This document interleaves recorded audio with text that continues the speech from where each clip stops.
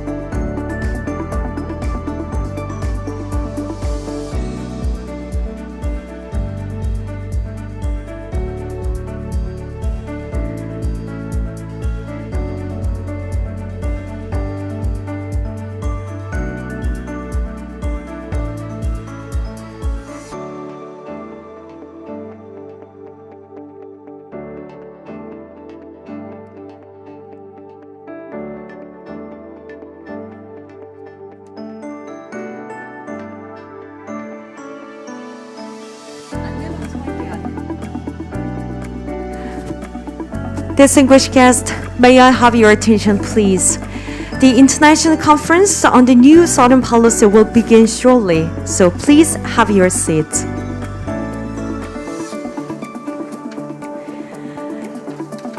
And our conference provides you this Korean-English simultaneous interpretation service throughout the forum. Please use the receivers on the table to listen to the interpretation. Channel 1 for Korean, Channel 2 is for English. And please silence your phones as a courtesy to others. The opening ceremony will begin as soon as the VIPs take their seats. Thank you.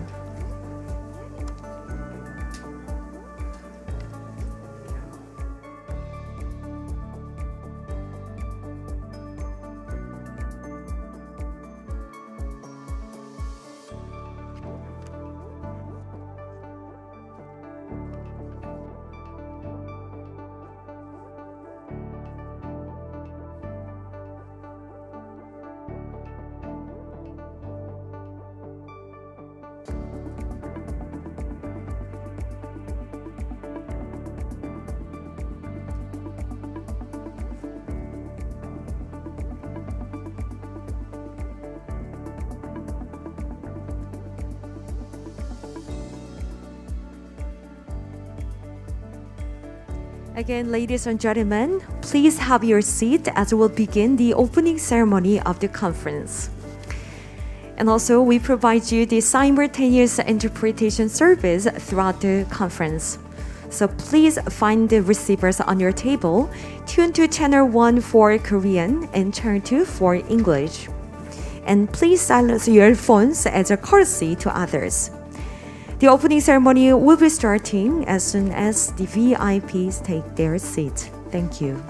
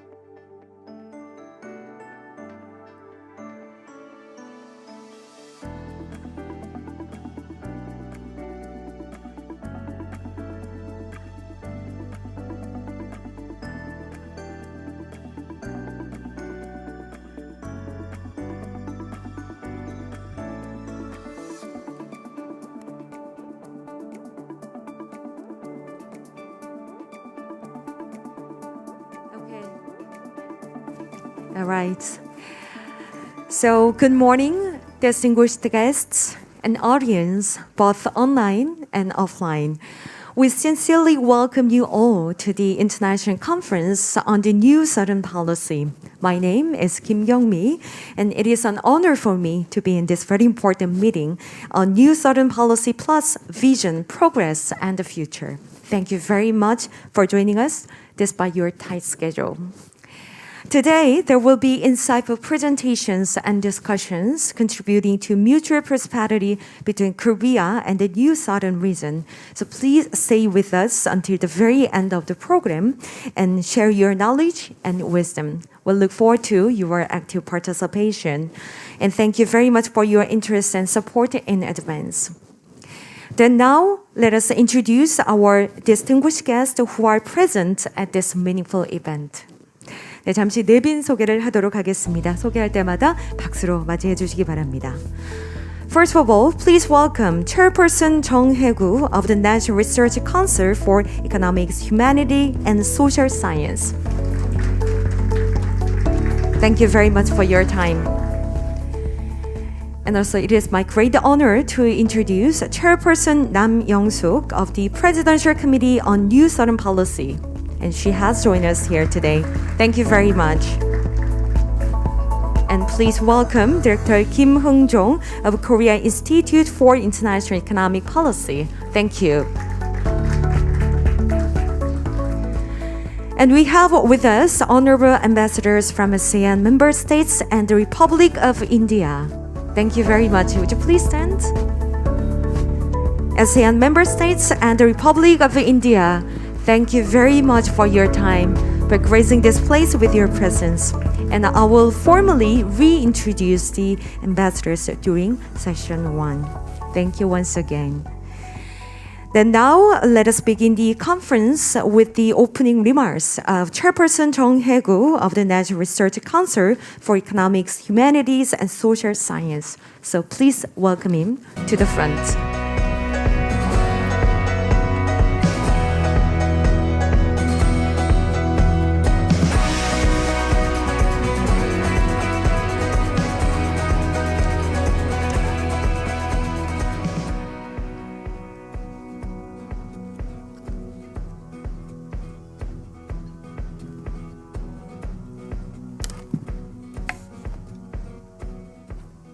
네, 여러분 안녕하십니까? 경제인문사회연구회 이사장 정혜구입니다. 먼저 오늘 이 중요한 자리에 함께 해주신 내외 귀빈 여러분께 감사의 인사를 드립니다. 특히 오늘 국제세미나를 공동 주최해 주신 남영숙 신남방정책특별위원장님, 세미나 주최를 맡아주신 김흥종 대외경제정책연구원장님, 그리고 바쁘신 중에도 축사를 맡아주신 로버트 마테우스 마이클 텐의 아세안 사무차장님께 감사를 드립니다. 그리고 오늘의 세미나에는 신남방 지역의 각국 대사님들이 참여해 주시는데 각국 대사님들께도 감사의 인사를 드립니다. 지난 2017년 11월 문재인 정부는 한인도네시아 비즈니스 포럼에서 사람, 피플, 번영, 프로스페리티, 평화, 피스의 3P를 핵심 키워드로 하는 신남방 정책을 처음 발표하였습니다. 이러한 신남방 정책은 기존 4강 중심의 대외 협력 정책을 아세안과 인도로 확장함으로써 우리의 대외 협력 정책을 한 단계 제고하고자 했다는 점에서 그 의의가 매우 큽니다. 또한 경제적 관점에 추정했던 과거의 신남방 정책의 한계를 뛰어넘어 사람 중심의 평화와 번영의 공동체를 만들어 가고자 했다는 점에서도 그 의미가 깊습니다. 신남방 정책 시행 후 3년이 경과한 2020년 11월 정부는 코로나19 팬데믹과 보호무역주의 심화 등 변화된 국제 환경과 수요를 반영하여 제21차 한아세안 정상회담에서 신남방 정책 플러스를 발표하였습니다. 여기에는 신남방 정책의 보건의료, 교육과 인적자원, 문화, 무역투자, 인프라 개발, 미래산업, 안전평화의 7개의 핵심 협력 분야가 새롭게 추가되었습니다. 코로나19 팬데믹의 영향으로 지난 2년간 전 세계 많은 국가들이 락다운을 시행하고 교역에 어려움을 겪는 등 국제협력 관계는 큰 위기를 맞이하였습니다. 이러한 악조건에도 불구하고 2021년 상반기에 한국과 신남방 지역과의 교역은 역대 최대 실적을 기록하는 등 많은 양적인 성장을 보였습니다. 또한 지난 4년간의 신남방 정책 시행을 통해 신남방 국가들에 대한 국내의 인식이 넓어졌으며 신남방 지역에서도 한국의 협력 의지를 인정하는 등 많은 성과를 거두었습니다. 하지만 많은 성과에도 불구하고 신남방 정책은 몇 가지 문제점을 보여주었습니다. 예컨대 신남방 정책이 평화, 사람, 번영을 강조했지만 여전히 경제협력이 그 주축을 이루고 있습니다. 또한 신남방 정책은 아세안과 인도를 포괄하는 정책이나 협력 관계가 아세안에 집중되었다는 점도 보완되어야 할 부분입니다. 그런 점에서 오늘 세미나에서는 신남방 지역과의 협력 관계가 단지 양적인 경제 협력을 넘어 진정한 상호 번영의 질적 성장으로 나아갈 수 있는 방안이 논의될 수 있기를 바랍니다. 또한 오늘 세미나를 통해 신남방 정책 플러스의 7대 이니셔티브별 주요 내용들이 점검되고 이를 통해 한국과 신남방 지역 간에 보다 구체적인 협력 과제가 도출될 수 있기를 바랍니다. 오늘 이 세미나 자리에는 국내외의 각계 전문가들이 모였습니다. 또한 국내외 온 오프라인을 통해 참석해 주신 모든 분들께도 다시 한번 감사의 말씀을 드립니다. 올해가 저물어가는 이때 모든 분들의 건강과 행운을 기원합니다. 고맙습니다. Thank you. Thank you very much, Chairperson Jong Hae-gu, for your warm remarks. But unfortunately, Chairperson Jong Hae-gu has to leave the venue because of his unavoidable reasons in the National Assembly. Thank you once again for your time, despite your tight schedule. Thank you once again. And now I would like to invite the Chairperson Nam Young-suk of the Presidential Committee on New Southern Policy for the welcoming remarks. Ladies and gentlemen, please give her a big round of applause.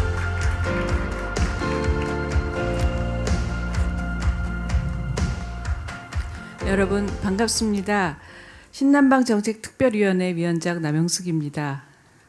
지난 4년간 신남방정책의 성과를 돌아보고 앞으로의 발전 방향을 모색하기 위해 마련한 오늘 이 뜻깊은 자리에 국내외 많은 전문가들을 모셨습니다. 현장에서 그리고 온라인으로 한국은 물론 멀리 해외에서 참석해 주신 많은 분들을 환영합니다. 2017년 처음 발표한 신남방 정책은 아세안과 인도를 포함한 신남방 지역과의 관계를 4강 수준으로 격상시킨다는 당시로서는 파격적인 비전을 표방했습니다. 4년이 지난 지금 신남방 정책은 우리나라의 대표적인 외교 정책으로 자리 잡았고 신남방과 4강이 동등한 수준으로 중요하다는 것에 누구도 이의를 다할 사람이 없을 정도로 우리의 인식이 바뀌었습니다. 바로 이런 근본적인 변화가 가장 큰 성과라고 생각됩니다. 신남방 정책의 또 다른 중요한 성과는 바로 우리가 신남방 정책을 통해 바라보는 상대방인 신남방 국가의 대다수 전문가들이 신남방 정책, New Southern Policy에 대해 알고 있다는 조사 결과가 있고 또 한국이 신남방 국가들에 다가서고자 하는 의지와 진정성을 이해하고 있다는 점일 것입니다. 또한 미국을 비롯해서 EU 국가들, 영국, 호주 등도 자국의 인도태평양 전략과 우리의 신남방 정책 간의 연계 협력 추진 가능성을 타진해 오고 있고 실질적인 협력을 위한 논의도 진행되고 있습니다. 4년에 불과한 기간이었고 그중 상당 기간은 코로나 위기로 어려움을 겪었지만 위기 가운데서도 우리나라의 국력과 국격은 몰라보게 성장했습니다. 대한민국의 무역 규모는 이탈리아와 영국을 제치고 세계 8위로 올라섰고 UN 무역개발회의 엉크타드는 역사상 처음으로 우리나라의 지위를 개도국에서 선진국으로 변경했습니다. K-POP, 드라마, 영화 등과 같은 우리나라의 소프트파워가 세계 무대를 휩쓸고 있습니다. 이렇게 커진 국력과 높아진 위상은 신남방이라고 하는 외교적 공간을 우리가 주도하여 만들어 나가는데 든든한 밑받침이 돼 주었습니다. 한 아세안 협력 기금을 2배로 늘리고 개발 협력을 통한 신남방 지역도 확대해 왔습니다. 2019년 11월에는 부산에서 한 아세안 대화관계 30주년을 기념하는 특별 정상회의도 성공리에 개최하였습니다. 코로나19를 함께 극복하기 위해 신남방 국가들을 대상으로 방호복과 산소호흡기, 의료용 산소 등을 지원하였고 지난 10월부터는 백신의 직접 지원도 시작했습니다. 강대국 간의 패권 경쟁과 보호무역주의 확산, 그리고 전 세계적인 공급망 위기 속에서도 올 들어 지난 11월까지 우리나라와 신남방 간의 교역은 사상 최대 기록을 다시 쓰면서 경제의 회복력을 확보하기 위한 공동의 노력은 지속되고 있습니다. 신남방 정책을 통해 쌓아온 신뢰관계의 바탕 위에서 가능했던 일입니다. 신남방 정책을 통해 여기까지 올 수 있었던 것은 오늘 함께 해주신 여러 전문가 분들부터 관계부처, 기관의 실무자와 연구진 여러분, 그리고 신남방국가에서 활동하시는 기업인과 제외공간 직원까지 고민 and embassy employees working in the new southern countries. We must build on these efforts to achieve greater results going forward.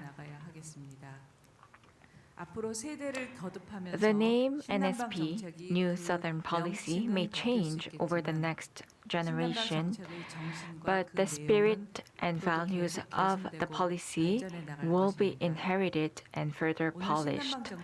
I hope that today's conference serves as a meaningful platform to discuss the path to be taken by the new Southern policy going forward. Thank you very much. Thank you very much, Chairperson Young-soo, for your very sincere remarks. Now, ladies and gentlemen, we'll hear from Deputy Secretary General Robert Marius Michael Tanner of ASEAN.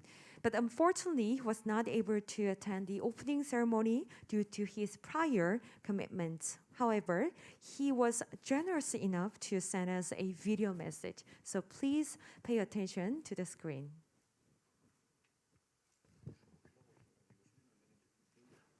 Dr. Jung Hae-gu, the chairperson of the National Research Council for Economics, Humanities and Social Science.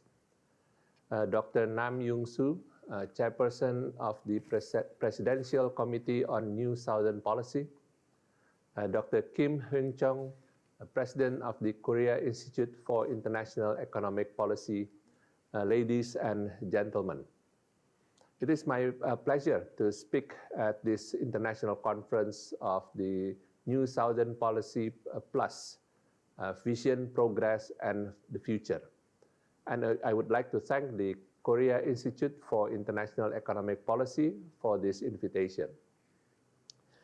This conference provides a good opportunity for policymakers and academicians in ASEAN and the ROK to exchange views on the achievements in the implementation of the New Southern Policy Plus and discuss the future direction with a view to further strengthen ASEAN-ROK cooperation. Ladies and gentlemen, ASEAN-ROK relations have developed rapidly since the initiation of sectoral dialogue partnership in 1989, and particularly since the establishment of strategic partnership in 2010.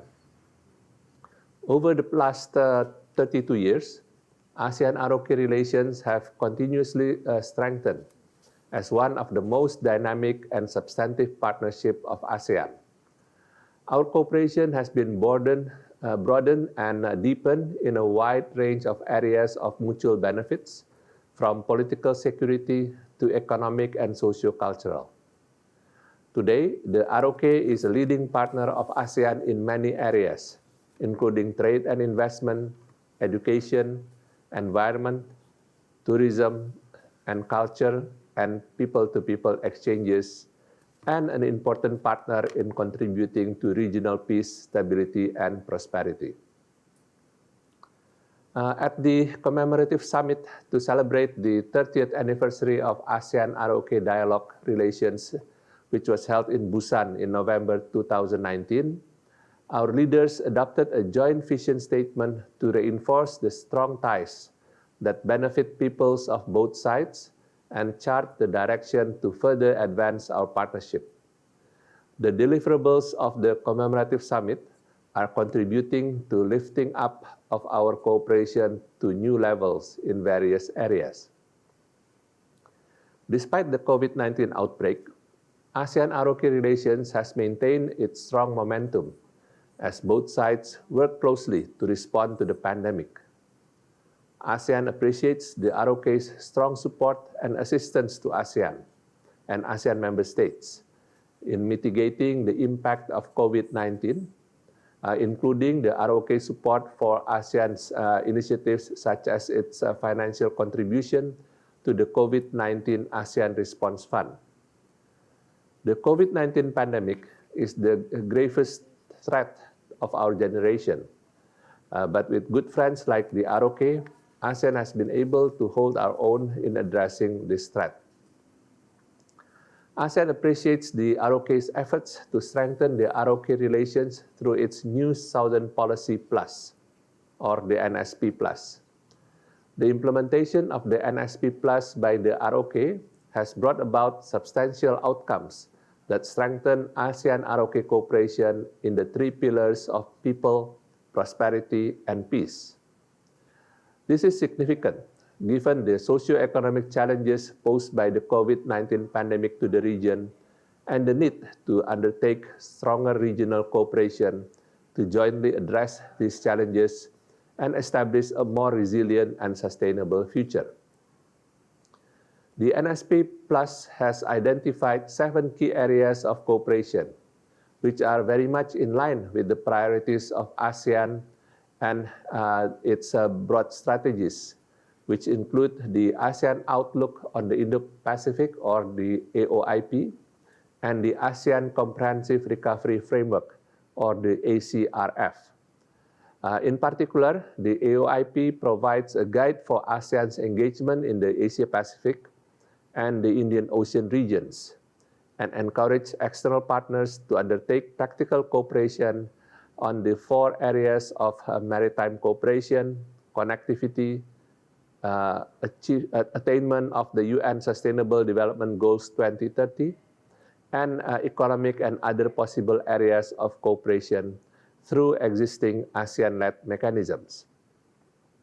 In the meantime, the ACRF, which serves as a consolidated strategy for ASEAN to emerge stronger and more resilient from the COVID-19 pandemic, will be pursued through the 5 broad strategies focusing on health systems, human security, intra-ASEAN market and broader economic integration, digital transformation, and sustainability.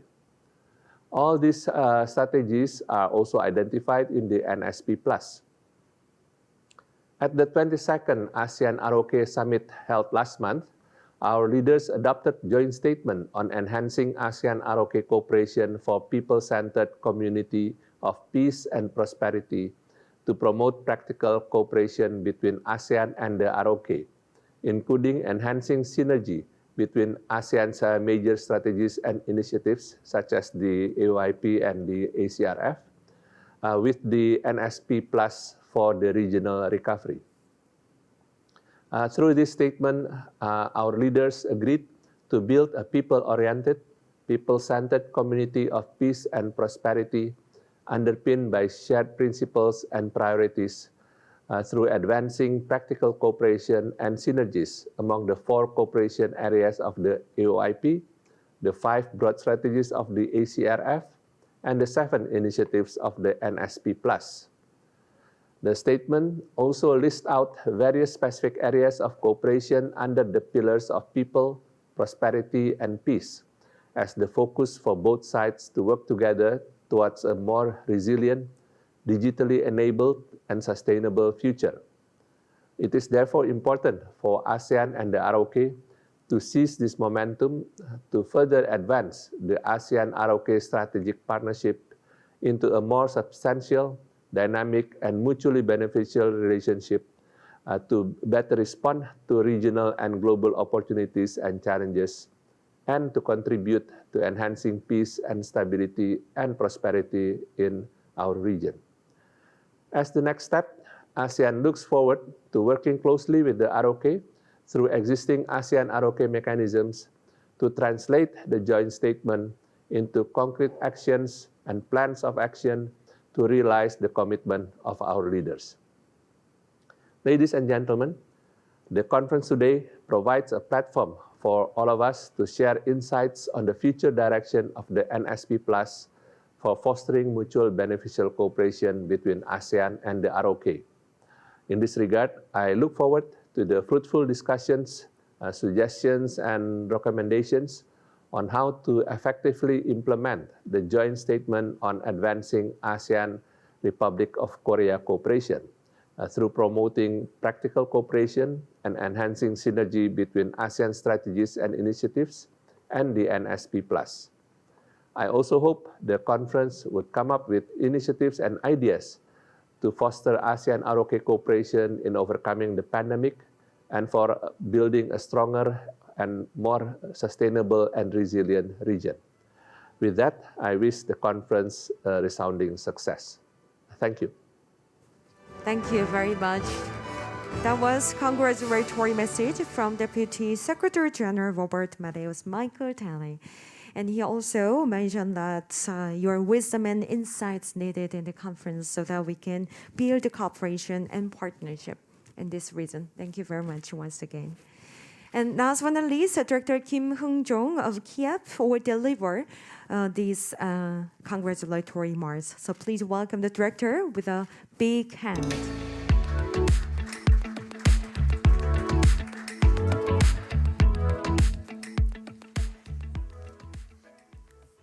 Good morning, ladies and gentlemen.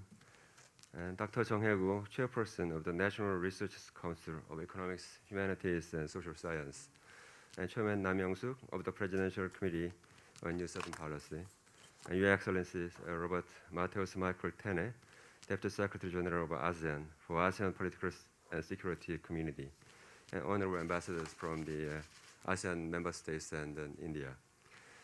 And all distinguished guests who have taken the time to participate in today's seminar in person and from afar, thank you for joining us. Let me begin with my warmest congratulations on holding this seminar on the vision, progress, and future of the New Southern Policy.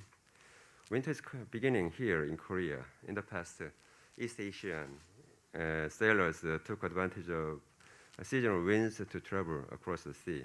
Now is the season for the winter northeast winds, which blow from northeast to Southeast Asia. And in this spirit, I hope the fruits of our discussions today can spread to the New Southern Policy regions. And today's seminar is being held online, but as our ancestors traveled across the sea, we invite our guests from the ASEAN region and India to discuss the achievements of the New Southern Policy of the past 4 years and the future of the NSP. Dear distinguished guests, the New Southern Policy was launched in November 2017, expanding the Korean government's Asian policy from its traditional focus on Northeast Asia to include the ASEAN member countries and India. The NSP pursued the vision of creating a people-oriented community of peace and prosperity with our partners in the region. Under the NSP, Korea's diplomatic relations with the 10 ASEAN nations and India have been elevated to the level of traditional diplomatic partners such as the United States, China, Japan, and Russia. President Moon Jae-in made this clear during his state visit to the ASEAN region and India, soon after taking office. This was followed by a series of special summit meetings with ASEAN leaders and the Korean Mekong Summit held in 2019. Chairperson Nam Young-suk of the Presidential Committee on New Southern Policy is here with us today, actively engaged in a variety of cooperation projects centered on the 3 Ps of people, prosperity, and peace. Despite this effort, the unforeseen shock of the COVID-19 pandemic has caused major changes in the policy environment. This has had a significant impact on the cooperative relations between Korea and the NSP regions as well. The spread of COVID has caused a widespread adjustment and complex problems in our economy, societies, and the living environment, so affecting the minute fabric of this society. We are realizing once again how no single country can resolve all the problems at hand and the urgent needs for international cooperation. The global pandemic caused by COVID has accelerated the reorganization of the global supply chain, already impacted by the US-China strategic competition and the rise of the trade protectionism. The pandemic has also been an important opportunity to recognize the importance of non-traditional human security. Dear distinguished guests, there is a saying that birds build their nest on a windy day. They do this to make sure the nest will be sturdy enough to weather a strong wind. I believe that Korea's relations with ASEAN and India over the past 4 years can be seen in the same light. Despite the current difficulties in the global cooperation environment, the Korean government has continued to advance its relations with India and ASEAN through the New Southern Policy, developing this into a representative international policy of Korea. Together with our partners in the region, the New Southern Policy has steered Korea towards an expansionary equilibrium over the past 4 years, persevering against the strong winds of contradictory equilibrium and challenges to the order of free trade. Accordingly, one of our key research projects this year has been to assess the achievement of the NSP over the 4 years since its launch and to identify future tasks to be pursued. The NSP Plus, announced in November of last year, reflects efforts to cope with COVID-19 and new demand in NSP partner countries, while maintaining the original structure centered on the 3 Ps. The NSP Plus is composed of 7 main initiatives, such as comprehensive public health cooperation as number 1. According to our analysis up to now, almost all government ministries in Korea are participating in the 7 main initiatives, and a total of 107 projects have been conducted or are currently in progress. These projects span the areas of economic cooperation, such as laying the grounds for trade and investment in NSP regions, rural areas development and infrastructure projects, and cooperation in future industries, as well as non-economic areas such as cooperation in the public health sector, human resource development, and peace initiative. Dear distinguished guests, we cannot remain satisfied with our progress up to now, however. The Asian financial crisis of 1997 showed us how crisis can spread from one country to another, clearly demonstrating the need for mutual response and cooperation in time of crisis. Based on this precious lesson, I believe that we must build on the progress and experience of the past 4 years to develop a model case of international cooperation in the face of the pandemic. As we have seen with the recent appearance of the Omicron variant, the COVID-19 situation could extend even longer than expected. This means we will have more issues to solve together. We must develop current public health cooperation measures one step further. Joint efforts must be made to develop vaccines and treatments and to distribute this fairly.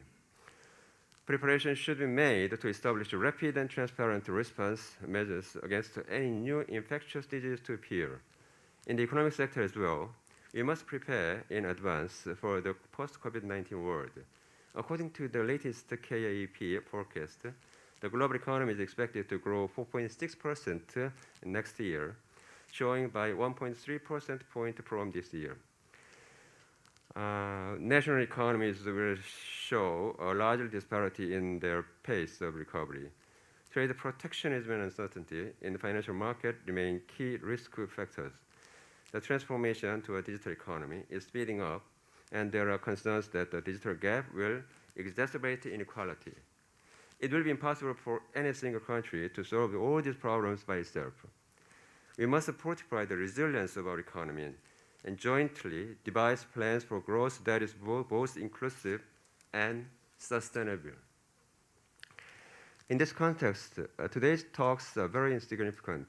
We are here today, experts in the fields from Korea and around the world, gathered together on and offline despite the threat of pandemic to discuss the progress of 4 years of the NSP and its future. Our discussions today will allow Korea to calibrate its future path in a way that benefits both Korea and all nations in the NSP region. Based on these talks, I'm confident we can transform the crisis of COVID-19 into an opportunity, bring us closer to the NSP vision of realizing a community centered on the 3 Ps.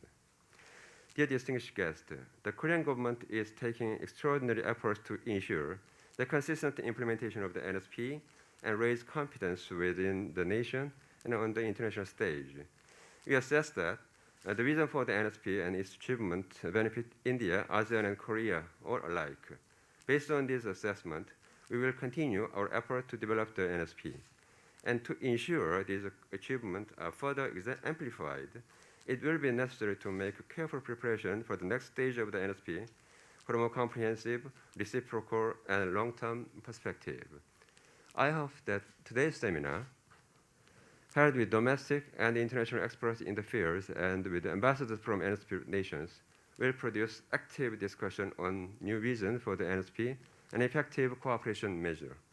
Finally, please allow me to conclude with my sincere gratitude for the preparation that have gone into making the seminar a great success, and my deepest appreciation for the honorable ambassadors who have honored us with their presence today. Thank you very much. 감사합니다. Thank you very much, Dr. Kim Hong-jo, for your very great remarks. And also, he wished that this conference provides a new vision for the NSP and effective cooperation measures. Once again, thank you very much. And we've listened to our honorable guest remarks. And before we begin the session, now let us take a commemorative group photo. So I would like to invite all VIPs to come up to the front for the group photo.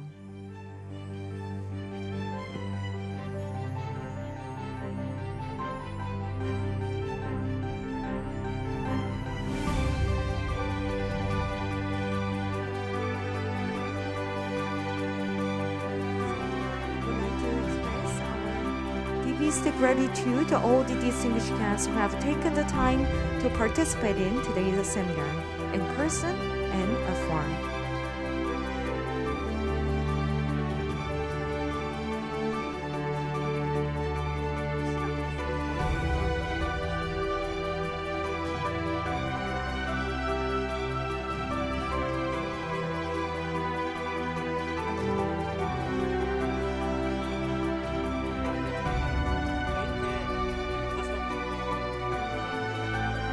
So please take off your name badge. Take off your name badge, or you can just put it inside of your jacket. And for your information, session will be starting 10:20. So we have a 10-minute break.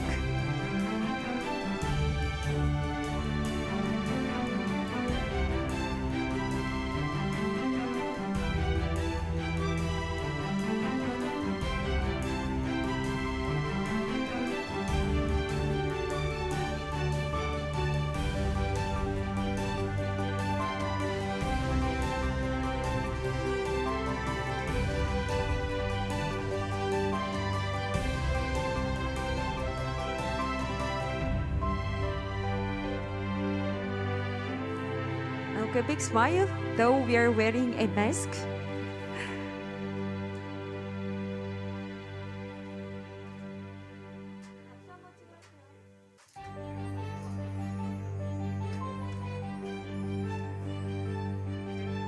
Big smile, please. So we have so many cameras here in front of you.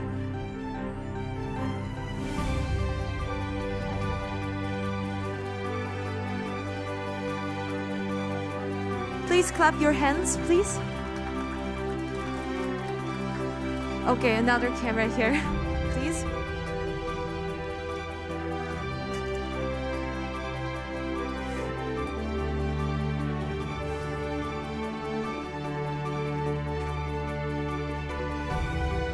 On your right hand up, Betty. Okay, which is the most popular among Koreans? So, 끝내도 될까요? So this is the end of a group photo. Thank you very much for your active participation. So ladies and gentlemen, so we'll conclude the opening ceremony and we're going to have a 10-minute break and the session 1 will be starting 10:20. Enjoy your break. We have a coffee and refreshments. Thank you.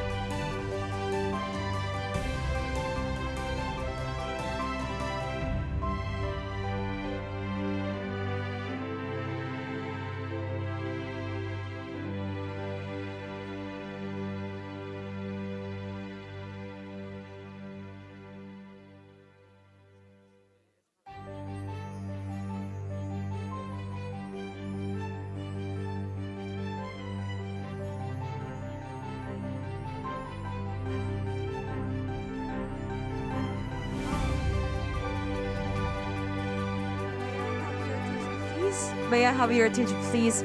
So now we are ready to start session 1. So I would kindly ask our speakers and moderator to come to the front and be seated.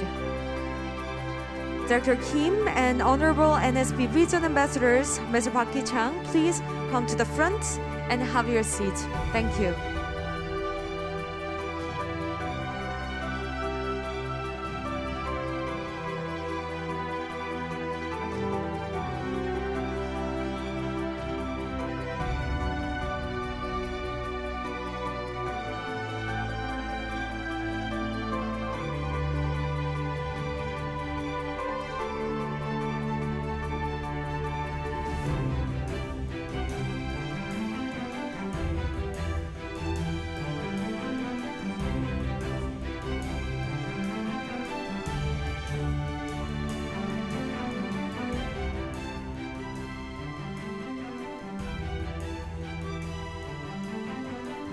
So our speakers in the session 1, please press the button before you speak. Yes. Turn it on and off. Good. Thank you very much. Please be seated as we'll begin the session 1. So thank you very much for joining us. Session 1 will be starting now. So we'll be talking about perspectives from the new southern region in the session 1. As you can see, we have a moderator and wonderful speakers, Dr. Kim Hong-jong as a moderator, and as the region ambassadors, and Mr. Park Ki-chang, policy coordinator of the Presidential Committee on New Southern Policy here. So please give them a big round of applause for the wonderful discussion. So now I'd like to introduce Dr. Kim Hong-jong as a moderator in the session 1. So please. Thank you very much for the introduction, and thank you for the honorable ambassadors once again for your participation here. And I'm very happy to be moderating here, and also very deeply honored to be here as well. And today we will talk about the 4 years of achievement of Korean government's NSP policy. And then I'd like to listen from you that what kind of the evaluation, and also what kind of the future directions you would suggest.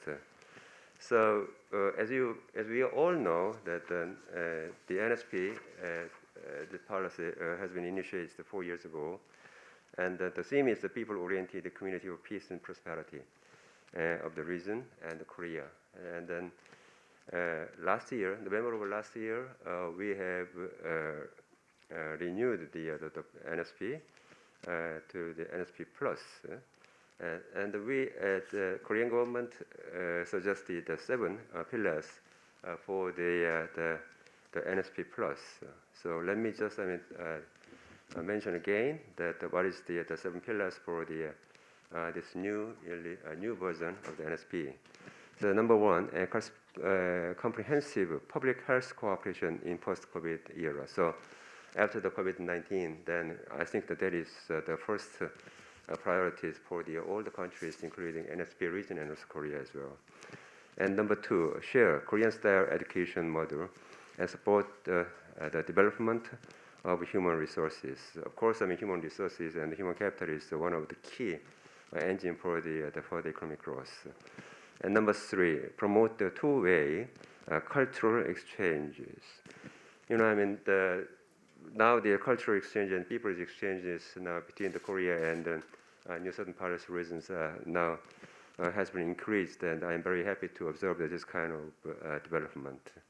Number 4, build the foundation of mutually beneficial and sustainable trade and investment.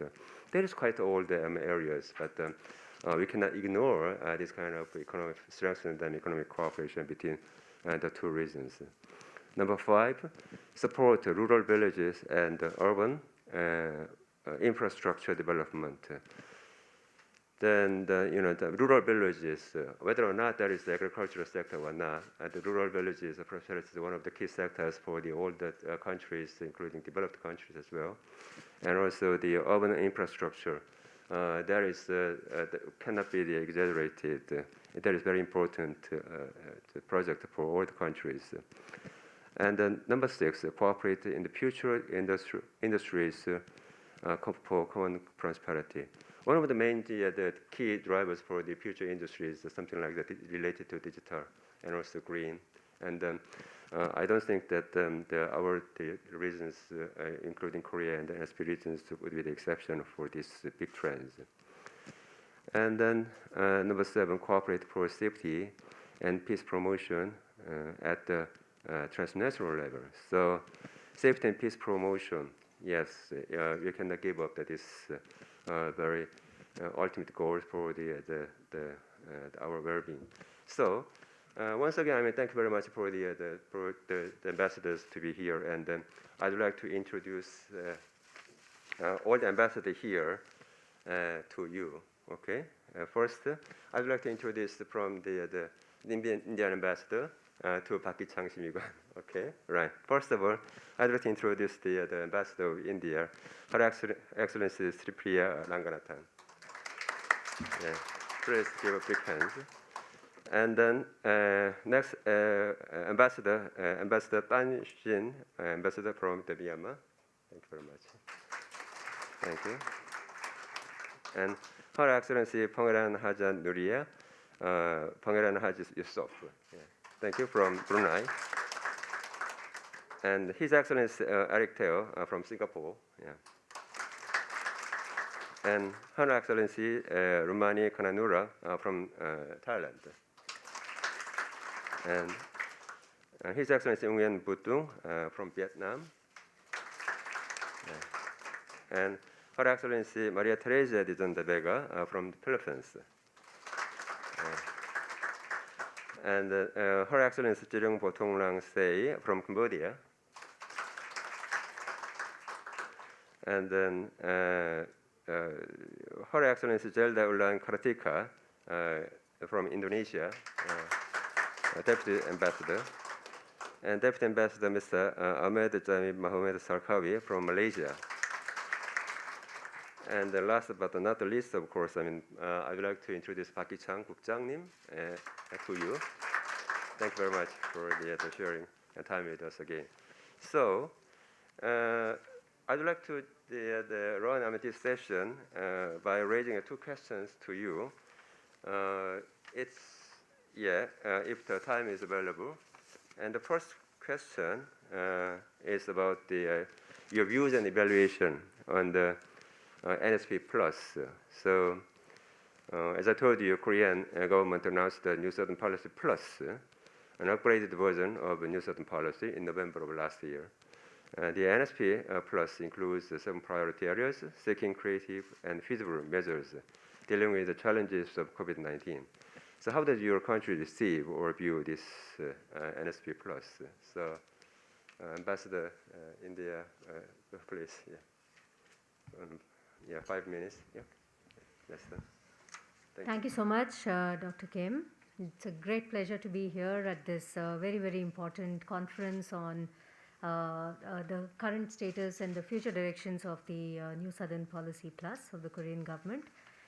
To directly answer your question, first of all, I would like to say that my government heartily welcomes and supports the upgradation of the New Southern Policy to the New Southern Policy Plus, and we see this as being having a very strong synergy and complementarity with India's own policies, including the Act East policy, by which we have prioritized our relations with the countries to our east, which includes our relationship with the Republic of Korea.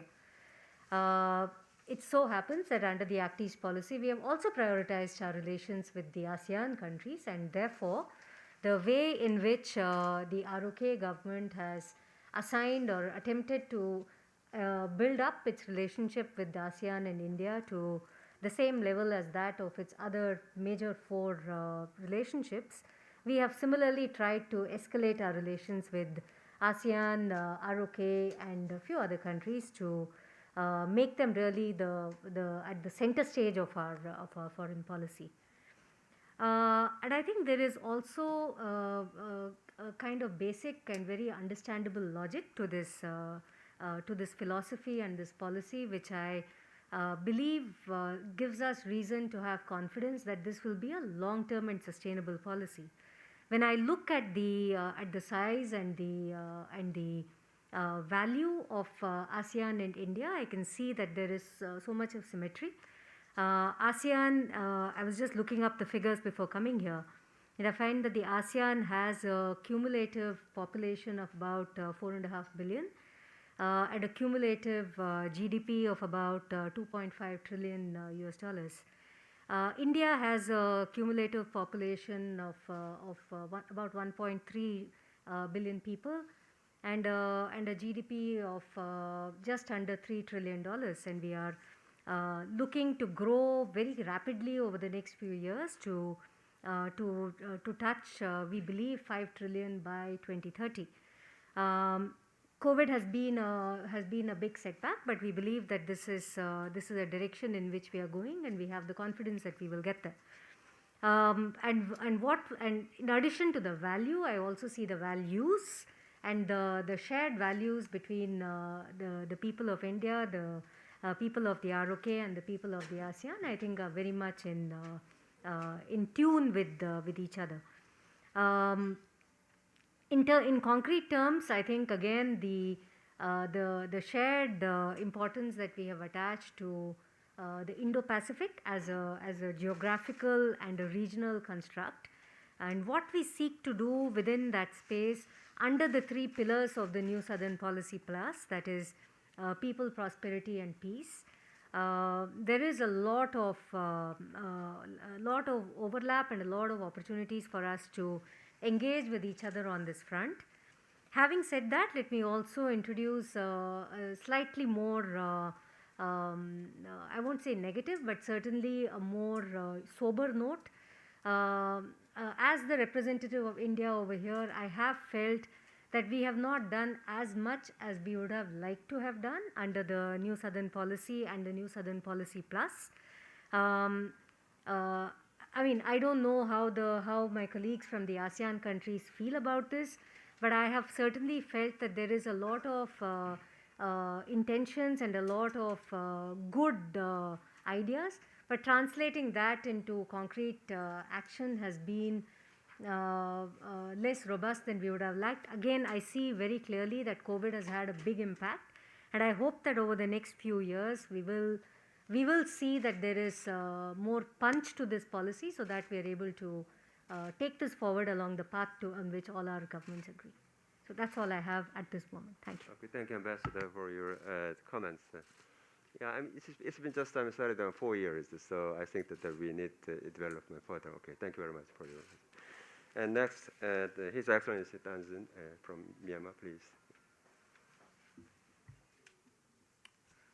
A very good morning to you all. Thank you, Dr. Kim, for inviting me to this international conference on New Southern Policy. So it is a timely conference because the Korean presidential election is on the way. So to answer your question, I will have to briefly explain the bilateral relations between Myanmar and Korea. So the two countries' diplomatic relation was established on 19 May 1975. So it has already reached 46 years from now. So during these years, several Korean presidents and high-level delegation from both government and legislative sectors visited our country to cement the existing ties between our two countries. The Korean current president, Mr. Moon Jae-in, also visited Myanmar in September 2019 to dramatically improve the cordial and cooperative ties with all the ASEAN countries under the New Southern Policy initiatives. So during his visit to Myanmar, if I may recall, he laid out his vision on the vision for the closer partnership between our two countries with the focus on the advancing the cooperation, specifically on the infrastructures and culture, as well as on the people-to-people exchanges. On his second day visit in my country, he participated the groundbreaking ceremony of the joint industrial complex, which is currently built in north of Yangon. So he even pointed out that there's a huge potential of Myanmar potential growth that is as a bridge linking 3.4 billion consumers in China, India, and all the ASEAN countries. So during his visit, several agreements, mostly on infrastructure development, were signed. So to answer the question, since the new Southern Policy Plus is the what do you call it, the fundamental objective of the new Southern Policy Plus is to systematically translate the people-centered community of peace and prosperity into a reality. Myanmar is in favor of the new Southern Policy and NSP Plus.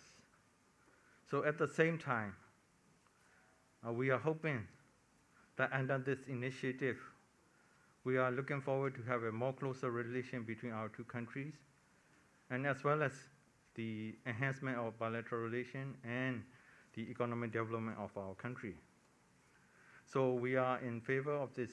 We welcome the new policy, a new Southern Policy Plus initiative, and all the strategies that has been implementing to strengthen our bilateral ties between our two countries.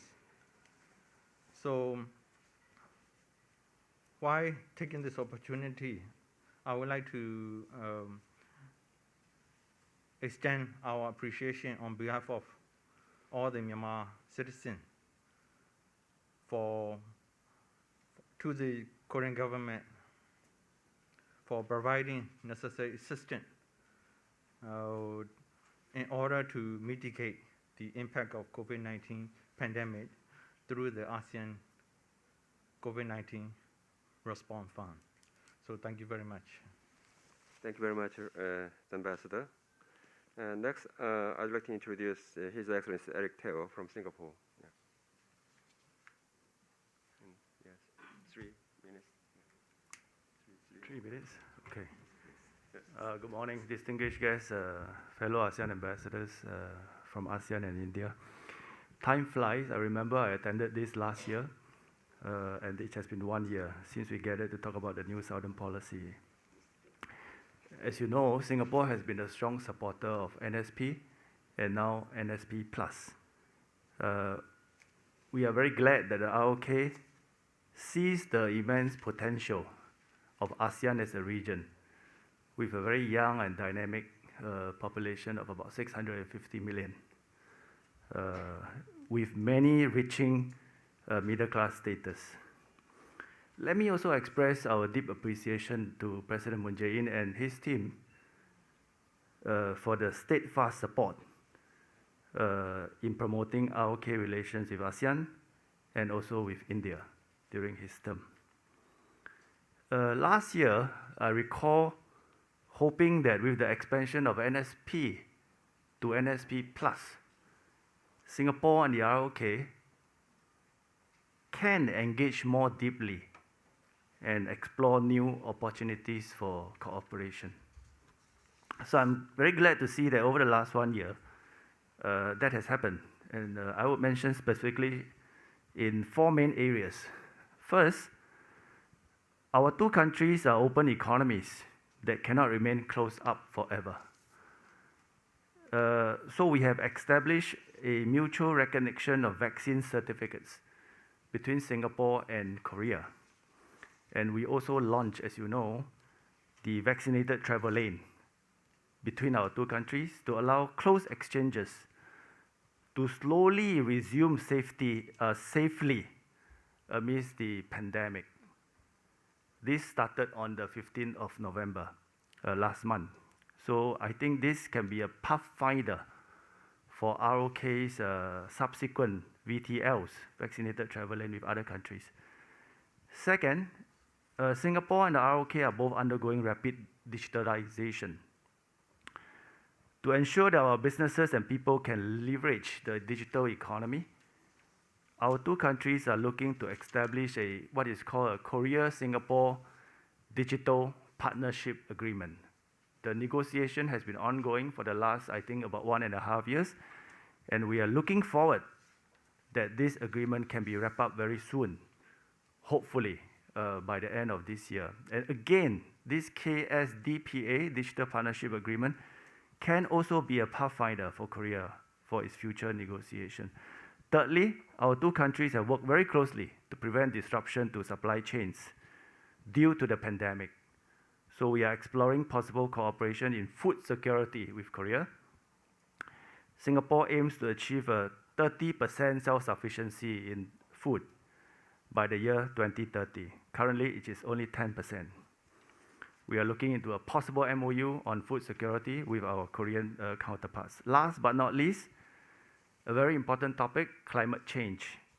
I think it impacts and creates a more sustainable planet for our people and the future generation.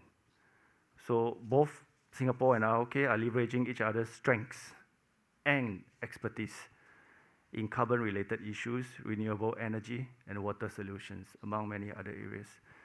I'll just wrap up. The 7 priority areas under the NSP Plus, as mentioned by Chairman, has been very useful and timely in identifying opportunities and collaboration that will bring mutual benefit as well as further the relationship between ASEAN ROK and ASEAN India. I would like to echo what Indian Ambassador Sripriya said. I think over the last 4 years, many things have been done, but I believe that going forward, more certainly can be done. Thank you very much. Thank you very much, Ambassador, for your evaluation. And next, Her Excellency Rumani Kananura, Ambassador of Thailand, please. 3 minutes, please.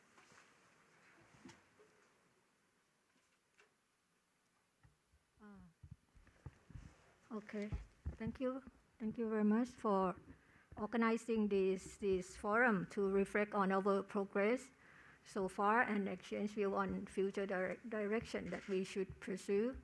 Thailand fully support the strengthening of our cooperation under 7 priorities area of the new Southern Policy Plus. And for us, we have do our assessment on priority areas that we would like to focus as a result of the crisis we have been facing.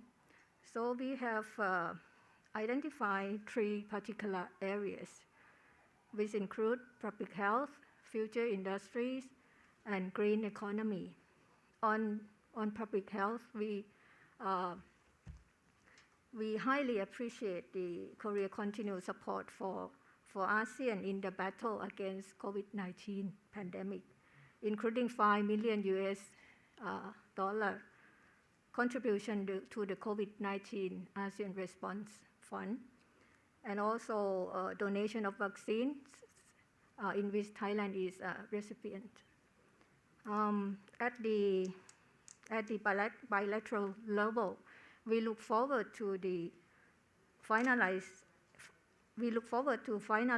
the draft agreement on the health cooperation and convening the first Korea-Thailand Foreign and Health Minister 2+2 dialogue on health security at the earliest convenience. At the Mekong sub-regional level, Thailand wishes to further collaborate with South Korea on developing the public health capacities of our neighboring countries, both through trilateral framework such as between Taiga and Khoiga, and through the ACMEC and Mekong ROK frameworks.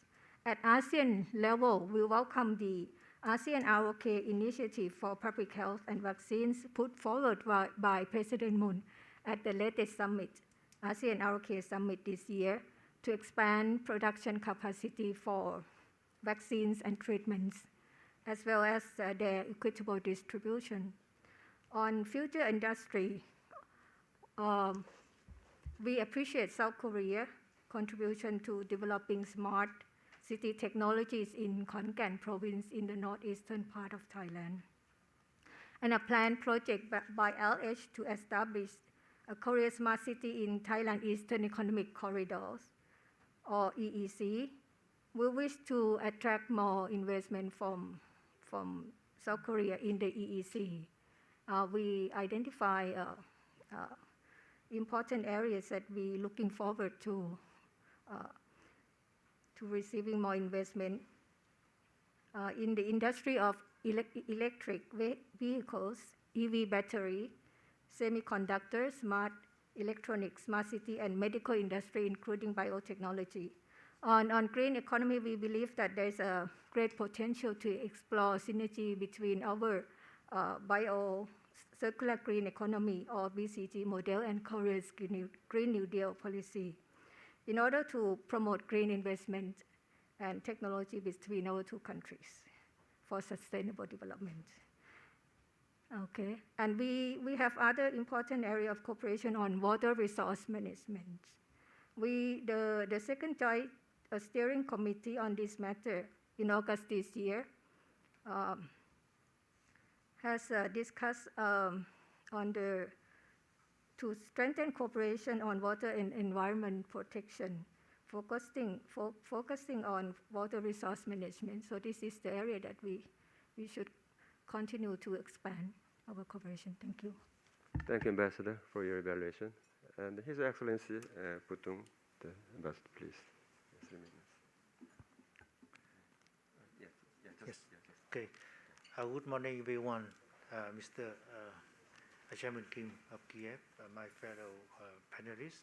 First of all, let me express my sincere thanks for having me in this very important forum. And I think that it is really a good place for us to offer our assessments on the NSP Plus.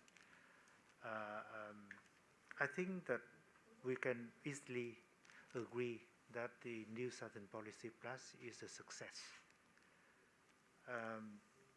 I would echo the earlier opinions before me about the success, but I'd like to stress several points. One, the NSP Plus is really an element that helps to boost our bilateral relationship. For the last 4 years, we can have so many examples of that, but for the last 2 years, for example, on the diplomatic and political, economic, and social fronts, we all have recorded the progresses. For example, almost all the ASEAN members or have already elevated the relationship with the ROK on a higher level. Vietnam, for example, is in the discussion with the ROK to elevate our bilateral relationship from the strategic into comprehensive strategic relationship partnership. And I think that the ASEAN countries that are doing the same. For the last 2 years, for example, even during the COVID-19, the level of trades and investments from Korea with ASEAN countries, including Vietnam, have recorded positive growth. And that is, remember, that it is during the COVID-19.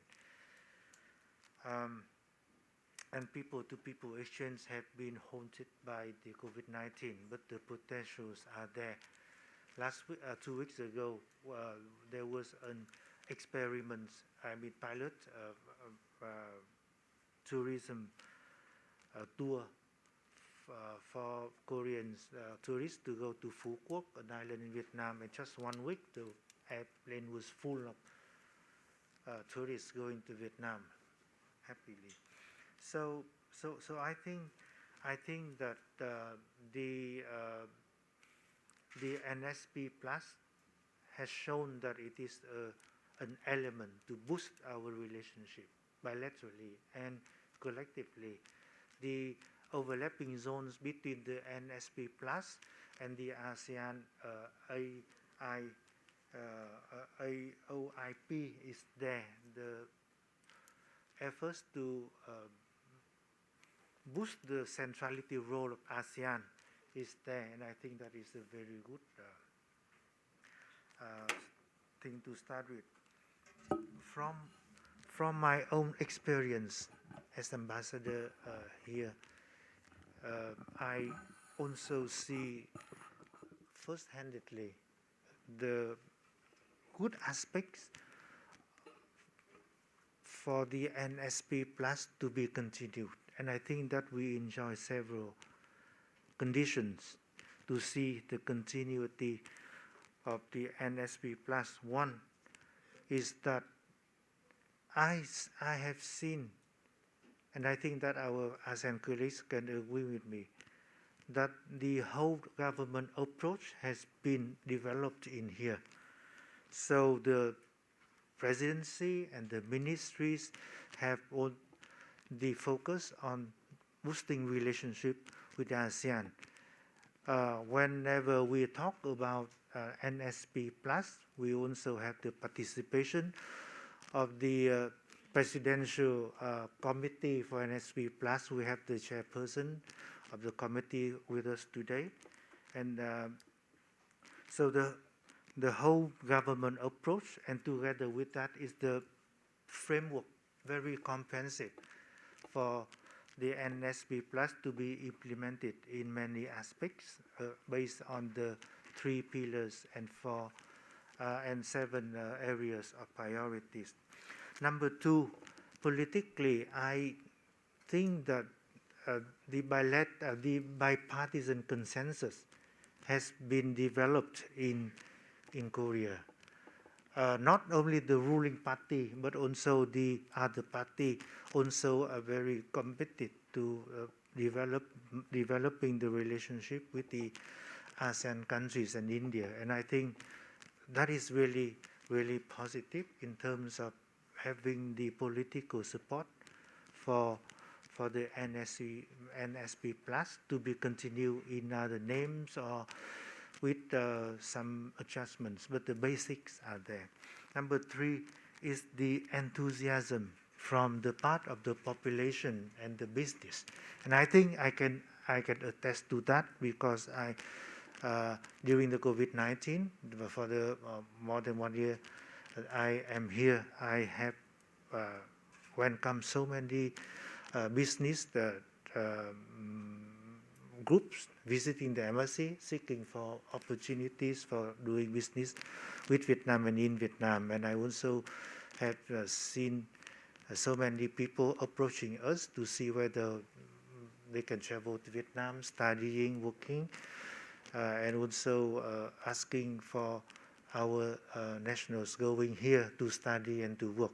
So I think the government, the parties, political parties, and the population, the business are really supportive of the NSP Plus and the relations with the ASEAN countries and India. And I think that domestically, the NSP Plus is enjoying a great support. And I think from my first-hand information, this is very important for the continuation of it in the future. Thank you very much. Thank you, Ambassador. Thank you, Ambassador, for your comments. And then next, Her Excellency Mariette Vega, please. Yes.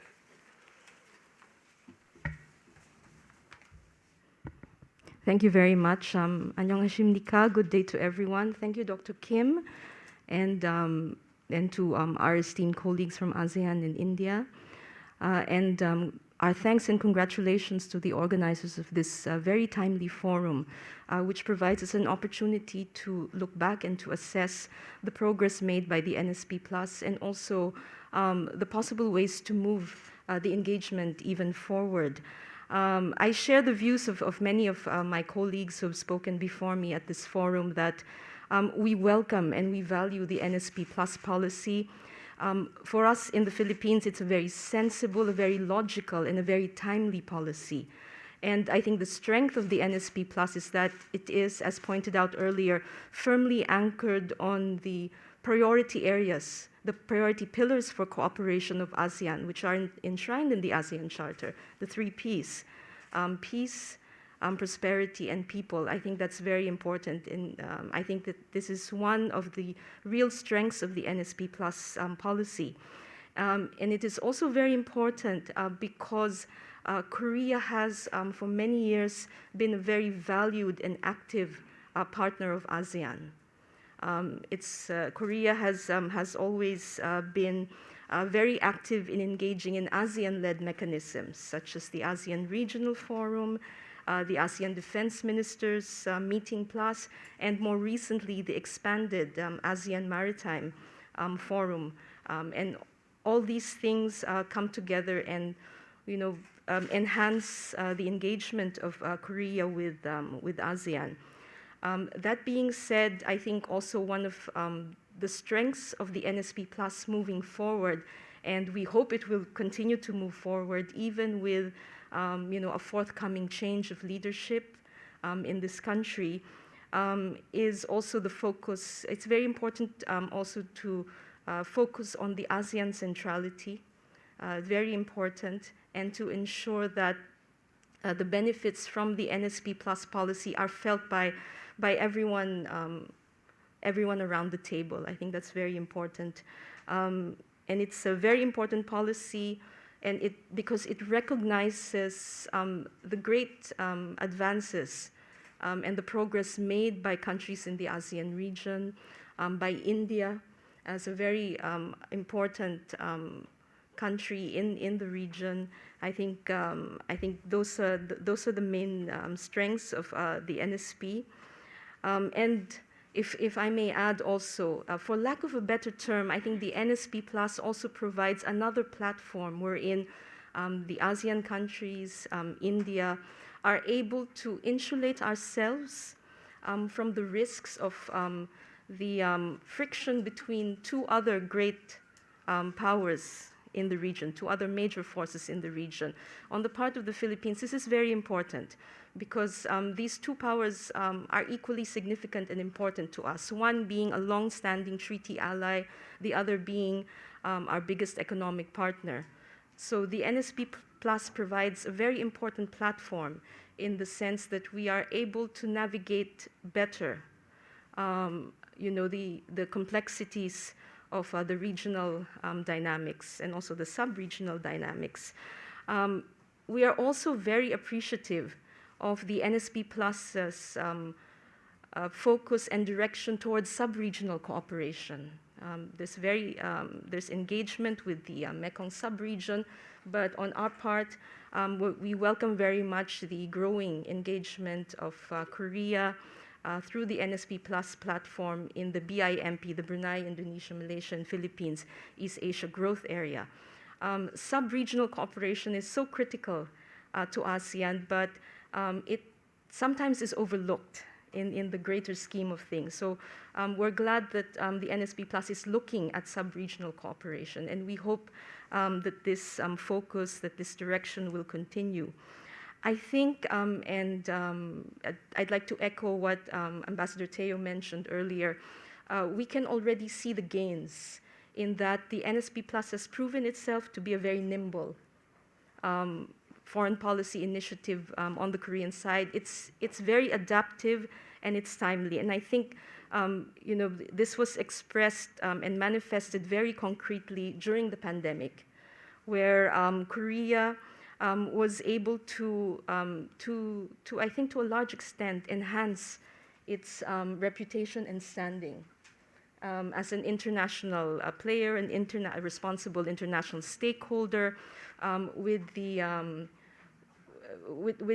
different projects and with your support for different projects. For example, just in ASEAN, the US 6 million contribution to the ASEAN COVID Response Fund, the support for the ASEAN Regional Reserve for medical supplies, and also the projects on enhancing the detection capacity of ASEAN member countries for COVID and other infectious diseases down the line.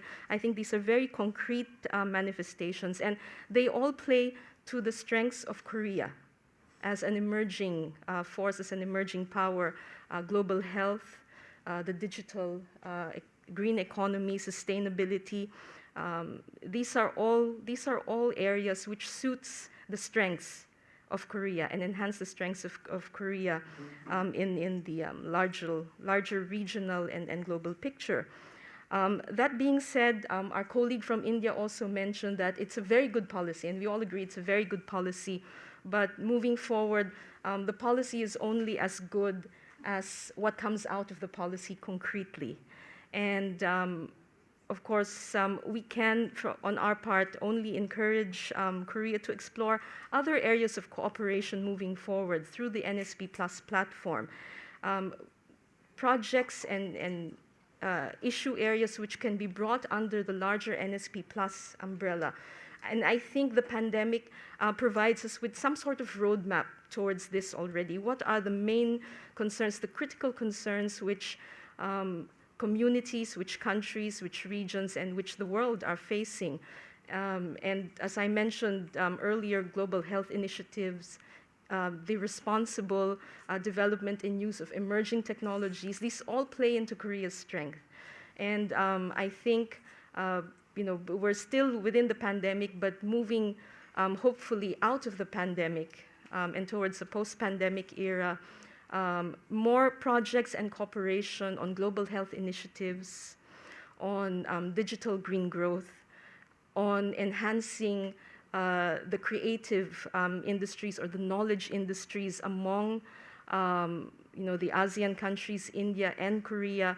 I think these are paths and policy and project directions which would further enhance and really give flesh to the NSP Plus and cement its impact on the region in general. So again, thank you very much for this opportunity. Yes, thank you very much, Ambassador, for your comments. And next, I'd like to invite Her Excellency Botanram Say from the Cambodia. Yes, in 3 minutes, please. Thank you very much, Dr. Kim. First of all, a very good morning to Dr. Kim and our ambassador from India and our ASEAN colleague ambassadors, ladies and gentlemen. Today is a great pleasure for us to be here to join this event. And I echo the voice of our ambassador in saying that this event will highlight the importance of the New Southern Policy and its benefit over the past year that each member of the ASEAN country has gladly enjoyed the cooperation that extended by the government of the Republic of Korea. And furthermore, hopefully this meeting will give us a future guidance of how we can improve and strengthen our cooperations amongst the ASEAN nation and the ROK. So definitely I echo and repeated the comment of our ASEAN ambassador in saying that the New Southern Policy has been a great achievement over the past year in helping build a stronger bond between the ROK and the other ASEAN members and propels our economic forefront.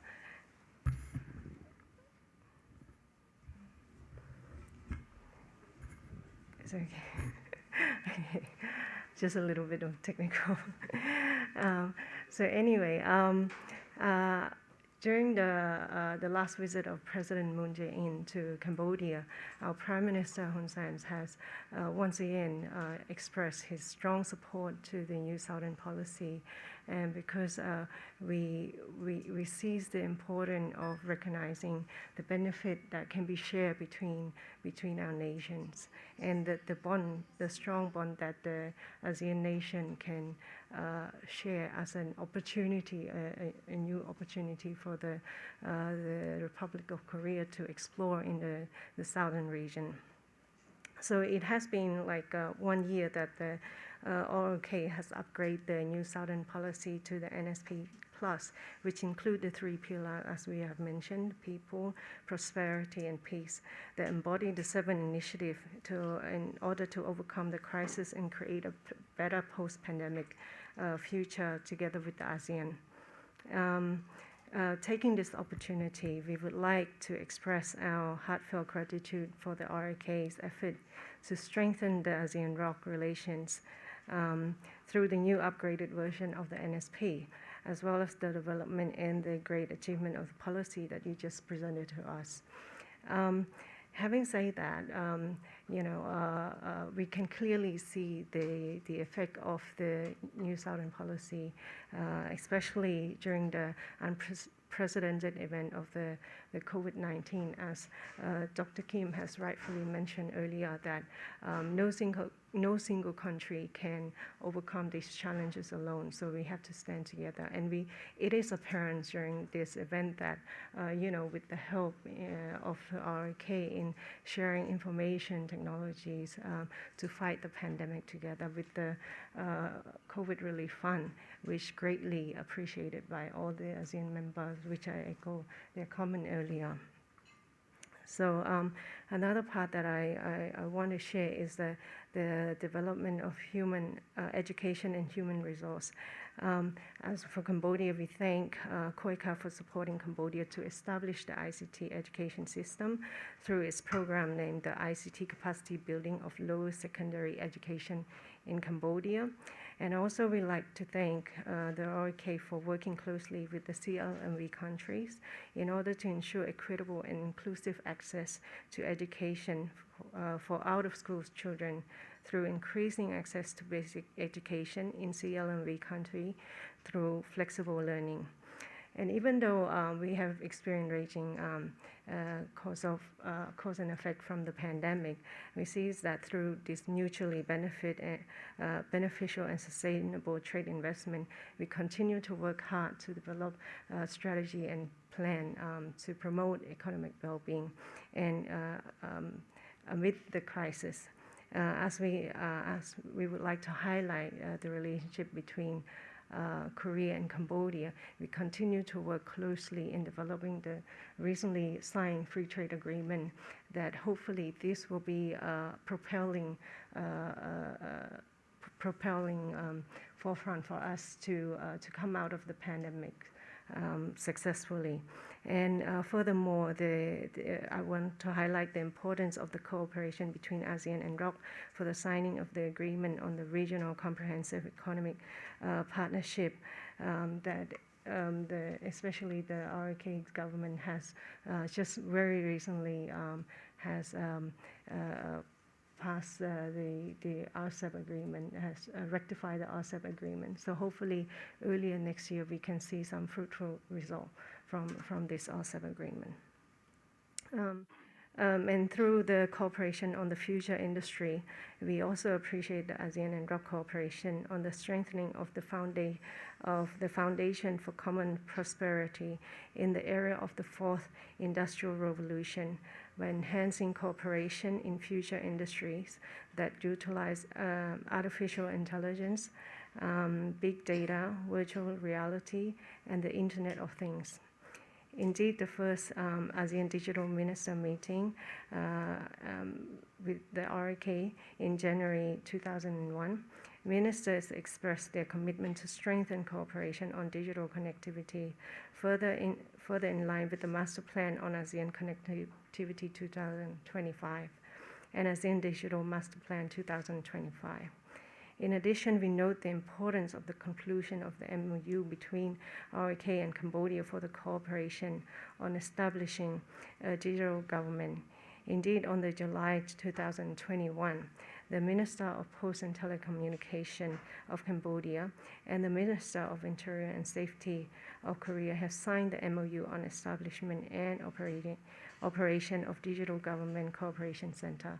And most recently, as of last month, through our Minister of Post and Telecommunication visit, we have further communicate on ways forward on how we can further collaborate and strengthen relationship in terms of digital transformation and information sharing to promote digital government for Cambodia through the help of the Republic of Korea government.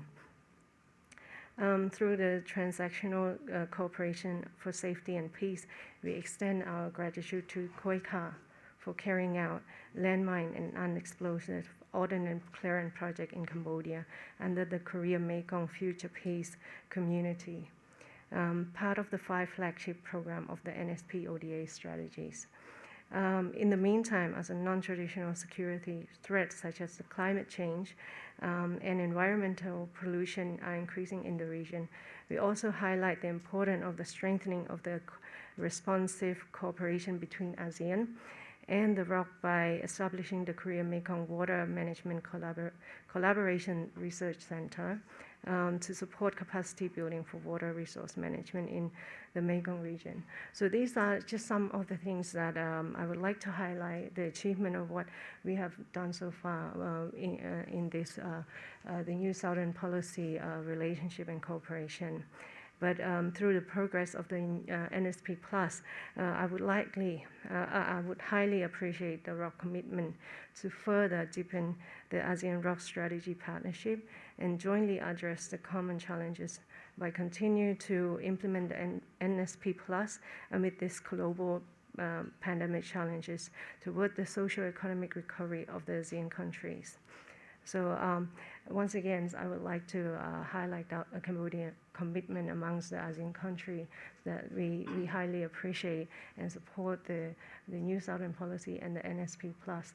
And we hope that in the future, this will act as a catalyst to propel us out of the COVID pandemics and move us toward the successful post-pandemic recovery. So I thank you for your time. Thank you very much, Ambassador, for your very comprehensive evaluation. Next, I'd like to invite Her Excellency Pangeran Haji Yusof from Brunei for the comments. Yes, please. Yes.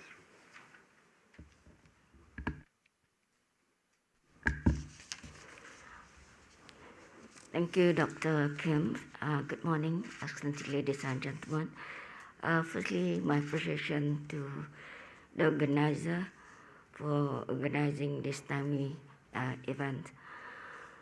For the last over 30 years of dialogue relation, the ROK has grown into a valuable partner for ASEAN and play an important role in the continued growth and prosperity in the region.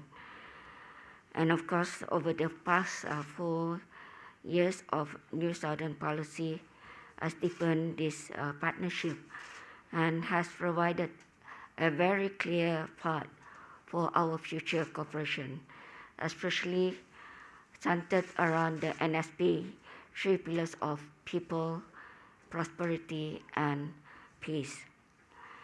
Amidst the ever-changing global political sphere and the world still facing the COVID-19 pandemic, the upgrading of the NSP to the NSP Plus strategy last year was very much welcome.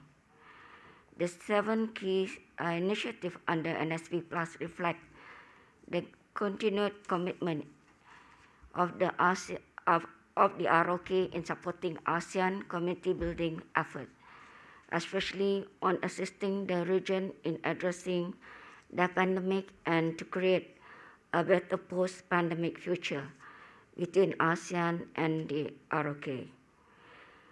The close partnership between ASEAN and the ROK was also highlighted at the 22nd ASEAN-ROK Summit, of which the leaders agreed to adopt the joint statement of the 22nd ASEAN ROK Summit on advancing ASEAN ROK cooperation for people-centered community of peace and prosperity to enforce joint efforts in addressing common challenges such as COVID-19 pandemic and building a more resilient and sustainable future. The 7 initiatives of the NSP Plus, as well as the joint statement of the 22nd ROK Summit on advancing ASEAN ROK cooperation, further affirms the commitment of both sides in working together to address areas of common concern, in particular addressing COVID-19 and subsequent recovery efforts. For Brunei, the NSP 3 pillars of people, prosperity, and peace also tie well with our Brunei Vision 2035, which focuses on 3 goals. First, development of an educated and highly skilled population. Second, providing a high quality of life. And third, ensuring a dynamic and sustainable economy. These goals are also closely linked to the 7 initiatives of the 7 NSP Plus. I would like to highlight 3 initiatives. Firstly, comprehensive public health cooperation. The ongoing COVID-19 situation and the recent development of the new variant have reflected the importance of continued health cooperation between ASEAN and the ROK. ASEAN therefore appreciates all the support the ROK has provided in addressing the pandemic, including through contribution to the COVID-19 ASEAN Response Fund to procure vaccine for the people of ASEAN. The COVID-19 Comprehensive Recovery Framework and the ASEAN Regional Reserve of Medical Supplies for Public Health Emergencies. Toward ASEAN effort to strengthen the public health capacity in the region and in line with ASEAN post-2015 Health Development Agenda for 2021 to 2025, we welcome cooperation with the ROK, especially on strengthening our health systems, including public health infrastructure, and the promotion of sustainable universal health coverage in the region.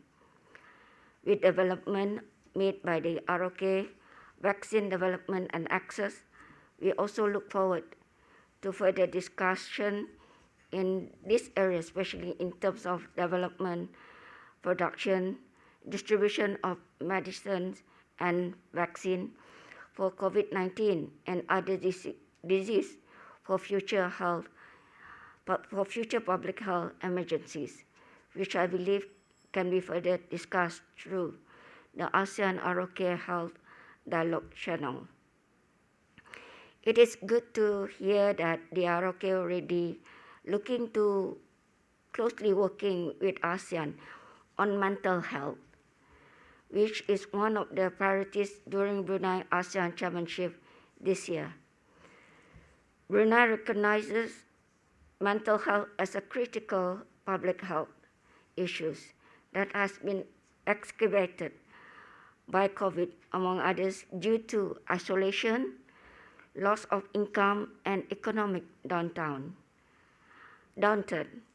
Therefore, promoting cooperation in this area is crucial in the pandemic recovery effort, as well as to build resilience and prevent further burden on economies. I hope exchanges of knowledge and best practice with the ROK in this area, including through training for our professionals, can be further looked into.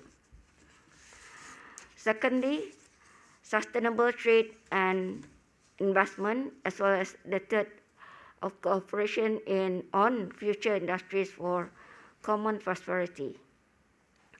Despite the disruption caused by the COVID-19, the ROK remains an important trade and investment partner for ASEAN, and that deepening cooperation, especially on economic recovery efforts, is prioritized under the NSP. With MSMEs consisting of between 88.8% and 99.9% of total establishment in ASEAN, MSMEs play an important role in the economic and social development in the region. It is encouraging to note that the ASEAN ROK Startup Partnership was announced at the 2019 ASEAN ROK Commemorative Summit, and it is hoped that this partnership will continue to play an important role in expanding cooperation and knowledge sharing between ASEAN and the ROK to ensure a balanced development of the startup ecosystem in both regions. For us in Brunei, as MSMEs accounts for over 90% of our enterprises, and MSMEs employing more than half of our workforce. We recognize the importance of fostering MSMEs as the way forward for our nation to grow in our effort to diversify our economy.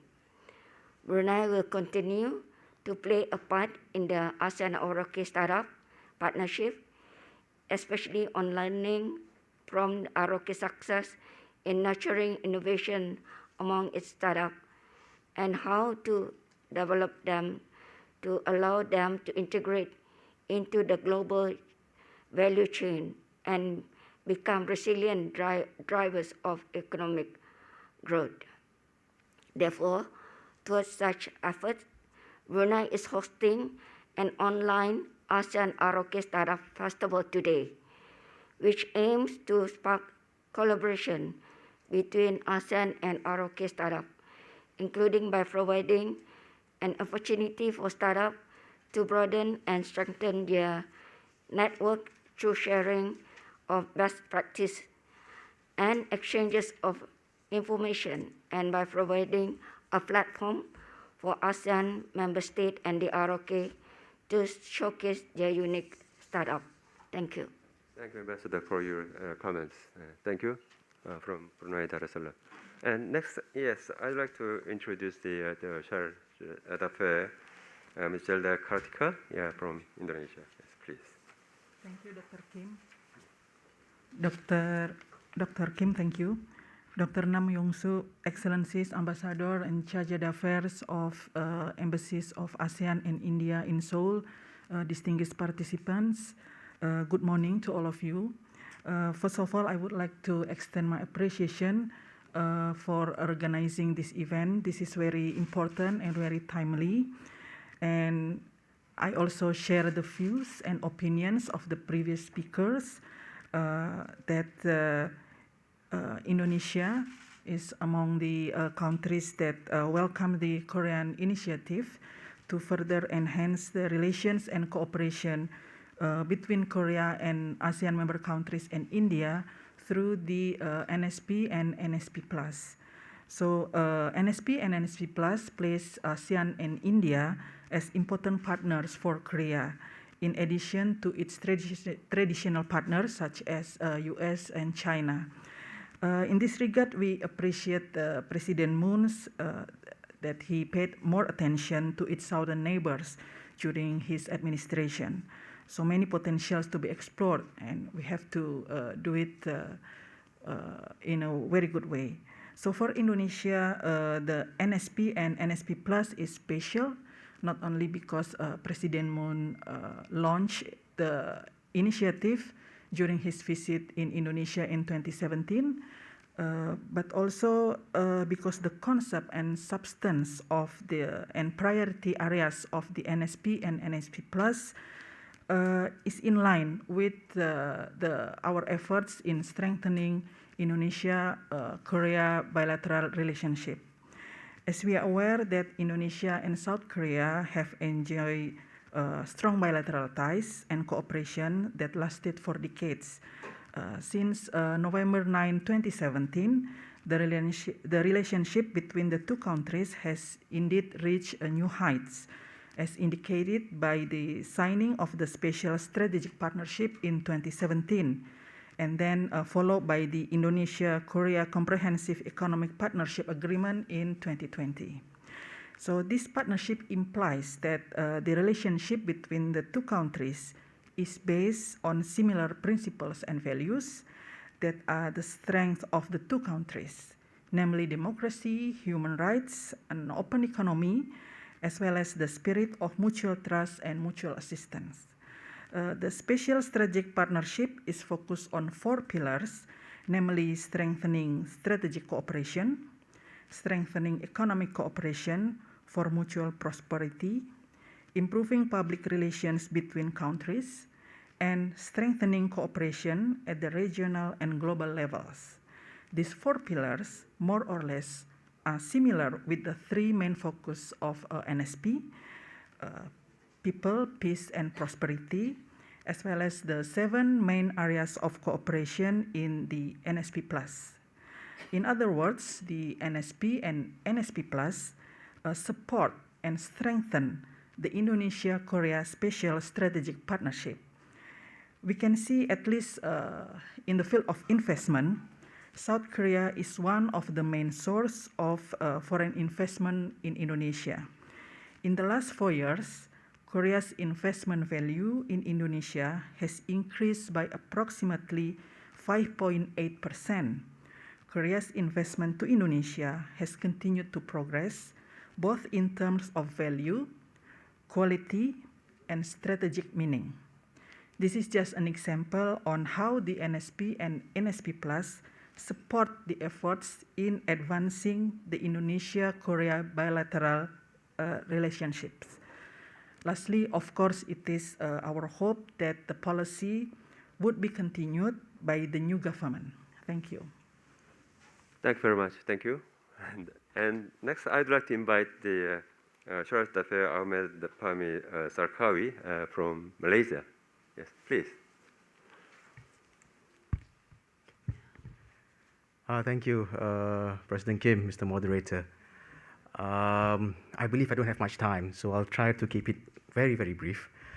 Your Excellency, Dr. Nam Yung Sok, Her Excellency Ambassador of Indonesia, Excellencies, Ambassadors, Ambassadors and CDA of ASEAN, distinguished guests, ladies and gentlemen.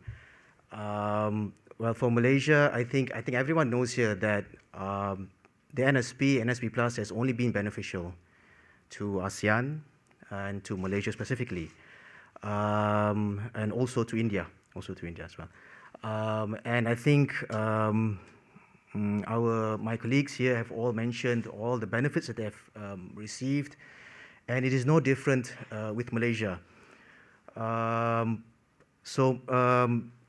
In general, Malaysia is very much satisfied with the NSP and NSP+. But with human nature, we are never satisfied. So that is why my colleagues have all said that we would like to see more come out of the NSP and NSP+. We can't deny that it has given us great benefit. It's a win-win situation, whereby you could see that for the past 4 years, trade, investment between the Republic of Korea as well as ASEAN collectively have increased. We could say that the NSP has deeply played a part in this. Although we do recognize that Republic of Korea, even before NSP, has always been a strategic partner that ASEAN has considered very highly of. Aside from that, there's nothing much that I would like to add with regards to NSP and NSP+, because I think overall we've been very much satisfied, but we would like to see more. Nevertheless, you know, as friends, we've talked about all the positive things here. I would like to mention only one thing, is that we welcome the recent announcement by the Republic of Korea government to finally recognize the foreign vaccination certificates. But however, you know, to me personally, is that I felt that actually this issue could have been totally avoided. And the anxiety by our citizens here in us, our citizens who have been living here, could have been avoided, because why? Actually, Ambassador Eric and myself have actually pointed out this issue since March last year, that we should explore on how to recognize foreign vaccination certificates, because at that time, you know, vaccinations have already been started.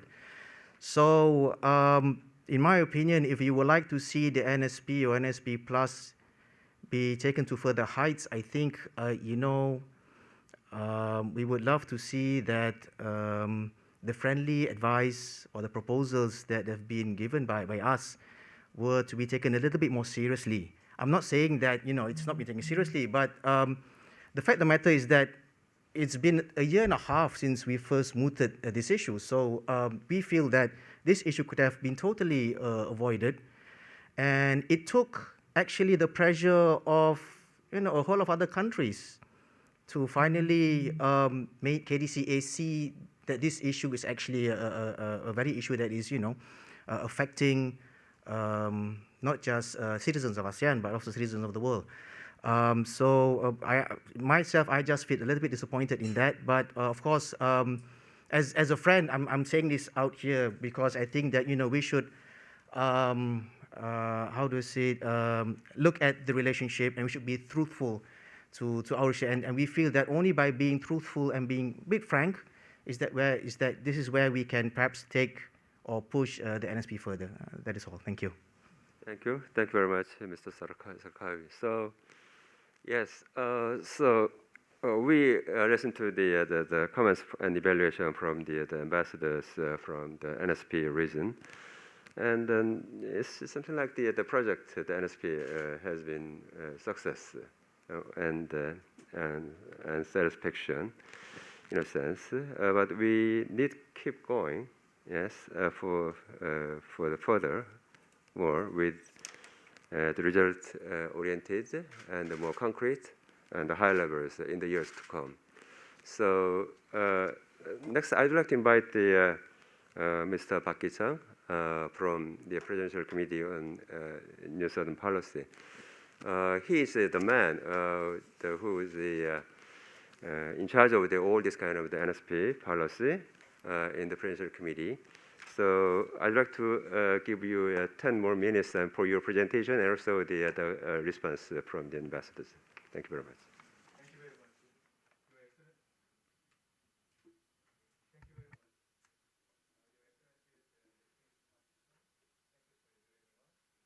Please use the microphone. Please use the microphone. The interpreter cannot hear the speaker. Okay. Thank you. Thank you for your joining us, Your Excellencies and distinguished participants. We are preparing a kind of presentations, and it's a journey of NSP and NSP Plus and 7 initiatives. I'd like to walk you through the achievements of New Southern Policy over the past 4 years. If you don't mind, I'd like 2 presentations in Korean.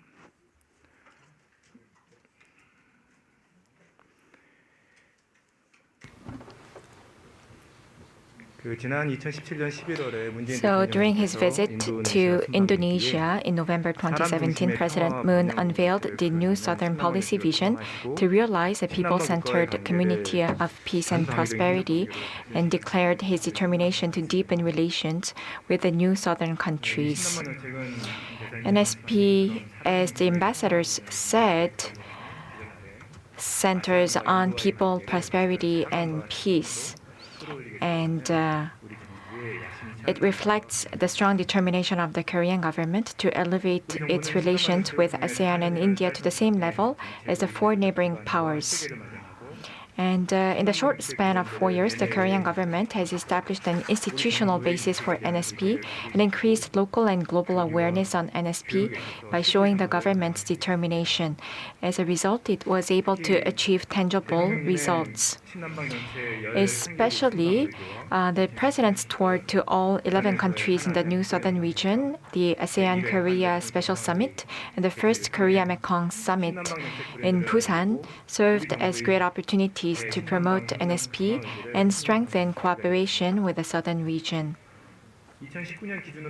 And as of 2019, these are some of the specific outcomes.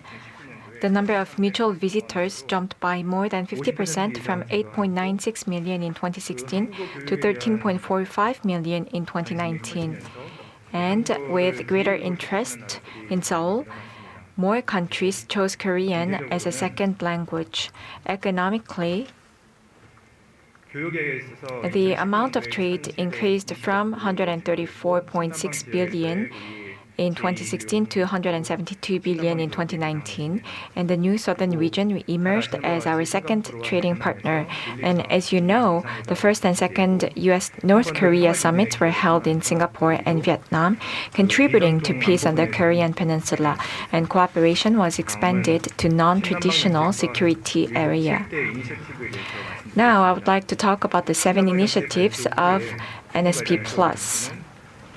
In the process of implementing NSP, the Korean government decided to upgrade the existing policy to respond to the pandemic, the rapid changes in the internal and external policy environment, and the growing demand for new cooperation. Especially the need for NSP upgrades was raised due to the increase in demand for public health and medical cooperation to respond to COVID-19, the restructuring of the global supply chain due to rising protectionism and suspension of movement, and the transition to the digital economy accelerated by the fourth industrial revolution enabled by 5G and AI.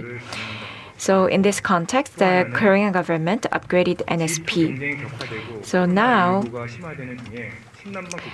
as you can see here, the government updated NSP to respond to the restructuring of the global supply chain and to deal with the health emergency and make full use of our soft power, such as Hallyu, digital, and K-quarantine, even when people-to-people exchange is restricted by the pandemic.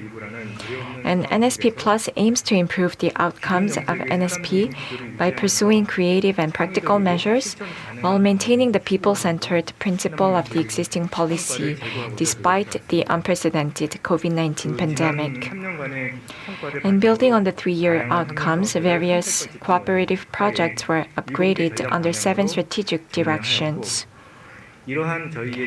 And this direction is very much aligned with ASEAN's Comprehensive Recovery Framework, ACRF, and the ASEAN Outlook on the Indo-Pacific, AOIP. And I believe that we will be able to create synergy.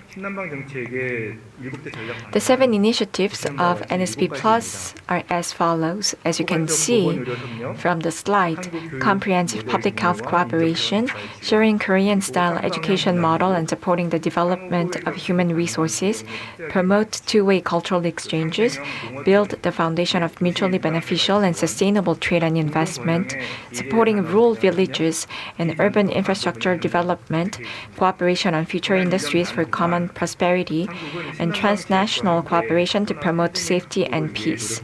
For the past 18 months, Korea has partnered with the new southern region to overcome the pandemic. Let's take a look at the specific outcomes of the 7 initiatives, under these 7 initiatives. First, public health. Korea supports the improvement of healthcare and medical capabilities in the new southern region and expands cooperation in the field. A primary example is the public health ODA. Korea will provide humanitarian aid worth about $28 million from 2020 to 2021 and pursues joint public health programs. And Korea contributed $5 million this year on top of the $1 million last year to the COVID-19 ASEAN Response Fund, providing emergency support for diagnostic kits and equipment. While carrying out joint clinical trials for COVID vaccines and treatments, Korea is also closely cooperating with the new southern countries to end the pandemic by continuing to pledge to the vaccine advance purchase commitment. Korea also nurtures healthcare professionals by providing different programs, and Korea also plans to build a high-level cooperation network by hosting the ASEAN-Korea Health Ministers meeting next year. Next, human resource development. Now, 498 Global Korea Scholarship recipients of the New Southern region were selected this year, which is a threefold increase from 168 in 2018. And under the Higher Education for ASEAN Talent, Korea also supports PhD completion of ASEAN University faculty and staff. And Korea also provides elementary and secondary school Korean language classes and King Sejong Institute programs. Next, Korea and the New Southern region share historical bond and culture. And the designation of the Korea-Mekong Exchange Year in commemoration of the 70th anniversary of diplomatic ties between Korea and the Philippines in 2019, and the 60th anniversary of diplomatic ties between Korea and Malaysia served as an opportunity to strengthen bilateral cultural exchanges. And despite the COVID-19 outbreak last year, Korea-ASEAN trade reached an amount close to the pre-pandemic level. Export performance in the first half of 2021 was the highest ever, and if the current trend holds, exports are expected to reach $100 billion for 5 consecutive years. The Korean government has strived to create a free and open trade investment environment by signing the Regional Comprehensive Economic Partnership, RCEP, in November 2020, the Korea-India Comprehensive Economic Partnership Agreement, CEPA, and the Korea-Cambodia FTA in October 2021. Next, to improve the quality of life of rural residents, the Korean government attempts to discover and promote inclusive and sustainable cooperative projects in rural areas in the New Southern region. Also, to support the development of urban infrastructure, Korea held the ASEAN-Korea Infrastructure Ministerial Meeting and the Global Infrastructure Cooperation Conference, GICC, and pursues large-scale New Southern Region infrastructure projects, such as the construction of the Myanmar and Vietnam Industrial Complex and the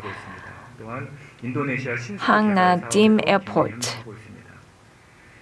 And through the K-City Network project, Korea also offers support for Smart City Master Plan.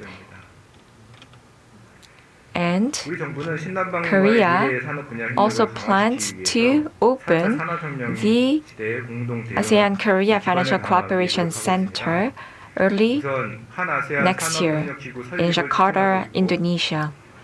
The Korean government is stepping up efforts to strengthen cooperation with new southern countries in the area of future sector to achieve common prosperity in the era of the Fourth Industrial Revolution.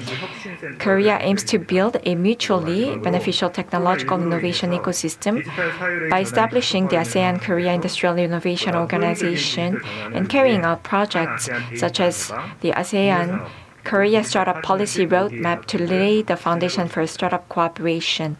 And Korea also opened the ASEAN-Korea ICT Convergence Village in July 2021 and Korea-India Research and Innovation Center. And Korea also promotes ODA programs. The Korean government is strengthening cooperation with the new southern region in the field of security to build a community of peace. Through high-level meetings such as the defense ministers' meetings, efforts are being made to promote peace and solidify security cooperation in areas such as terrorism and cybercrime. And we are also carrying out landmine removal projects. And in addition, we are promoting various cooperative projects to respond to the increasing non-traditional security threats, such as climate change, environmental pollution, and disaster response. And in September 2021, the Korea-ASEAN Environment and Climate Change Dialogue was launched, and the Asian Environment Satellite Data Sharing Platform project, which is to use Cheollian 2B, which is a geostationary satellite, is also underway.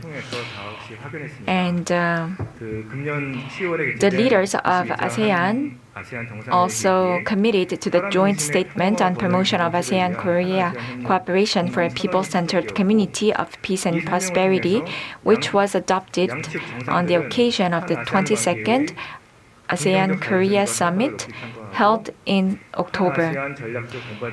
The leaders appreciated the positive development and achievements of Korea-ASEAN relations and reaffirmed their commitment to strengthening the Korea-ASEAN strategic partnership. And during the meeting, President Moon presented three major directions for strengthening the ASEAN-Korea partnership. First, people-centered ASEAN-Korea Health Vaccine Initiative was proposed through the establishment of the ASEAN-Korea Health Ministers meeting. Second, mutual prosperity should be achieved with FTA and RCEP. And lastly, peace must be pursued through joint response in non-traditional security areas such as cybercrime, climate change, and disaster management. The Korean government will keep upholding this position and continue to work hard to develop cooperative relations with the new southern countries. Thank you very much. Yes, thank you very much, Park Ki-chang 국방국장님, for your presentation about the contents of the New Southern Policy Plus, and also the what kind of achievement actually have been made during the 4 years. And then next, I'd like to ask another question to the ambassador, but because of the time limit, I think that the ambassador's response could be optional. So if you have raised the answers the questions, I mean, if you have. So in March next year, Korea will hold its next presidential election. So what aspects should the new government consider for a mutually beneficial relationship between Korea and the new southern region? First, Ambassador Raghunathan, in 2 or 3 minutes. Yes, please. I'll not even take that much of time. Actually, all that I have to suggest in a way as ideas for the future is that I honestly feel that within the new Southern policy framework, probably the nature and the intensity of the cooperation with ASEAN is far more evolved than it is with India. So I would, as a first measure, really like to propose that there be the same initiatives taken with India has already been done with the ASEAN on the commercial side, on the cultural side, on startups, on smart cities, and so on. And the only second area of possible cooperation that I see in the future is in the realm of the people pillar of the partnership. And I think the connections, the very strong connections between India and ROK in the field of culture, we can explore that to a far greater degree, enable the youth to connect more impactfully, and I think their education really holds the key. We have made a beginning in India by making Korean language one of the elective subjects for in our school curriculum. And I think we can leverage this to really enable more of our young people to interact with each other and really create that very strong basis for the future. Thank you. Thank you very much. Thank you. Yeah. Thank you, Dr. Kim. I believe that there are varieties of the mutually beneficial cooperation that can be realized between ASEAN and Korea. Because as you know, ASEAN alone has over 662 million people. And as you know, in 2020 alone, the bilateral trade between both sides has reached 154 billion, and the FDI inflow from South Korea to ASEAN has amounted to 6.8 billion in the same year. So in this context, the new government of Korea should continue to focus on cooperation with ASEAN countries on trade and investment sector.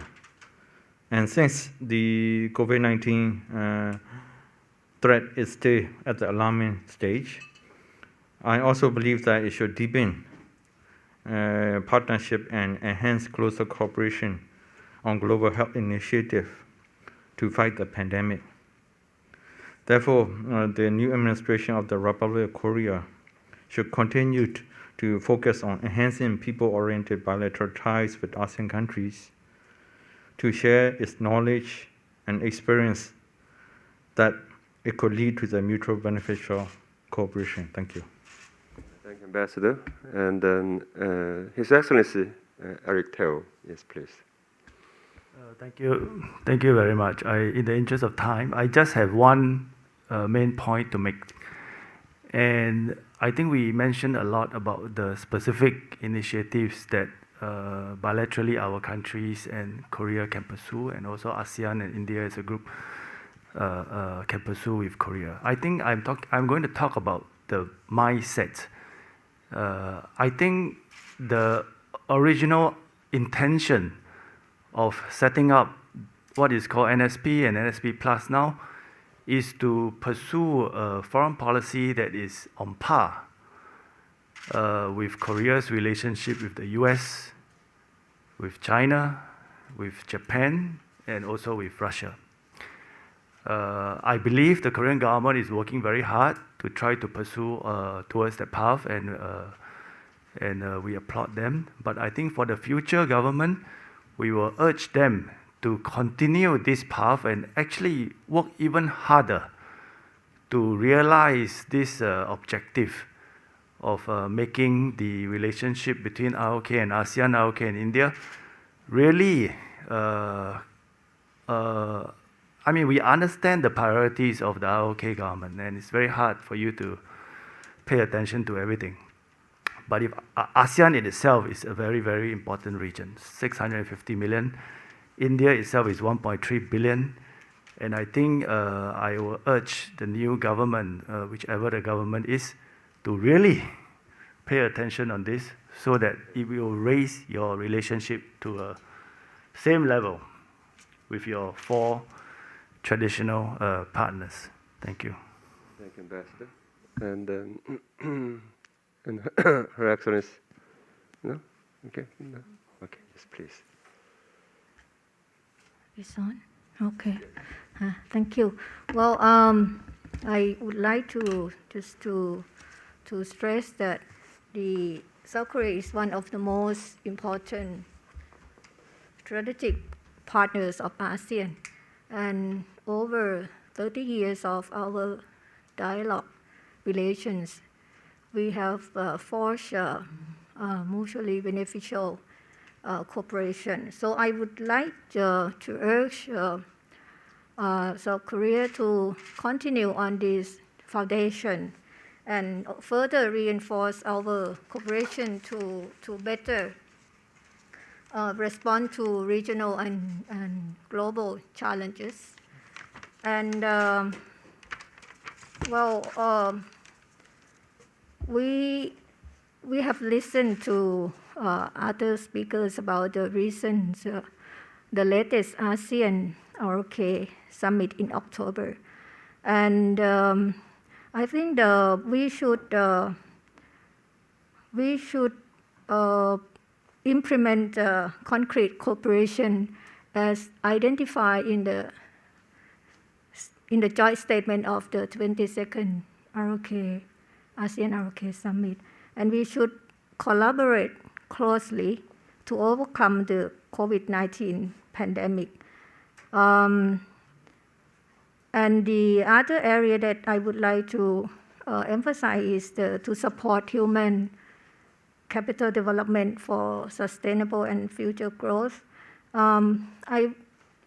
I would like to take just a few minutes to mention specifically about the issues that I think Thailand would like to pay particular attention in our future cooperation. As on the health issue, COVID-19 pandemic continue to pose a great challenge for us. In this regard, equitable access of vaccine is key to achieving herd immunity. So I hope South Korea's goal to become a global vaccine hub and the plan to implement vaccine policy will play a crucial part in supporting the production, research, and developing of vaccine.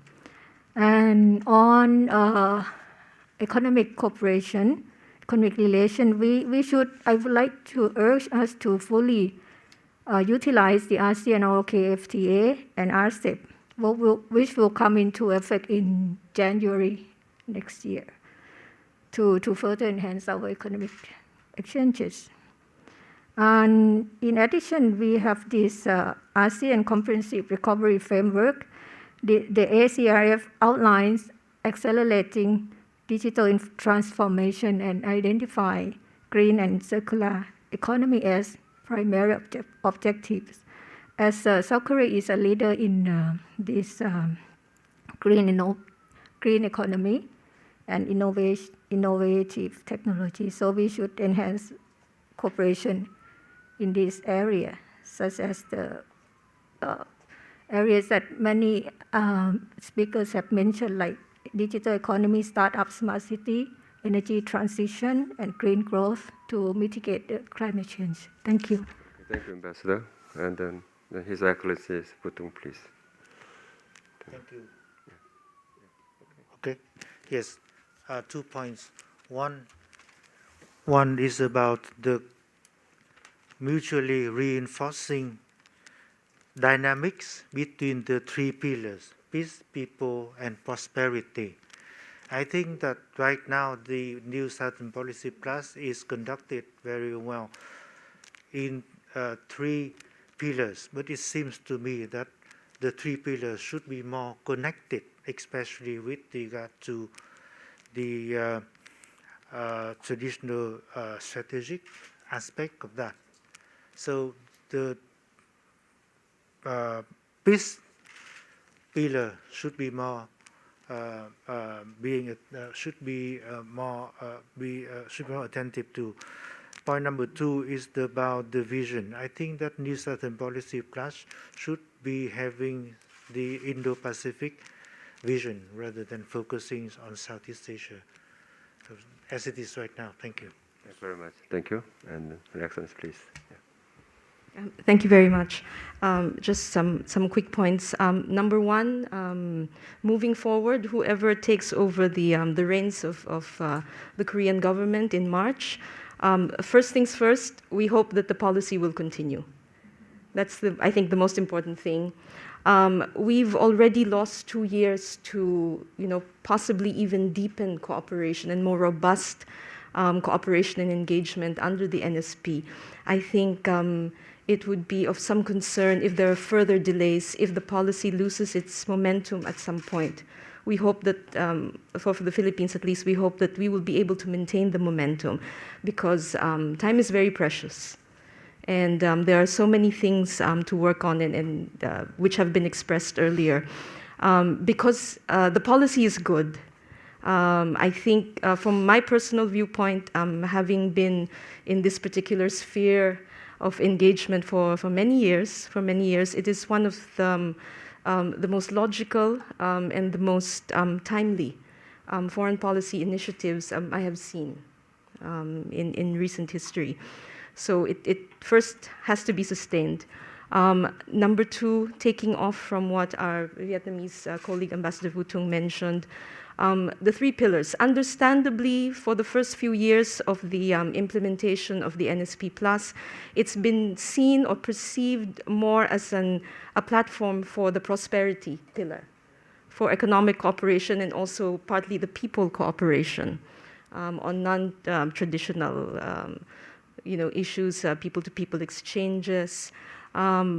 But I think I agree that it's very important that the three pillars, that we achieve synergy in all the three pillars. So it is our hope from the Philippine perspective that while economic cooperation is very important, especially as we build ourselves out of this pandemic, and the need to diversify our economic portfolios. In fact, one concrete manifestation is that across the table, many of us here have entered into economic arrangements with Korea. In the case of the Philippines, we just concluded our free trade agreement negotiations just late this year. But we hope that Korea will take a more expansive and perhaps a more expressive view of other concerns in the region, taking, of course, into account that there are some fundamental geopolitical realities which we have to deal with, which we have to live with, but to take a more expansive and expressive, if possible, expressive view on the dynamics in the region. The other thing is there is a temptation when you have a very sound foreign policy initiative, such as the NSP+, there's always a temptation to have a proliferation of projects. I think one of the ways forward is for the NSP+ to really look at streamlining, looking at the 7 priority areas. So, because that's already clear, and if you build on that and not clutter, so to speak, the coverage of the NSP+, then the message of the policy comes out much, much clearer, especially to the public, which is, again, another point I'd like to make. For the policy to be sustainable, you need public support. And this is a little, this will take time, but I think with some concerted efforts, it's possible to reach out to the different stakeholders, the different publics. It's a little difficult during the pandemic situation, but there are virtual platforms where the policy and the programs stemming from the policy can be communicated to the different publics across ASEAN, across India, the audience here in Korea, and the larger international audience. So they know more about the policy and they feel that it has concrete impact in their lives, which is what this is all about, how it affects, at the end of the day, peoples and communities and the larger sphere. And also, there are support mechanisms and support platforms for the NSP to move forward. Just here in Korea, there's the ASEAN Seoul Committee. And we would be very happy, very willing to continue this consultative and cooperative relationship. There is the ASEAN Korea JCC in Jakarta, and also the ASEAN Secretariat to ensure that the synergies between the NSP+ and the ASEAN pillars continue to be enhanced and continue to be the bedrock of this policy. So, all these things come to play, and all these things, I think, are very important moving forward to make sure that it is a sustainable policy and that it will survive whatever, leadership changes take place over the years, and that it will continue to be enhanced. And I think also very important, I'd like to point out the importance of having not just a consultative mechanism, but also a monitoring and a reporting framework to see how much of an impact, the real impact, the NSP+ will have across the region. Thank you. Thank you very much for your valuable comments. Public support and then policy continuation and the virtual and also the in-person connectivities. All of these kind of words are very important, I think. Okay, yes, please, Her Excellency. Thank you, Dr. Kim. once again, thank you for giving me the floor. And all of the ASEAN member and everyone here understand that Korea has coming, especially the government is coming to a very busy and robust time, especially with the election coming up.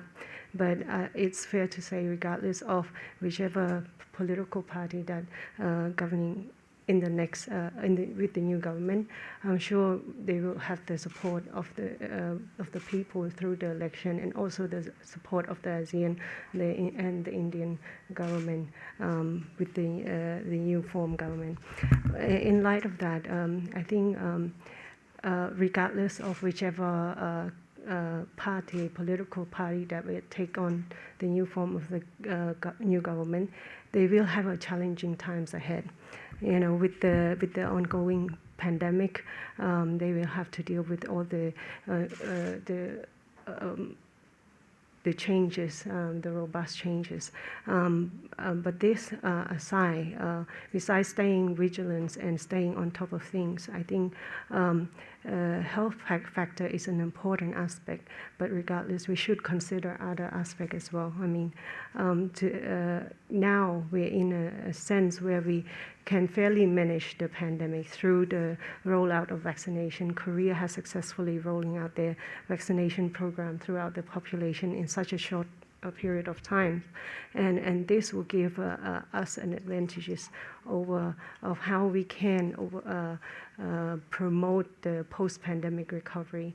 And it's fairly safe to say that also among the ASEAN nations, we have also implemented the vaccination program. This will give us an advantageous edge over the other part of the region of the world, where we can cooperatively promote the people and people-to-people exchange and the economic exchange and economic cooperation. So in light of that, what I'm trying to say is that sure, we need to be safe and very calculative in light of the pandemic, but at the same time, do not be too afraid with the new government policy. We need to think carefully on and weighing the pros and cons. I think one of our colleagues has rightfully mentioned that the effect of the pandemic, not just the health factor, but we have to also consider the economic factors of the population, especially for the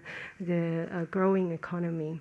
So in this regard, I think with the new form government, I would like to highlight that they should put more consideration on the opening of the border control, and especially considering the high vaccination program and easing border restriction and containment. And this will act as a catalyst to promote the economic recovery after with the post-pandemic recovery.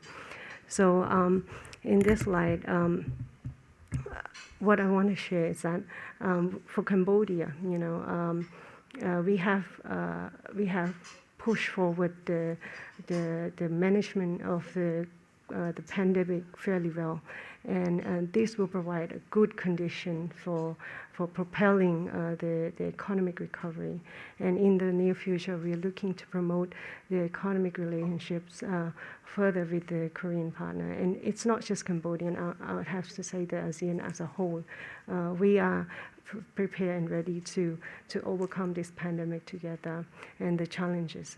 I think with the new government, I'm sure the NSP will continue, because as your colleague has rightfully mentioned, the outcome throughout the past years that the NSP has rolled out the clear benefit, especially in terms of trade. We can see that where the new powerhouse is in terms of the purchasing power that the ASEAN market and the Indian market has presented. So in this regard, I think it's good to continue cooperation between the ASEAN nation, closer collaboration in all four fronts. As for Cambodia, we're looking to strengthen promoting infrastructure, creating an effective logistic route to reach other part of our cooperative partners. At the same time, we also want to promote the industrial economic development. So I think this has been reflected throughout our negotiation with the bilateral free trade negotiation, in the sense that we want the Korean government to look at Cambodia not just as a small market, but also look at Cambodia as a corridor to all the other that connecting to the other ASEAN nations. So there's a lot of opportunity there to explore in terms of trade expansions, and not to mention further development in health sector, in cultural exchange and tourism. Korea has always been one of the biggest tourist population in Cambodia, and with the pandemic, we see that there's a number of setbacks. But hopefully we can rectify the situation as soon as we can manage the pandemics. So hopefully this will give us a new height in terms of strengthen the relationship between the ROK and Cambodia. But having said that, once again, I stress the importance of collaborative work, working together as one, not just each individual country, but collectively. And I'm sure we will reach a new height and come out of this pandemic in a mere short of times. Thank you for your time. Thank you, Ambassador. And yes, 2 minutes, please. Thank you, Dr. Kim. I will be very brief. Yeah. So the NSP and NSP Plus were received very positively by the countries in southern region. So certainly it is our hope that it will be continued and sustained despite the changing administration. It doesn't matter what's the name or the title, whether it would be changed, but hopefully that the substance and concept will remain the same or better and benefits all parties for sure. So a mutually beneficial relationship would only be reached by mutual trust, and mutual trust could be reached by the deep understanding among people. So invest in people is the key here to deepen understanding and awareness of both ASEAN countries and India with Korea. And investment in people also means the young generation particularly. So they are the ones who would continue and nurture the relationship between Korea and its southern neighbors. So we have to invest in the young generation in this case. I'm confident that the relationship and cooperation between Korea and its southern neighbors will remain strong in the future based on mutual trust and mutual benefits. Thank you. Thank you very much. Thank you. And yes? Thank you, Mr. Moderator. Just that I think Malaysia, for Malaysia, we would like to see, I think, 2 things. One is continuity. The second one, I think, is presence. By continuity, is that I echo what fellow ambassadors have said, that we would like to see that this new southern policy to be continued by the new administration. But not just that, we also want that the new administration to give further impetus and to also maintain their focus on the NSP itself, because the policy can remain, but sometimes the impetus may be not given. So at the end of the day, even if the policy is there, the impetus that we see now might be not there. So we want to see the same impetus or even further impetus or further focus on the NSP. The second part about is the presence. The presence, what I mean is that we would like to see more ASEAN presence here in the ROK. I think in our ASEAN region and even India, we could see the presence of the Republic of Korea in terms of culture, their companies, they're everywhere. From food, fried chicken, to entertainment, the dramas and the K-pops, to even the smartphones and the home appliances. They're everywhere. They're everywhere. Not just in ASEAN, they're everywhere around the world. So what we would like to see is that perhaps there's more presence of ASEAN-related stuff here in Korea. We would love to see that. So we hope that in the future, perhaps there'll be more high-impact programs that can see that. Because what we can see now is that even though with the commendable efforts by AKC and the Korean Foundation, but nevertheless, sometimes we see that the crowd, the public attention or the public what's it called, the excitement of the public is not there in terms of ASEAN. We could see so we would like to see more receptiveness by the Korean public with regards to ASEAN. That's about it. Thank you. Thank you very much. Pakis, do you have any comments? Yes. I'd like to ask for your continued interest and the cooperation in fostering strong public support for the policy, which is critical for the long-term success. At its core, the New Southern Policy and its plus is a diplomatic strategy geared toward promoting mutual prosperity instead of focusing on our own separate national interests. It is grounded in the spirit of building a community of peace and shared prosperity where all countries can thrive. So we need to put out our wisdom and resources to build on the progress we have achieved to date in moving New Southern Policy to ensure that it remains in the centerpiece of our foreign policy over the long term. Thank you very much. Thank you very much, Mr. Park Ki-chang, for your comment and your promise. And then, yes, this is the end of the session. And then, thank you very much, Your Excellencies, for your valuable comments. And then, I promise, together with the Presidential Committee of the New Southern Policy, I promise my institution also will deliver your great ideas and also comments to the new government in the year to come. And once I have been to the ginseng field, and I heard that it takes at least 5 years to produce a new product. So it takes time, and then in order to produce something that the policy continuation is utmost important.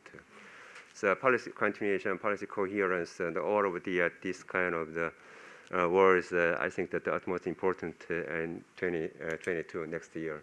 So I hope all of these things about the New Southern Policy will be flourished next year, and then I hope and also I believe and the Korean government will make an honest effort to improve this New Southern Policy to a more higher level in the years to come.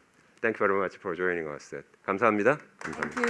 Thank you very much. Please give our moderator and panelists a big round of applause once again. Thank you very much, Director Kim Hong-jong, for your hard work as a moderator. So as he mentioned that this is end of session 1, and also this is end of the morning session. So we're going to take a break for lunch. And lunch will be served to your seat here, so please enjoy your lunch comfortably here. And our VIP members will now move to the VIP lounge for the luncheon.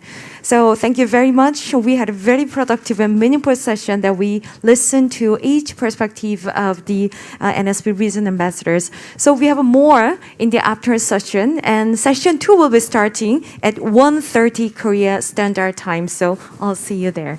Thank you very much. Enjoy your lunch.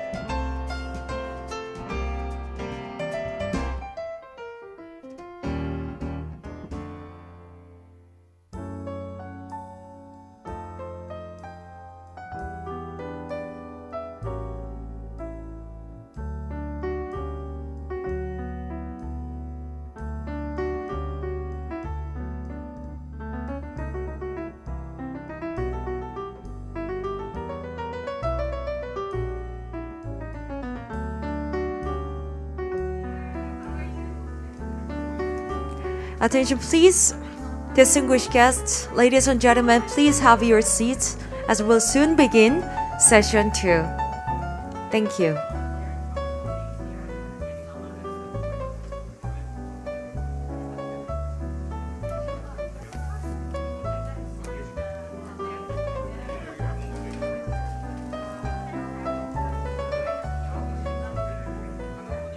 And now I'd like to invite our moderator and speakers panelists in the front so that we can start the session too soon.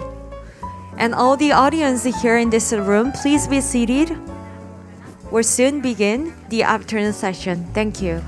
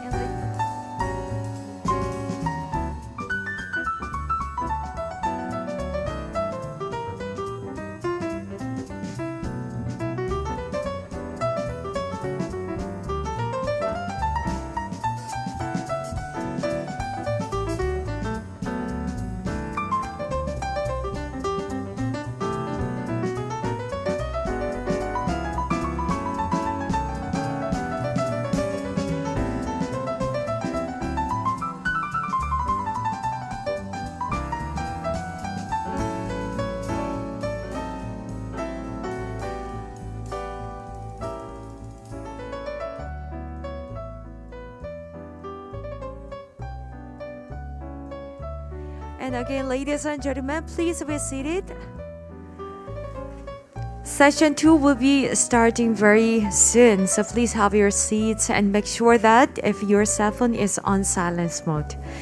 And also, we provide you the simultaneous interpretation service throughout the conference. And please find the receiver on the table.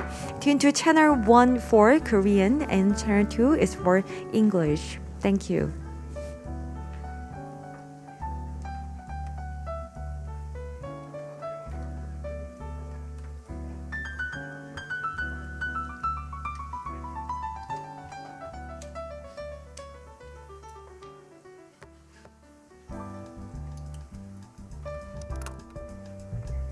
Okay, then we all ready to start the afternoon session. Welcome back from your break. I hope you enjoyed the lunch. Session 2 will be about progress and future prospects in the field of people and peace. So we have moderator, presenter, panelists, and some of our speakers will be with us through Zoom later on. And Professor Kim Jun-young of Handong Global University will moderate the session too. And Professor Kim Jun-young and also presenters and panelists are here with us. Professor Kim Jun-young served as a Chancellor of Korean National Diplomatic Academy and currently teaches at Handong Global University. So, Professor Kim, you can now start. Can you hear me? Right? Okay. Thank you very much. Hello, everybody. Did you have a nice luncheon? So I hope so. And I'm honored to have a chairmanship and the second sessions. I heard it's a very good session in the morning with the ambassadors. So the session 2 is kind of expert sessions. And we are talking about, and actually some of you already heard several times and maybe tired of my saying that I am the person that I coined the name of New Southern Policy from the beginning. So I'm proud of myself to be called initiator or creator of this term. But anyways, I'm very honored to be invited and then preside this important sessions. You know that 3 important P's in New Southern Policy is peace, and prosperity, and the people. then actually peace and prosperity is always appeared in any regional vision, but this people is not really a common thing to do, but I think it's most important and sometimes most lacking in any regional vision, and it takes a long time to establish people to people, grassroots development. So I think we are dealing with a very important topic. And we have 4 excellent presentation and 4 discussants. So we don't have much time because we have 8 people. And I'm going to introduce a very short bio before they present. So presenters is supposed to present in 10 minutes, around 10 minutes, and discuss in about 7 minutes, around 7 minutes. Then we can have some discussion time at the end of the presentations. The first presenter is Choi Won-gi. He's from Zoom or okay, he's here. Actually, Professor Choi Won-gi, actually my ex-colleague when I served as the Chancellor of KNDA, and he was famous. He is one of the top experts in this New Southern Policy. And right now he's professor in KNDA and head of Center of ASEAN-India Studies at KNDA, and member of the advisory group at the Presidential Committee on New Southern Policy, and inaugural Asia Society Australia Korea Fellow. And his title for the presentation is ROK's Role in Promoting Safety and Peace in the Indo-Pacific. Are you there, Cheong-gi, Professor? Okay, good to see you. Floor is yours. Thank you, Professor Kim. Thank you very much. I feel very honored to speak in front of the distinguished panelists today. So given limited time, I would like to make 3 specific points about NSP. Well, but my presentation today might be a little bit different from the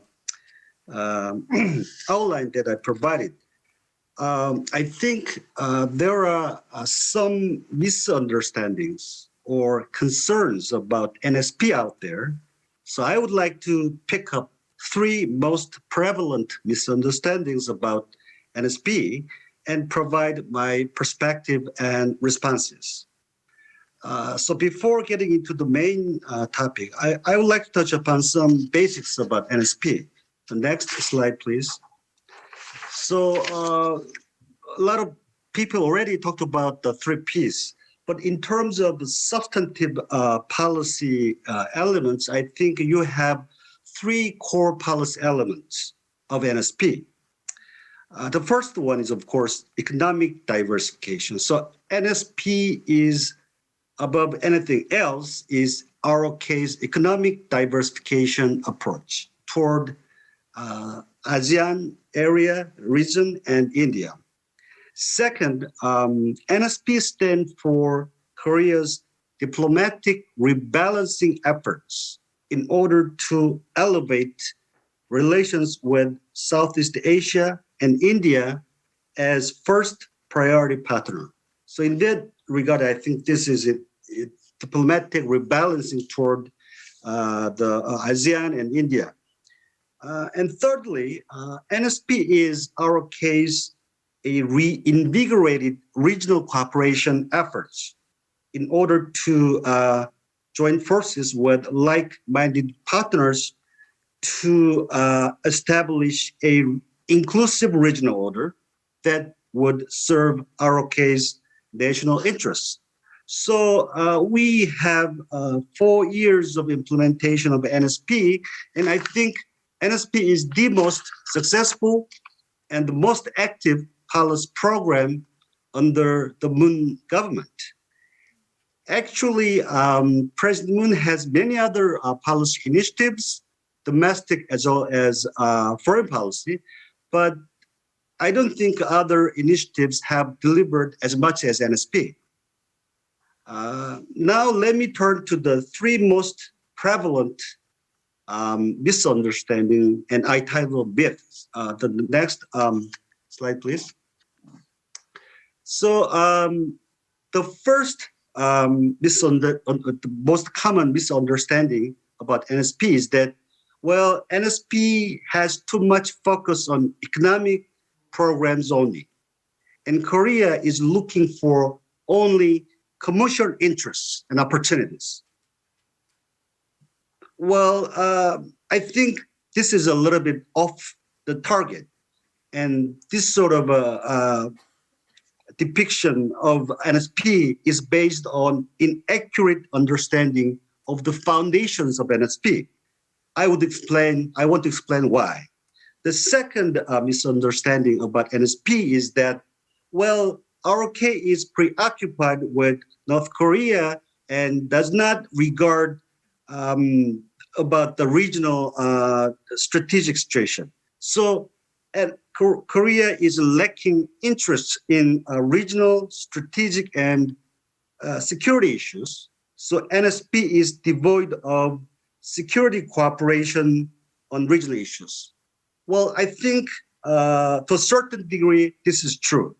But I think this is also a bit different from the fact of NSP. The third misunderstanding about NSP is that Korea's approach has been kind of transactional, based on short-term perspective. So the sustainability of NSP after President Moon is in question.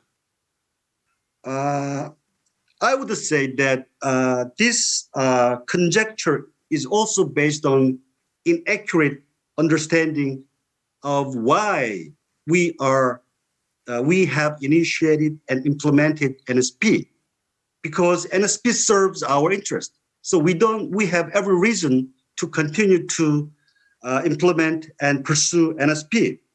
Now let me turn to each of these three arguments. Next slide, please. First, the economic dimension of NSP. Well, even before the launch of NSP, ROK already has a strong economic momentum going on with ASEAN countries. So many Korean firms were already diversifying away from China into this region. So economic cooperation was kind of a low-hanging fruit. First to start with NSP. Actually, out of the three pillars, prosperity pillar has been given most attention, with extensive list of programs and projects. In particular, development cooperation takes center stage in the implementation of NSP as the central domain of ROK's engagement. The main reason is simple, because ROK is most competitive in development cooperation, and we have most expertise in development cooperation. And also, we have most requests and demands from our regional partners in Southeast Asia and India as well for our greater engagement outreach in economic cooperation, development cooperation, and things like that. So in this respect, ROK is welcomed in Southeast Asia as the most valuable and attractive development cooperation partner. For this reason, we have developed extensive economic programs in the area of trade, investment, and development cooperation in our NSP drive. So I would say, as Korea's regional initiative, among anything else, NSP is a development cooperation-centered initiative focused on functional and practical cooperation and aiming for delivering tangible and substantive outcomes that would help mitigate the connectivity gaps as well as development gaps in ASEAN member countries. So in this respect, NSP is not kind of ROK's new security policy. It is our new southern policy focusing on practical and functional cooperation. So the economic focus of NSP is not its weakness. Rather, I would argue that it's NSP's strength. Next slide, please. The second argument, the strategic dimension of NSP or lack thereof. Clearly, Korea has invested interest in keeping the strategic stability of international rules-based order. With other like-minded countries, we share the same concerns about the potential disruptions to trade and energy supply routes because we are free trading nation. So in this respect, NSP is clearly intended to contribute to regional peace and stability. However, in this area, as you all know, Korea has been primarily focusing on soft security issues rather than hard security cooperation. For example, we have been engaged in water resource management in Mekong region in particular, because water resource management project in Mekong region has a lot of security implications. Another area that we focus under the peace pillar of NSP is climate change. You know, climate change has a lot of the security implications as well. So the question is why we focus on security, soft security issues rather than hard security cooperation. Well, in fact, the Moon government in Seoul has been very reluctant to join forces with U.S. Indo-Pacific strategy. Moon administration has been trying to distance itself from U.S. Indo-Pacific strategy. Also, it is true that we have left sensitive security and strategic issues out of the scope of NSP. Also, we remained passive on regional security issues that were sensitive to China in particular. I mean, the most conspicuous issue is the freedom of navigation in South China Sea. So in this respect, NSP is more of a functional cooperation agenda rather than security cooperation agenda. I think President Moon did not intend NSP as a strategic agenda. So in that sense, NSP is kind of more of a functional agenda rather than strategic agenda. I think the single most important driver to design NSP in this way, in such a way, was to minimize the kind of risks that would be caused from the U.S.-China strategic rivalry. So above anything else, we intended to minimize the risks of entrapment in the power rivalry between U.S. and China. So then why Koreans have approached in this way? I think you have to understand the unique geopolitical situation that Korea is surrounded. I mean, you have to understand our own considerations and sensitivities. I mean, we are living next door to China. So if you look at Koreans' strategic perception about China, our perception has been historically different from those of Japan, which is a little bit far apart from mainland China. For example, the prevailing perception in Seoul regarding the ongoing US-China rivalry is that Korea is being caught in the crossfire between Beijing and Washington. So the most pressing challenge for us is how to manage our relationship with Beijing and Seoul. At the same time, maintaining a degree of autonomy from both countries. So in this respect, it is true that the Moon government has taken a stance of strategic ambiguity, which led us to focus on soft security issues rather than hard security issues, which is less sensitive to China. But if you look at the operational aspect of NSP, we have not altogether discarded security cooperation. Rather, we have been quietly vocal and active on security issues. For example, we have been quietly active in defense industry cooperation with ASEAN partners. And recently, we have been very active in defense industry cooperation with India as well.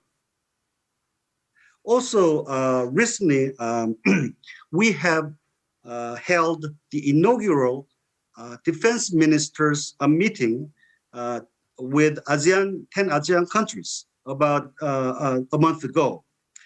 In this inaugural ROK ASEAN Defense Ministers meeting, ROK Defense Minister identified maritime cooperation as one of the key areas for future collaboration with ASEAN. In particular, he identified 3 key areas of maritime cooperation in the next 5 years. The first one is upholding international maritime laws and norms. The second one is securing safe sea lanes of communications. And the third one is capacity building cooperation in maritime issues. So what I'm trying to say is that ROK's strategic posture is not something that is fixated. It is something that is evolving, and we have more and more positive news. And also last May, when President Moon traveled to Washington, D.C. and had a summit meeting with Joe Biden, we had a pretty strong statement, joint statement about the collaboration between NSP and U.S. Indo-Pacific priorities. So I think more and more proactive kind of things are coming from NSP. So in that regard, NSP is kind of evolving strategic framework. Next slide. Finally, the question of sustainability of NSP. The common misunderstanding is that ROK's approach is kind of transactional and based on short-term perspective. And we don't know whether or not the next president after Moon will pick up NSP or not. However, I would argue that those conjectures are groundless because NSP is based on our own economic, diplomatic, and strategic interests and imperatives. I mean, we have economic imperatives to diversify away from China. We have diplomatic imperatives to secure some sort of rooms to maneuver and project our middle power ambition. We have strategic imperatives to improve our own strategic autonomy and strategic presence in the midst of ongoing US-China rivalry. So overall, it serves our own economic, diplomatic, and strategic interests to sustain the core policy elements of NSP. I mean, the economic diversification, diplomatic rebalancing, and regional cooperation, regardless of the requests, wishes, and concerns from partners like ASEAN member countries and India. So, in conclusion, I would reiterate the 3 points. To the next slide, please, the final slides. First, I would like to say that NSP is here to stay in the coming future because we have every reason to keep NSP. Second, as our regional initiative, NSP is a evolving framework. NSP is not a some static concept fixated on economics only. And finally, I think because NSP is based on our approach of strategic ambiguity and because of the intensification of power rivalry between US and China, the rooms to maneuver for us to maneuver is being narrowed down. So we need to more work to clarify our strategic outlook because it gets harder to keep the stance, the approach of strategic ambiguity in the days ahead. I will stop here and thank you for listening.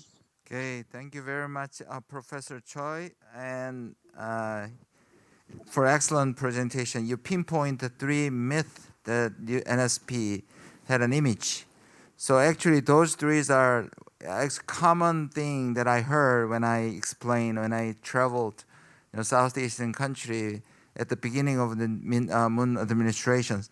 There's another one. So maybe if you have a time at the end of after the presentation over, it's a unilateral. It's just Korea to other country, not the vice versa. Is it really? Is it the same myth or is it true? I want you to defend that too. Okay, think about that, and I'll ask you after the remaining presentations. Okay, and second presenter is Professor Sandeep Kumar Mishra. Sorry for my pronunciation if I'm wrong. Okay, Professor Jawaharlal Nehru University, Assistant Professor of Korean Studies, University of Delhi Department of East Asian Studies. He was a lecturer of Political Science and International Relations, Marut University Department of Political Science. And he was also Korea Foundation Language Fellow at Sagang University. And his title would be Promoting Korea and India's Mutual Understandings, Social and Cultural Aspect. Professor Sandeep Kumar Mishra, the floor is yours. It's about 10 minutes. Yeah. Thank you, Professor Kim. First of all, I would like to thank you, 대외경제정책연구원, KIEP, for inviting me to this very important deliberation. I am very happy to participate in a session which is chaired by Professor Kim Jun-hyun. Not only he gave this new Southern policy, but I still remember him going to Singapore. The Singapore summit between US and North Korea was supposed to happen. And he was discussing with Sun Saki of JTBC at that point of time. There also he talked about North and South Korea mutual understanding. And today I'm also going to talk about mutual understanding between India and South Korea, which is very important if we really want to, improve our relationship. I will use my slide here, and basically I will make my presentation. The first thing I would like to say that usually mutual understanding is not considered to be a very, very important domain of understanding interstate relations, bilateral relations, in international relation theory. Usually realist theory, they talk more about interests of nations. Interest means hard interest, power, and basically nature of international system. And basically they conclude that these are the factors which impact interstate relations. Constructivist theory and some other liberal theories, they do talk about mutual understanding and communication between two countries. They also shape up interstate relations. But overall, the emphasis on mutual understanding has been quite, insufficient. In case of India-Korea also, I feel that we need to look at, because there are several factors from security strategic to economic, which are quite mutual between these two countries. But when we look at how much they have been doing, I think mutual understanding perspective will be quite important. I can give you some structural reality in which both India and South Korea, they are located. There are several issues which are propelling us to come together, have much more important and much more stronger bonds. But somehow, it seems to me, look at the structural reality. I can give you the structural equations. I think Professor Choi mentioned about the role of China, how South Korea could not be very overt in joining Indo-Pacific or any so-called anti-China articulation. Similarly, India has also a very long border with China. We had historical connects with China, and our position is also quite nuanced vis-a-vis China. We have both a friend in US. Both of us, we have been looking at each other through our, from Indian side, Actist policy, and from South Korean side, New Southern policy. And we have been looking at how to shape up Indo-Pacific in a third way. Third way means basically the first way the way China had been trying to assert its influence in the region. And the second way could be how a kind of, say, American response, hardcore American response, security response has been there. I will say that India and South Korea, we both want a third way in which ASEAN is very central in our articulation. We can look at how we basically our democratic connects are also quite similar. We both are very vibrant democracies. We have many historical and cultural connects. And not only that, in last 30 years, India and South Korea, we have lots of economic complementarities, and our economic connections have grown over the time. I will talk brief about our ACTIS policy. Our ACTIS policy basically is the old version was called Lucas policy. And in Lucas policy 1 and 2, India emphasized connecting with economic and security political interests of ASEAN and broader ASEAN region. But when we started 2014 ACTIS policy, the goal of India was not only it was expanded to whole Indo-Pacific or Asia-Pacific, which we use, the word Asia-Pacific was used in our ACTIS policy.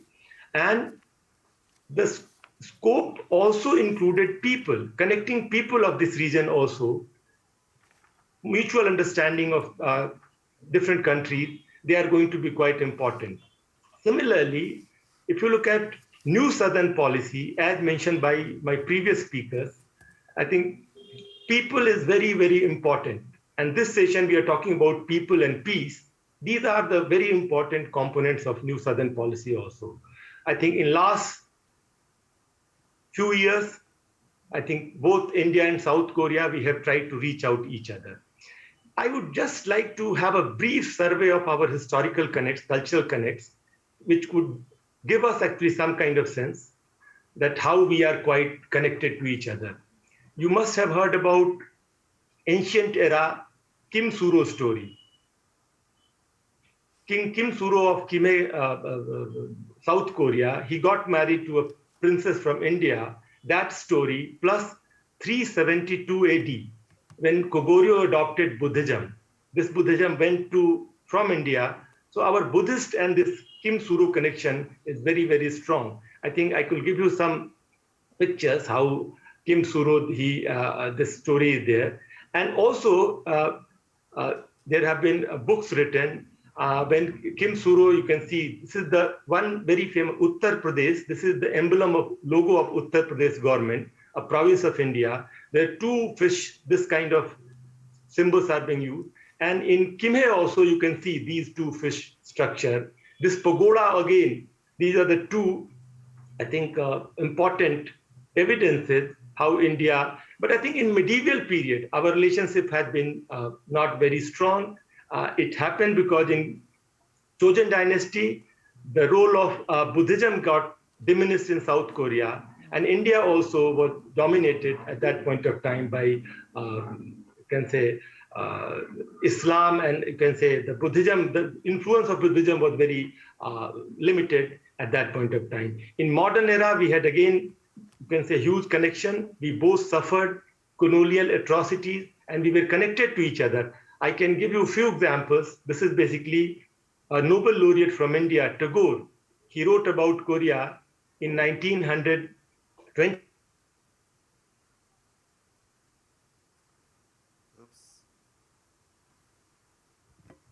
I think he's disconnected. So some technical problems.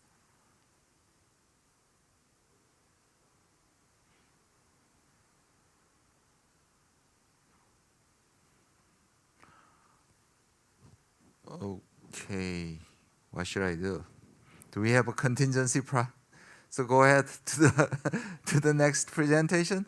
Okay, why don't we do this? Even if he comes back, so we can have his presentation remaining his presentation at the end of the presentations. Why don't we just go ahead and next presentation? I think it's better for us to do that. Okay.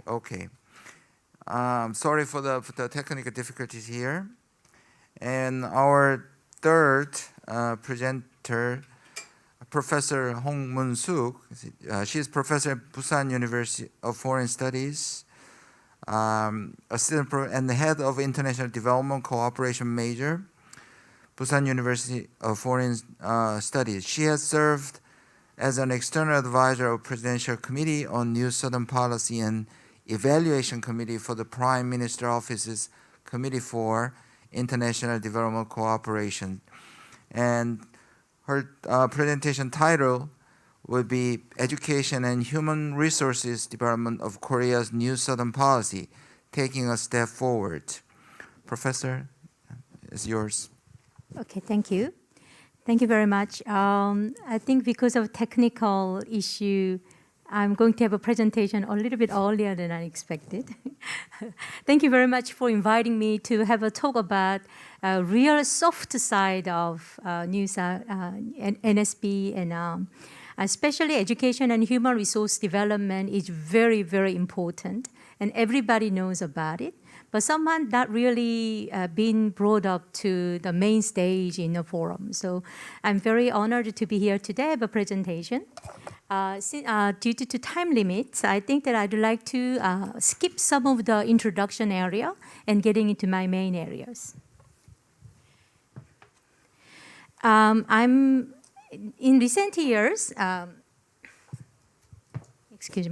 education and human resource development for a long time, maybe before 2010, many scholars and policymakers have criticized that investing in education, and investing in human resources been, in a way, strengthening the power of the hegemonic West.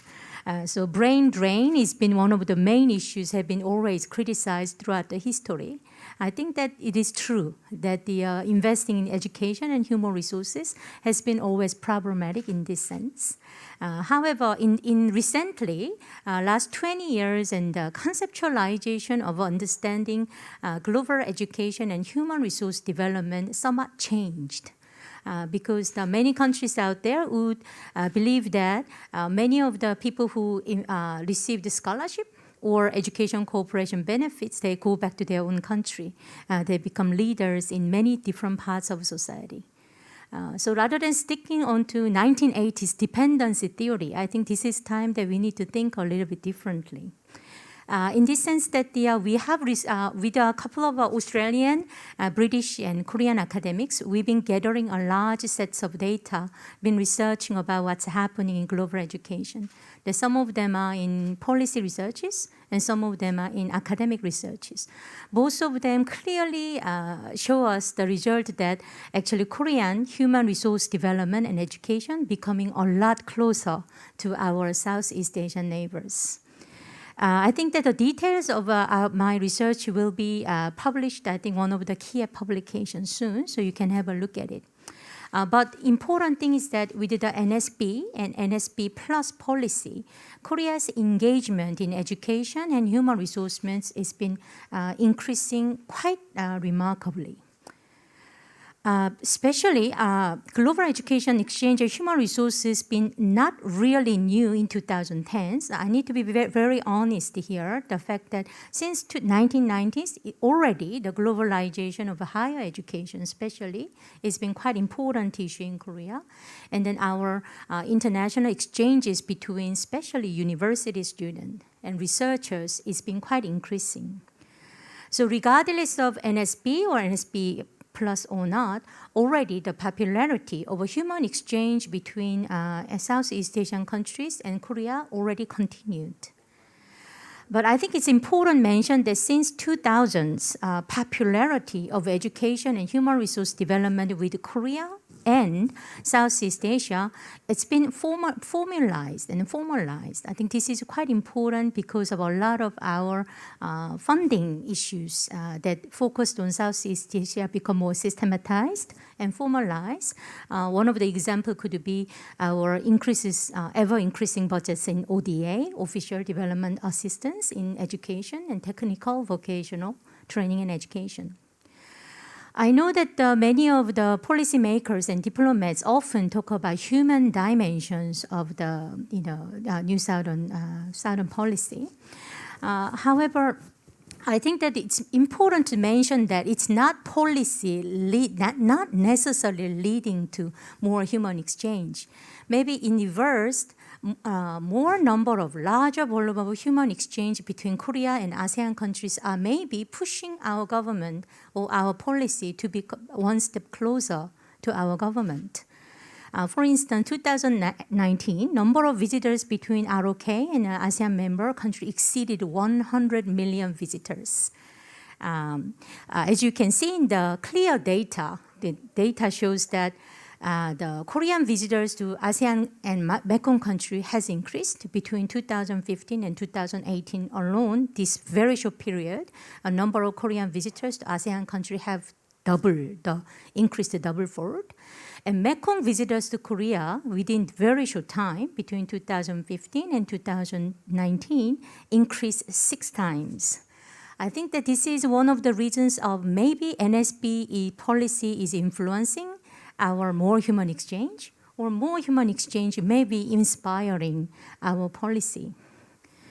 It is quite clear that our engagement between Southeast Asia and Korea become more formalized and formalized, or more standardized, or more systematized last 5 years, so 4-5 years.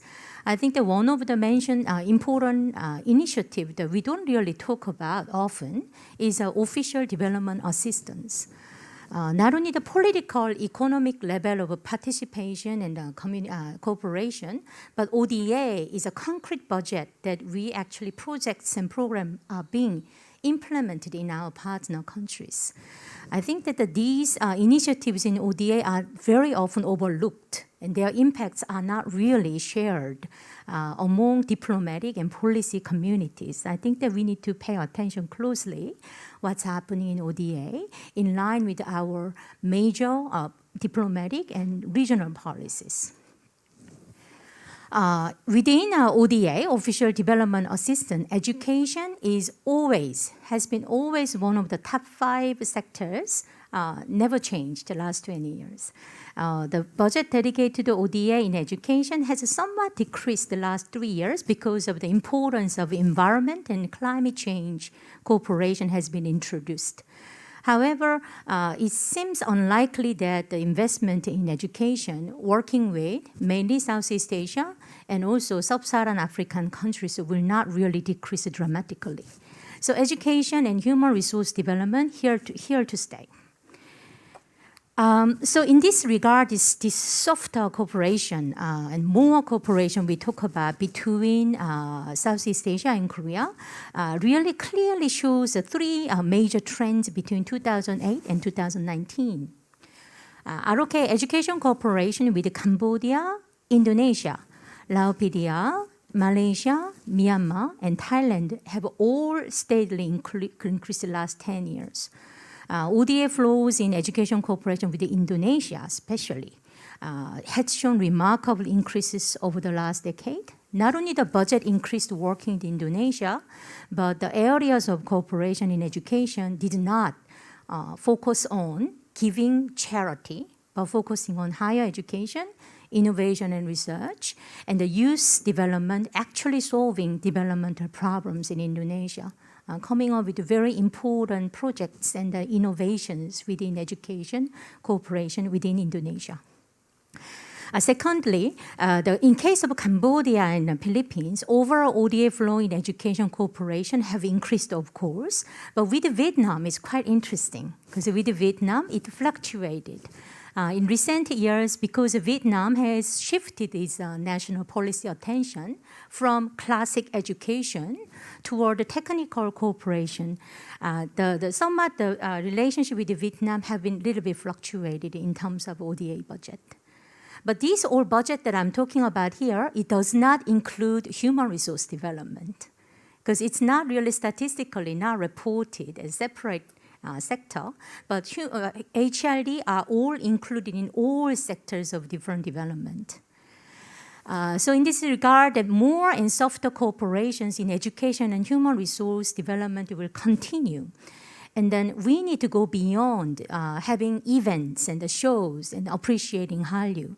But in order to link more strategically this education, human resource development, especially in climate change, especially in digital transformation, or climate change and environmental studies, these kind of issues can be coordinated and formalized within higher education, research development, and lifelong learning.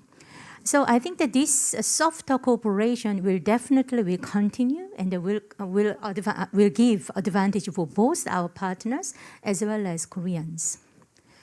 I need to wrap up to a bit of honest evaluation, though. What I mean is that there is a growing influences, but growing exchange, but the influence is somewhat limited because the New Southern Policy initiative in Korea is been very active within Korea, but in my real colleagues and my partner ministries and my partner countries people, they not really see the effects or impacts yet, because a lot of our initiatives are a little bit fragmented. And the Koreans ourselves, we do not have concrete data very often how these kind of things are formulated. So I believe that in the future, expanding higher education, including digital revolution and climate change on the area, and also increasing global scholarship program, including GKS, should continue. And lastly, of course, it's important to enjoy the purely academic researches, but maybe we could more focusing on technical vocational training education as a competitive edges of Korea's cooperation with Southeast Asia. I think that I am running out of time, so I will wrap up with a few concerns. I believe that education and human resource development, of course, important.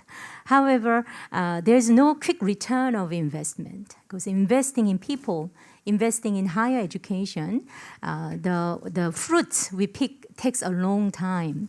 So I think that important to talk about the continuity of NSP is important, but also our human development, human cooperation, and exchange, we will not receive enough fruits if we just stop here. Because our fruits will be we will gather them maybe 10 years later when our graduate school students become diplomat, maybe 7-8 years later. Maybe if we don't focusing on that, they might go to do their PhD in Japan. So our neighbor country will pick up the fruits. So I think that in terms of education, human resources development, we really need more comprehensive, long-term vision. In order to ensure this policy to continue, I think that it's important to mention that what we are talking about here today is not only the part of a mere policy tool. And secondly, more partners we should involve, especially our business partners, and growing business tech, edutech partners could be part of our exciting initiative. But I have researched this time with the KIEP to go over what kind of education and human resource development projects are happening within Korea last 10 years. We collected all together. We have so many government institutions, multilateral cooperation, and second category, UN second category organization within Korea already doing things. We just haven't really compiled the activities together. So I suggest that in a long term, among all these many partners are already doing it, I suggest that we need some kind of a sub-regional level initiative or thematic working groups in order to push forward not only the show-off or diplomatic events, but the events that actually have some substance. We need that kind of thematic groups in a possibly maybe Mekong sub-regions or Bimpo-Eaga sub-regional thematic working groups may be possible to proceed. Last but not the least, I think that there is a periodic review mechanism is needed. Not by only the Korean experts or Korean colleagues, but I think it's very important we have a sort of periodical review mechanism set up between Korea and our partners in Southeast Asian country, maybe diplomatic or thematic representatives. We need to get together every 2 years or every year to go over together whether our strategies are sound and still going on, and then benefiting Korea as well as our partner countries. By establishing this kind of periodic review mechanism or thematic working groups, we can have new Southern policy continue next year with more substance. I'm looking forward to the next evolution of NSP as a new framework. Thank you very much. Thank you very much, Dr. Hong. I think it's education and human resources is such a new to me, and I learned a lot. And thank you very much. This has a big potential, and that we have to concentrate on for sustainability of NSP. Okay, we had technical difficulties. I heard is internet connection was bad. So, but Professor Sandeep Misra is on, so we have you back. So, but I'll give you 5 minutes to wrap it up. Okay, welcome back. Okay, go ahead. Yeah, thank you. I think it's my pleasure to this seminar.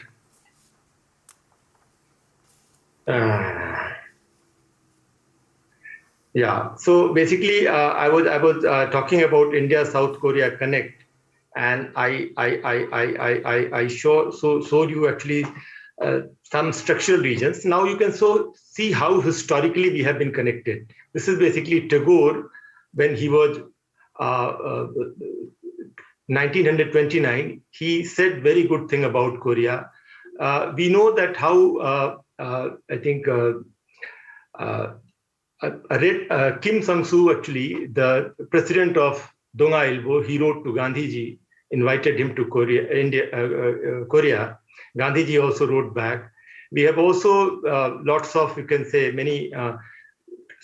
many mechanisms, many tools in Indian freedom struggle were adopted by Korean freedom fighters, and similarly many tools used by Korean freedom fighters used by India. Many connects, actually, many cyclists who visited Korea.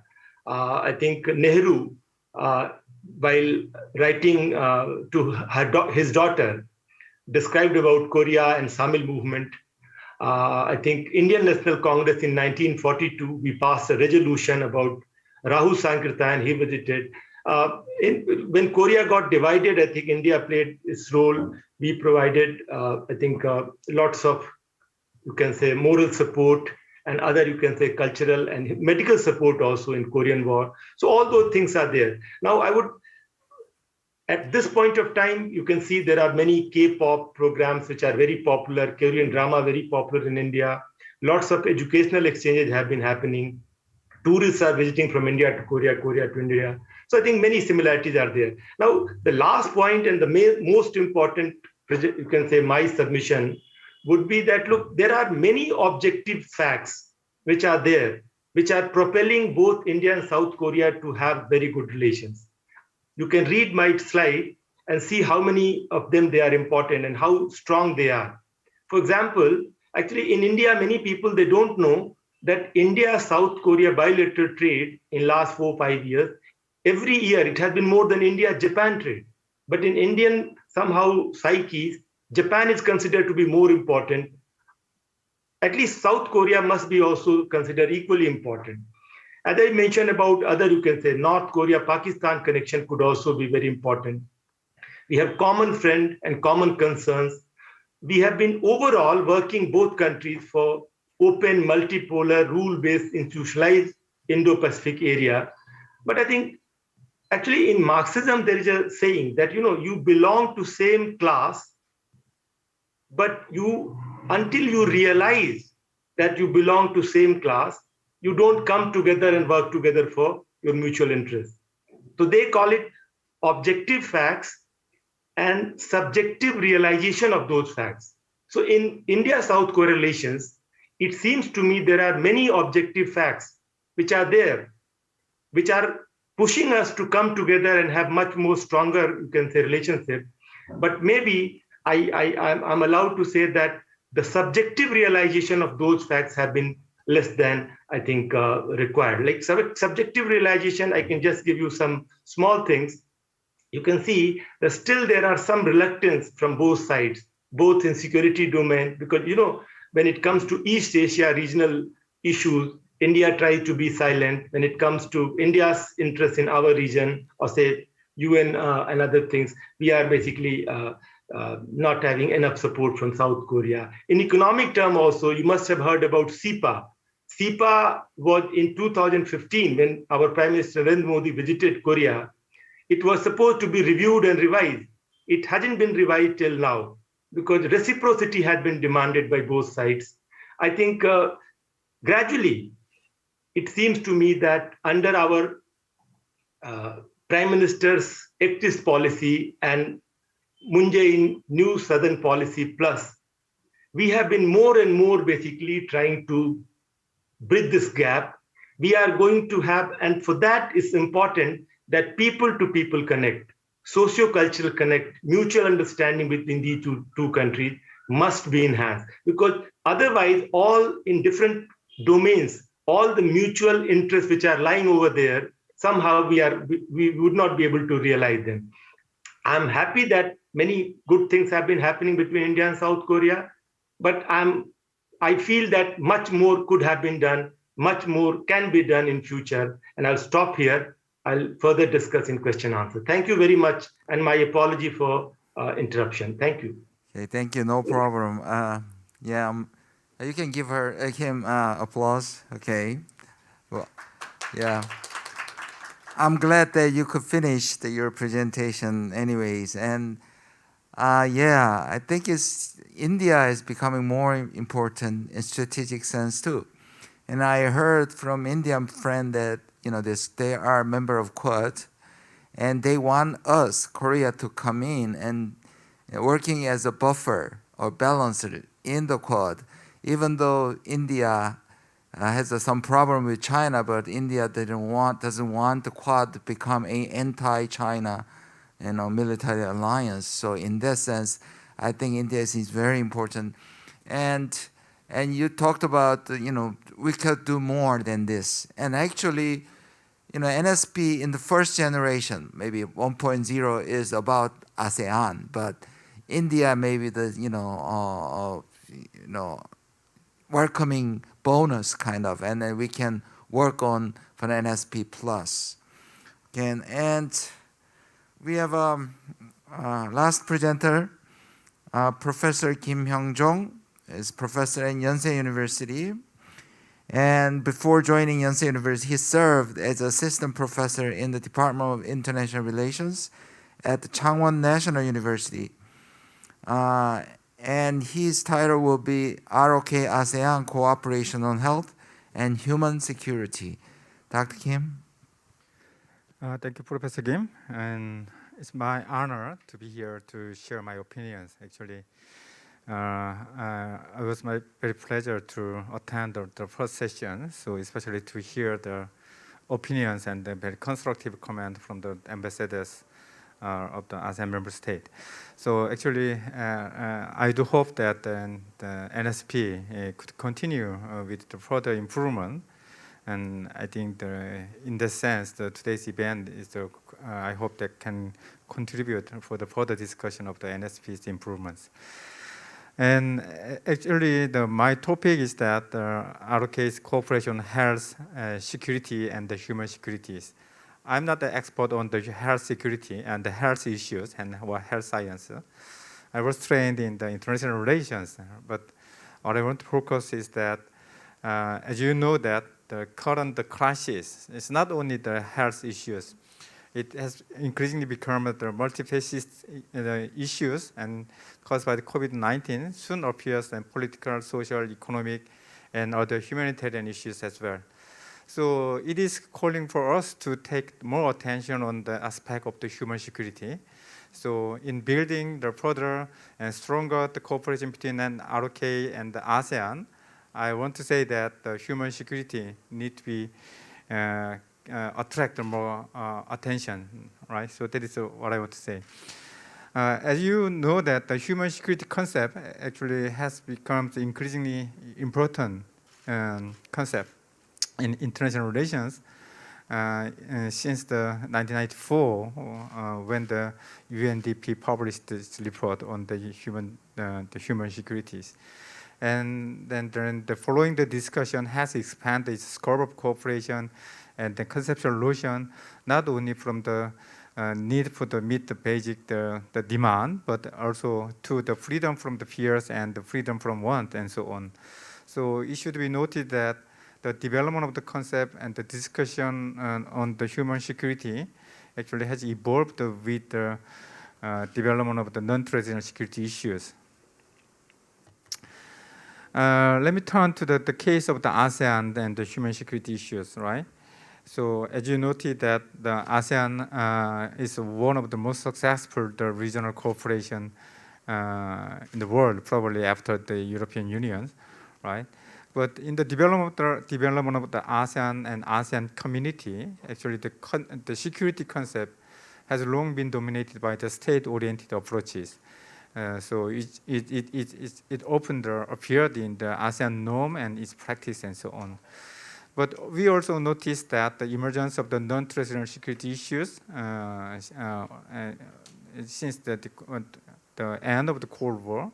So ASEAN has to respond to those various challenges in the region, especially it appears as a cross-sectoral, cross-national issues. So you can say that generally the notion of the human security has long been absent in the official document, even in ASEAN, right? But it doesn't necessarily mean that there's no consideration for the element of the human security. So actually we can trace back that their consideration based on the element of the human security, actually back to the 1997, when they had a summit in Kuala Lumpur. They adopted ASEAN Vision 2020. So it declared that ASEAN could be a caring society, and also it has mentioned that ASEAN need to provide the equitable access to opportunity for total human development, regardless of the gender, race, religion, language, or social and cultural background, and so on. Some of the notions also included in that ASEAN Vision 2020. And actually, those elements and the things are generally incorporated in the discussion and development of the concept of the human security in general. Right, so here is some other evidence and then trajectories, the footprints of the ASEAN toward the human security concept and so on. So especially the ASEAN envisioned itself to be an ASEAN community by adopting the ASEAN Community Vision 2025. So according to this, the vision, and then in the field of the ASEAN political security community, so it has inscribed that ASEAN will be an inclusive and a responsive community that ensure our people enjoy human rights and the fundamental freedoms, as well as the thrive in just, democratic, and harmonious and sensitive environment in accordance with the principle of the democratic governance and rule of law and so on. And not only in the field of the political security, also unlike that, the conventional wisdom, actually the many elements, the major elements are involved in the field of the ASEAN socio-cultural community rather than political security. So you can see that many issues and elements of the human security are mentioned as a major goal of the ASEAN socio-cultural community, especially the women, children, youth, and then labor and environments, and so on. So that is what they have worked on, that human securities. And like the other part of the East Asian cooperation, actually the cooperational mechanism has evolved from what ASEAN has tried to do, or what ASEAN has developed, so on. So in the notion of the human security also has paved the way for the discussion in the area of the ASEAN +3 or the related cooperational mechanism in East Asia, right? But we can notice that actually simply there's no single use of the terminology of the human security in official document in ASEAN +3. But not surprisingly, like the ASEAN's development we just observed, there's some element we can find that which can relate to that the element of the human security. So, for example, the non-traditional security issues has been the core area of the cooperation among the ASEAN Plus 3 countries, including terrorism and maritime securities and other transnational crimes and health security and so on, right? Even before the COVID-19, so there's been the call for the close cooperation on health issues and so on. I may skip here, right? And so also there are some the increasing the notion on the human security, though it was not appeared on the official document, but once they organized the ASEAN Plus 3 Human Security Symposium on Women and the Poverty Eradication, I think that is the only case, only the official event which carried the word of the human security among the ASEAN Plus 3 the corporations and so on. But we could not ignore that ASEAN Plus 3's contribution, especially provide a close link between the ASEAN and Korea, so which embraced the various issues, right? So like the food securities and environmental issues and poverty and education and so on. So here we see that there's no the concrete and specifically designated institutional body for the human security, but we can generally link that element of the human security. You can see that those areas are the health and then food securities and energies and then environmental issues like the transboundary haze and so on, and within the ASEAN and ASEAN Plus 3 and so on, right? Yeah, that's the thing. So let me turn to the issues of the COVID-19. So actually what I observe is that COVID-19 actually is kind of the great challenge for us, and the crisis with the great level of the complexity, as I mentioned. But not only as a challenges, but I think it could provide a kind of the opportunity to improve our cooperation, and especially it can lead us to pay attention on the human security, right? So actually, as you know that while we experiencing and suffering from the COVID-19, but actually the negative impact of the COVID-19 on the people not evenly distributed. So especially those people are under the vulnerable circumstances are badly affected and hit by this COVID-19. So it should be seen as a very complexity of the human security crisis and so on. So as you can see that there's the higher the portion, quite the major, the many people in Southeast Asia employed in the informal sectors and who are badly affected by the COVID-19 caused economic crisis. And also in terms of the economic impact, actually there are nearly the 30 million equivalent number of the full-time employees lost their jobs so far. That is estimated. And also you can see that nearly the half of the employees in the region are subject to be affected by the COVID-19 for the various reasons. And also, as I mentioned that the women are among the vulnerable groups and of highly affected sectors, the women are consist of the nearly half of the employment, so who are also relatively vulnerable to the negative impact from the COVID-19. And in responding the COVID-19, actually the ASEAN has appeared to pay attention more on the human security. So while they adopted and then introduced the ASEAN Comprehensive Recovery frameworks, and they, I think, they put the priority on the component of the human security. So I think it is the time the ASEAN very actively move toward realizing and then paying attention on the human securities. And it also need to be noted that the ASEAN, even though prior to the COVID-19, so they had a meeting and then the discussion on the vaccine securities and so on. So it shows that the health issues should be considered and not only as a single health problem that is the very related or the part of the areas which should be seen as the human security.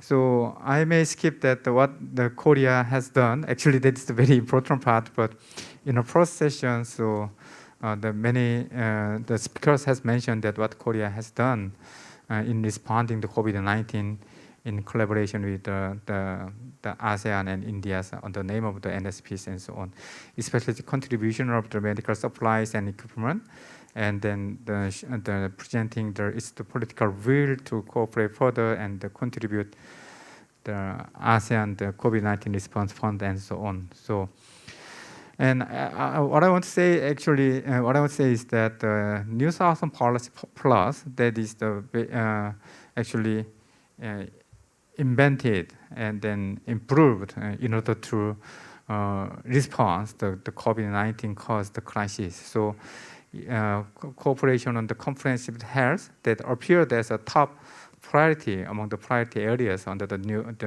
New Southern Policy Plus. But here we see that still we cannot see that the human security notion. So still it safely mentioned that non-traditional security issues. So that is the I think the mismatch. So between what ASEAN try to do while they actively adopt the concept of the human security, but I think the NSP Plus, although it is embraced those elements of the human security, but still it seems that it is still the hesitate to adopt the human securities actively. So my simple conclusion is that the NSP and the Plus and the further and the future cooperation between ROK and ASEAN, especially amid and aftermath of the COVID-19 caused the very complex crisis, it should be seen as the human security crisis.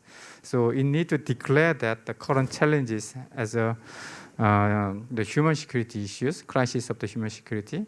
So I'd like to suggest that it needs to intensify the effort to enhance the educate finance to mitigate the health, economic, social, political securities, and so on.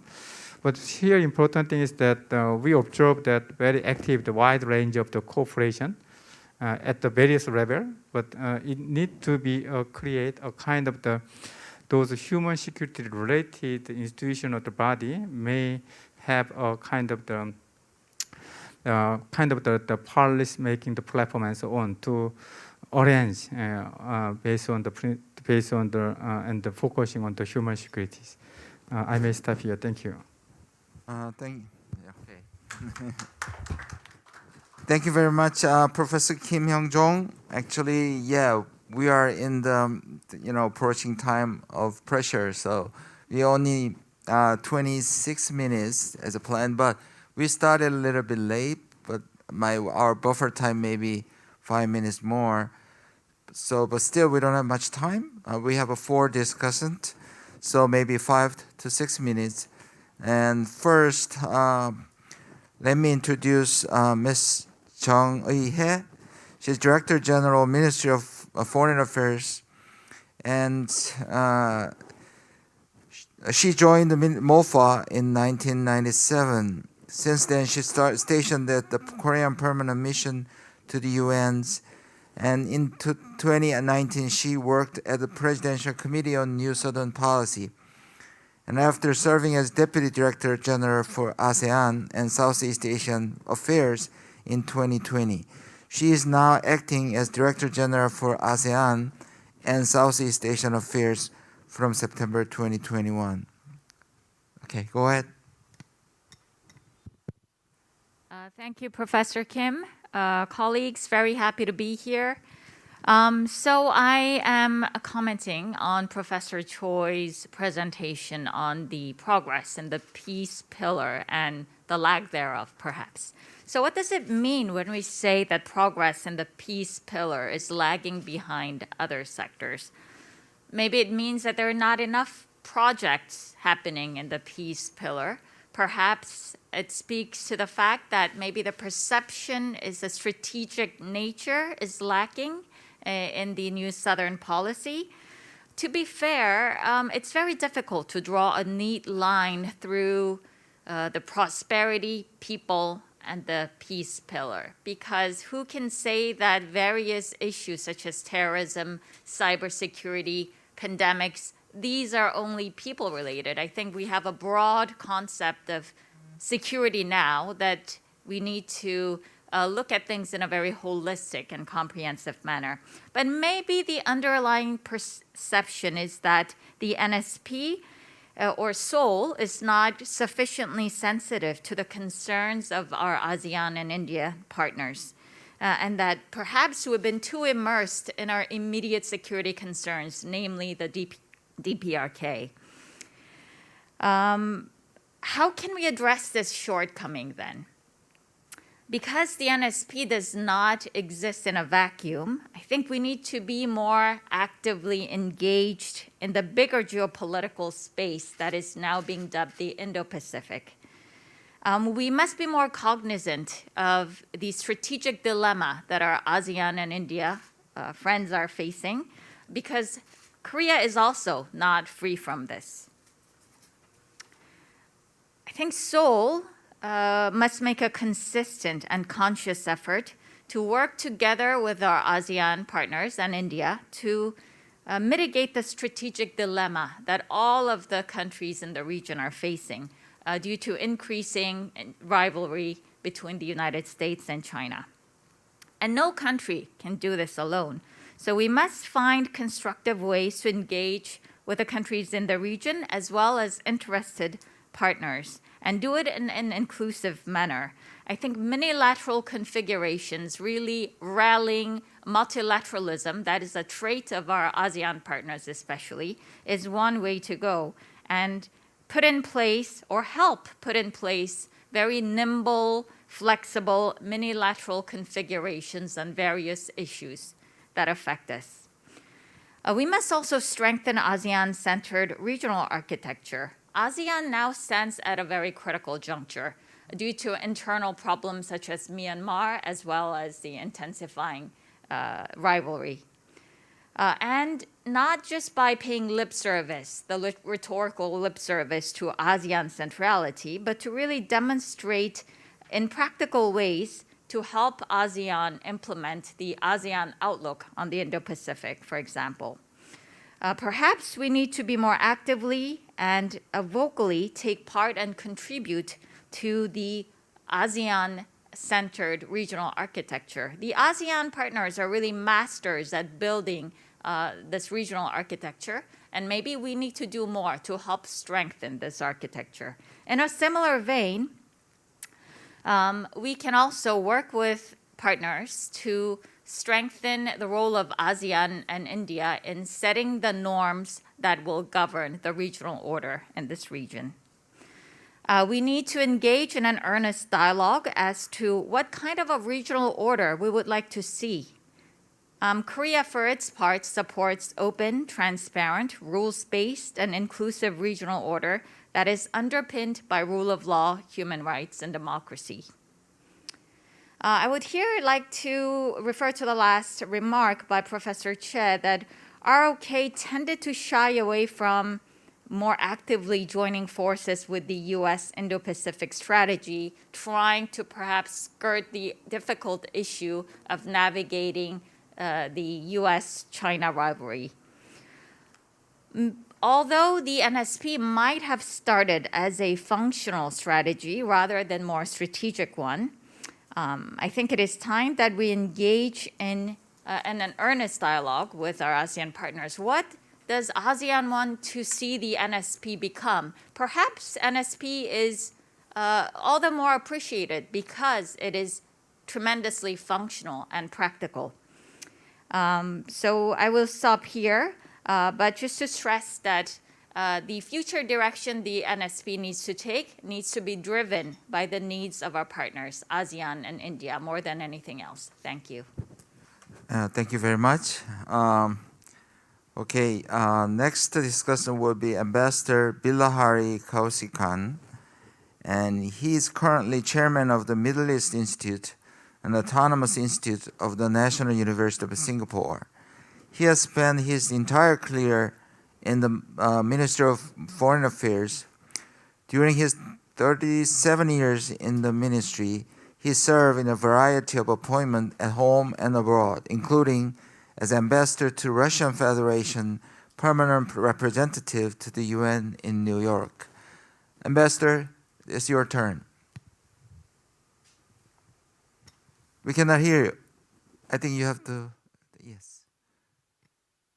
Thank you very much for inviting me to participate in this conference. I will try to be very brief because I think we need some time for discussions and questions.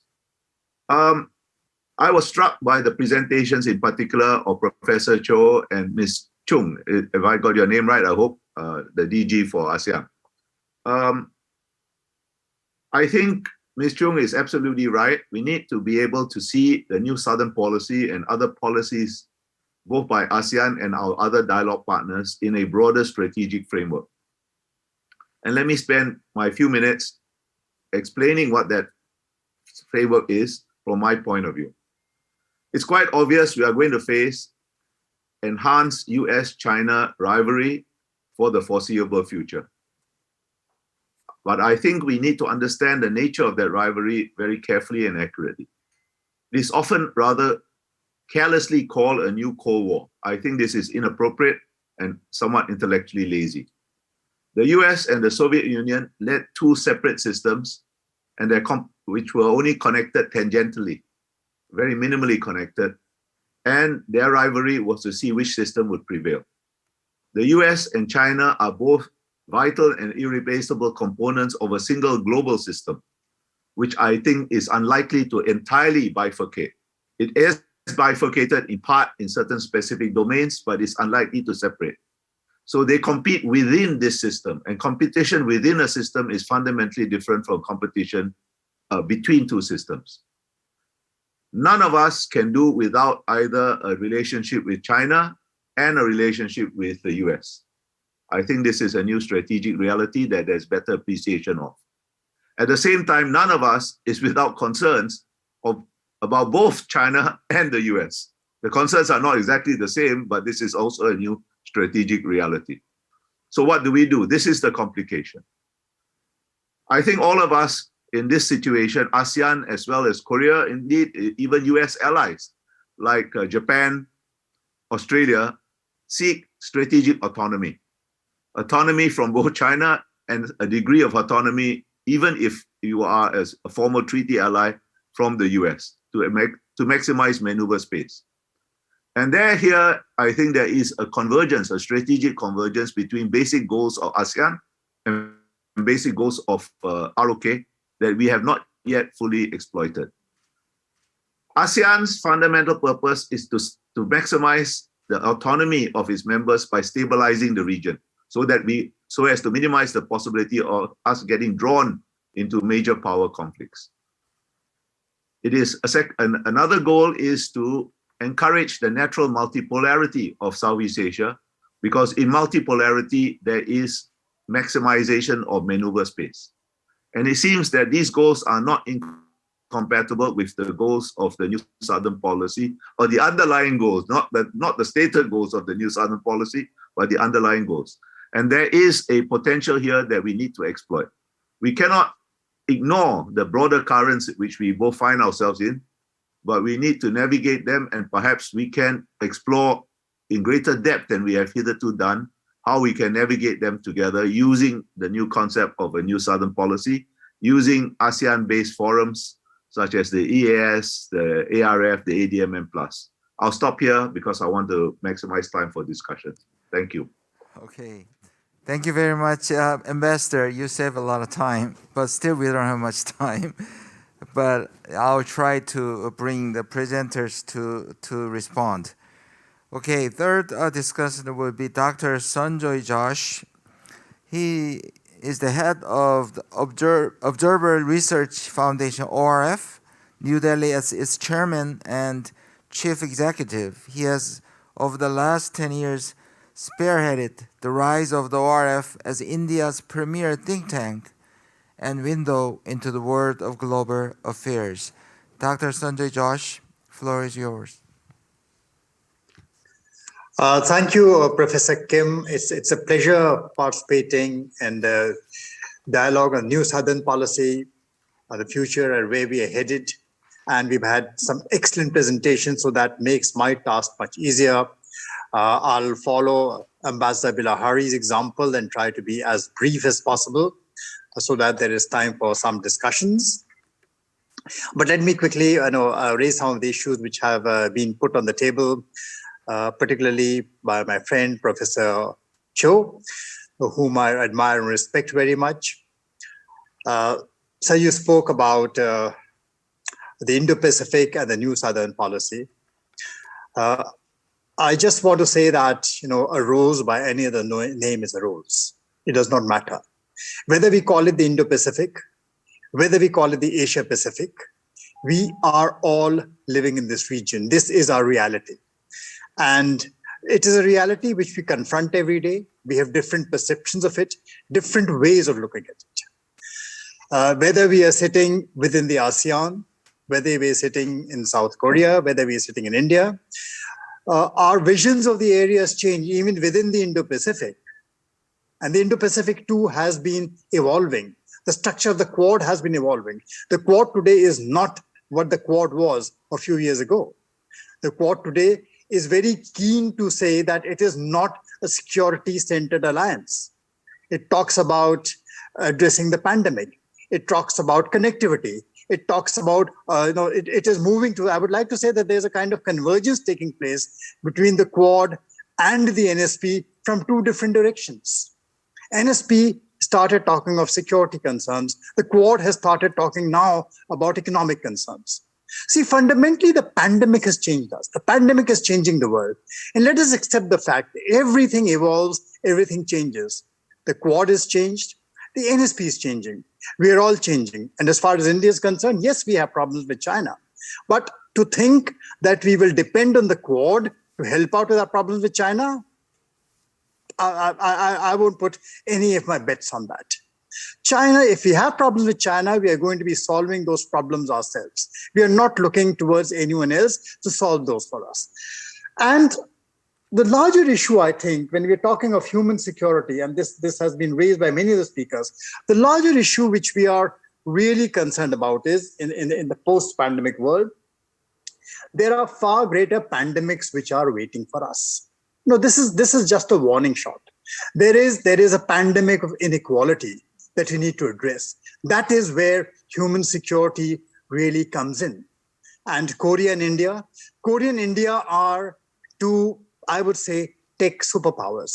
We are located in technology. And the pandemic has suddenly changed perceptions of what technology can do, both its limitations as well as its strengths. So a lot of things have been happening in India, a lot of things which, if I have time later, I'll respond to it, where India and Korea can today come together. It's the prospects in India have been changing in the last 1 year. The pandemic has changed things in a way that, today the common refrain in India is that it is raining unicorns. Companies, startups, whose valuations cross over 1 billion.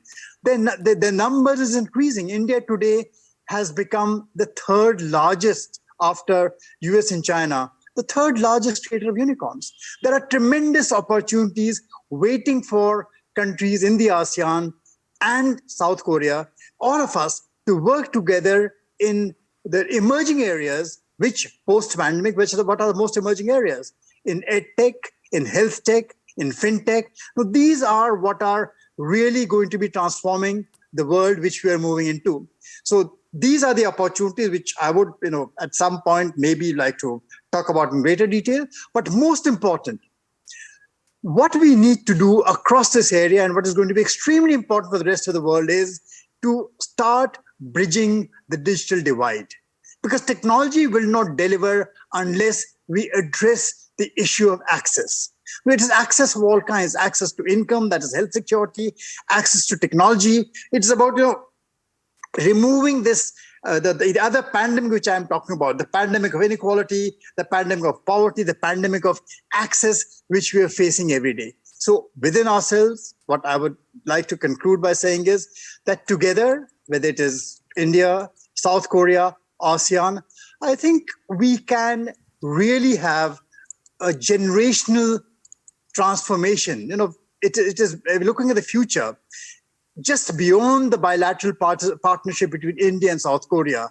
We talk about what we can in concert with ASEAN do to create an economic partnership that can fundamentally transform whatever you call this, the Indo-Pacific, the Asia-Pacific.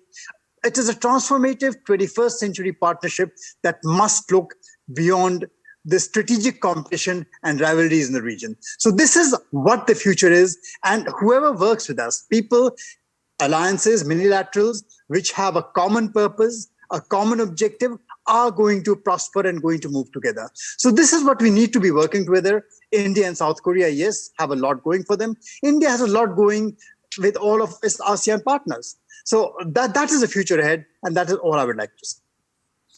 Okay, thank you very much, Dr. Sanjoy Josh. And then the last not the least, Dr. Choi Kyung-hee, professor at Seoul National University Asia Center. And she is also planning director of the Korean Association of International Studies and research director, Korea Association of Southeast Asian Studies. You waited such a long time. It's yours. Okay, go ahead. 네, 저는 한국어로 준비했습니다. Yes, I will speak in Korean because we have great interpreters. I think it will be better that I speak in Korean. 오늘 제가 이렇게 오게 된 배경에는 So, what brought me here is this.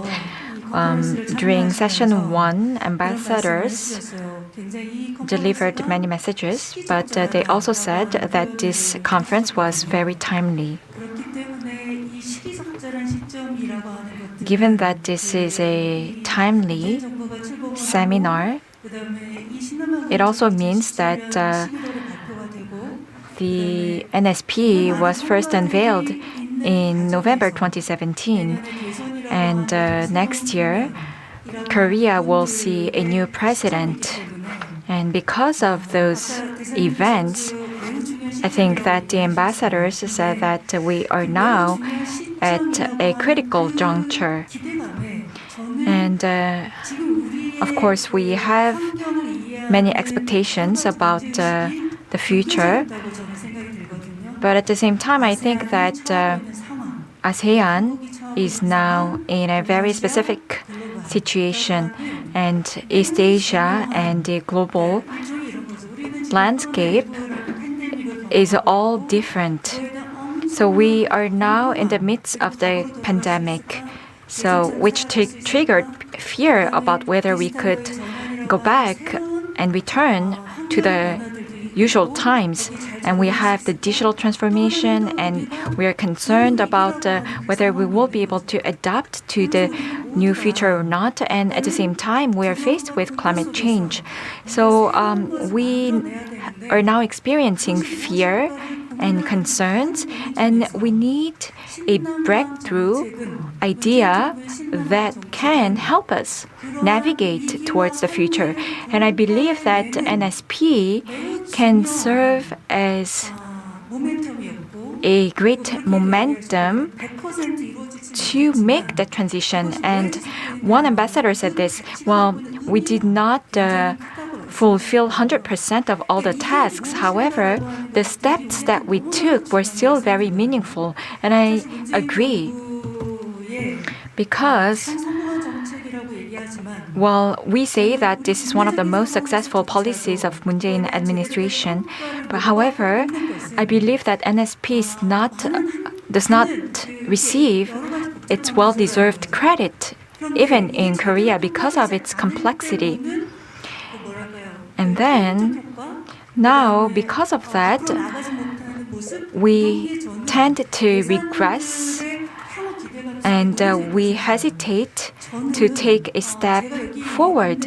And I could see that hesitation. So, of course, we need to revisit the achievements and the significance of the progress. However, I believe that we need to convince the people, both at home and abroad, about the achievements. One of the ambassadors said that to continue with NSP, we need the consensus of the Korean public. At the same time, we need to get the consensus of the opposition party as well. And I believe that the biggest achievement of NSP was this. Other presenters said this, but given the conflict between the two major powers, given the strategic struggle between the two countries, at least NSP has been creating the effect of public goods. And that serves as a great opportunity.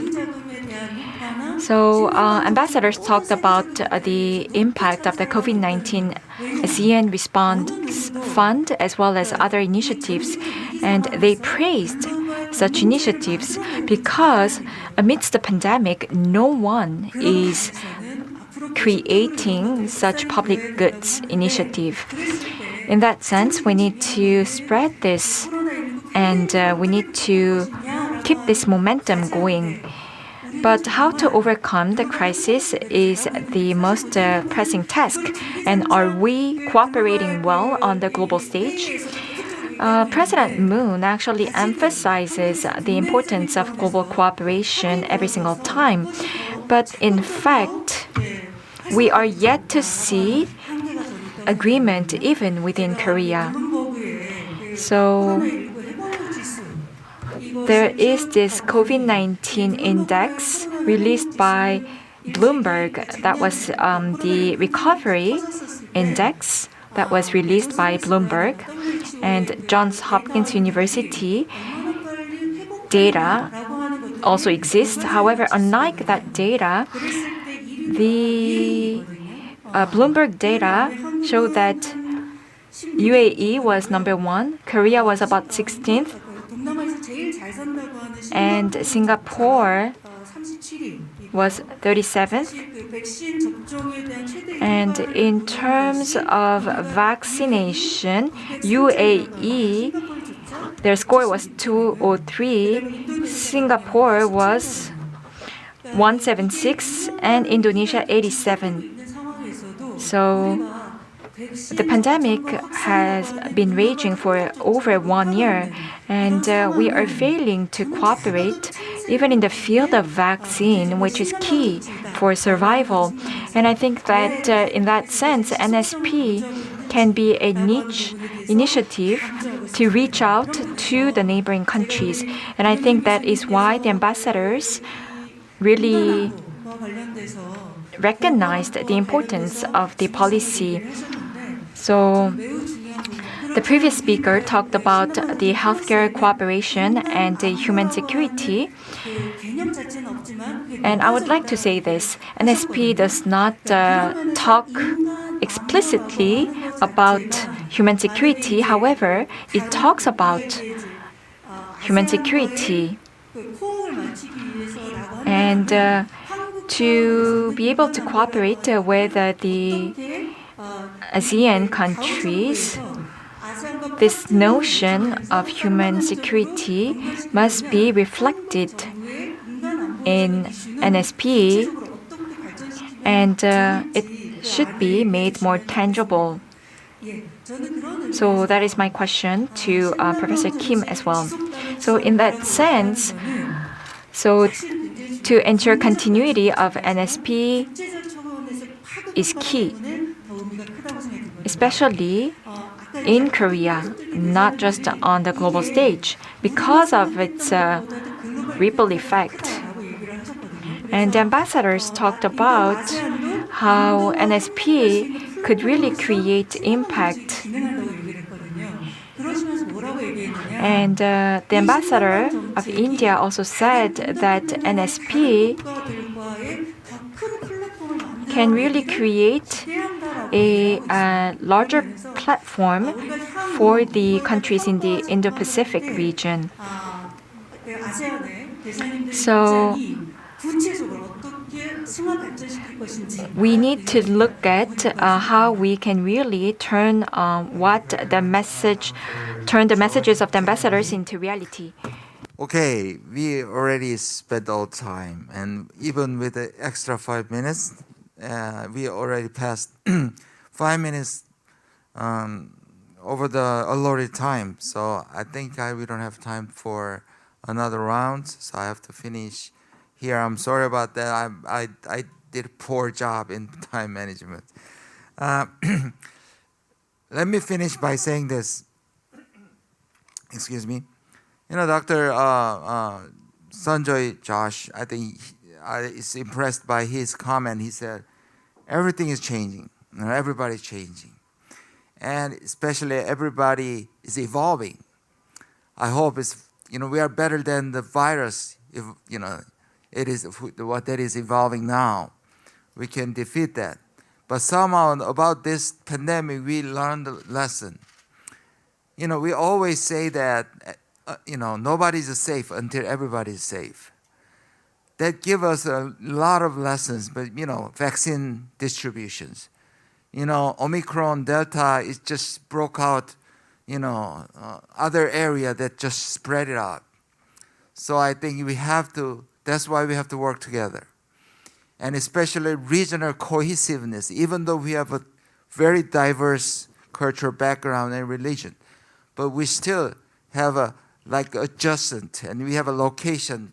We have a experience to work together. So I think it's New Southern Policy in that sense a good tool. With the other countries' regional vision, we can work together. Thank you very much. Sharing your valuable time, and thank you for the excellent presentation and discussion, and thank you for your patience. Thank you very much. Thank you very much, moderator, for the wonderful job. I know it is always not easy to focus on our lunch, but thank you very much for your participation. And please, we'll have a break for about 20 minutes, maybe less than 20 minutes. We'll start session 3 at 3:30. So that was very thought-provoking session. So we have much more in the session 3. I'll see you at 3:30. Please enjoy your break. Thank you.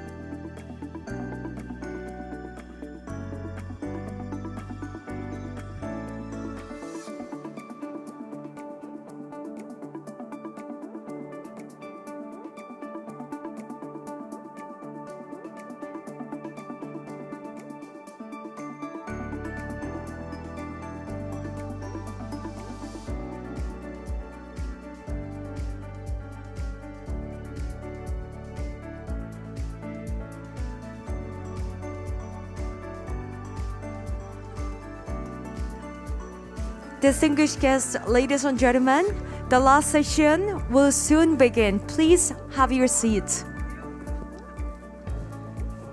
And also our moderator and speakers for the session 3 now come forward to the front and be seated. Thank you.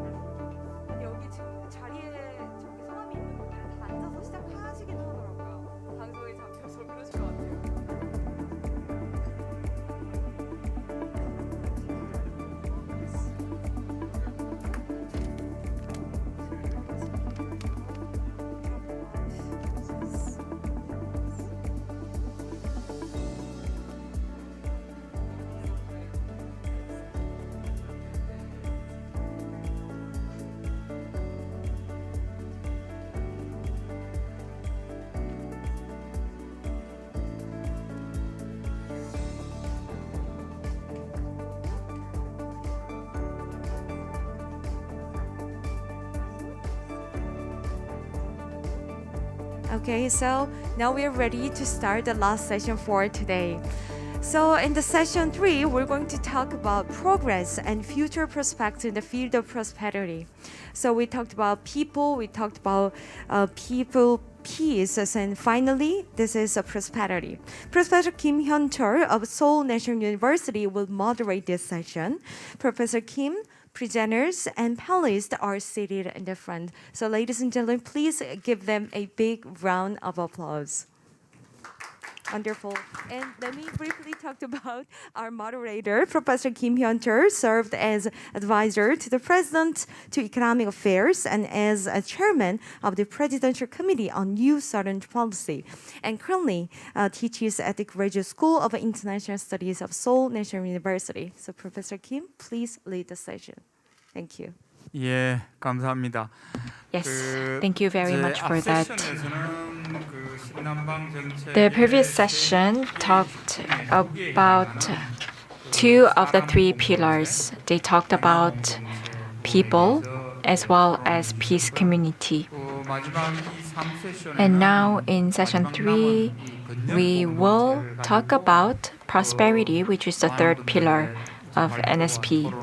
We will hear presentations and discussions about this pillar.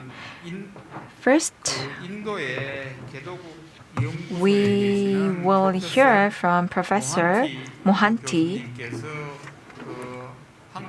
from Research and Information System for Developing Countries, and he will talk about the bilateral cooperation between Korea and India in trade and investment. And NSP is quite unique in that it designated India as a key partner for Korea. And I believe that is a very unique element of NSP. So Professor Mohanty, are you ready? The floor is yours. Yes, the floor is yours. Thank you, Professor Kim Hyun-chul.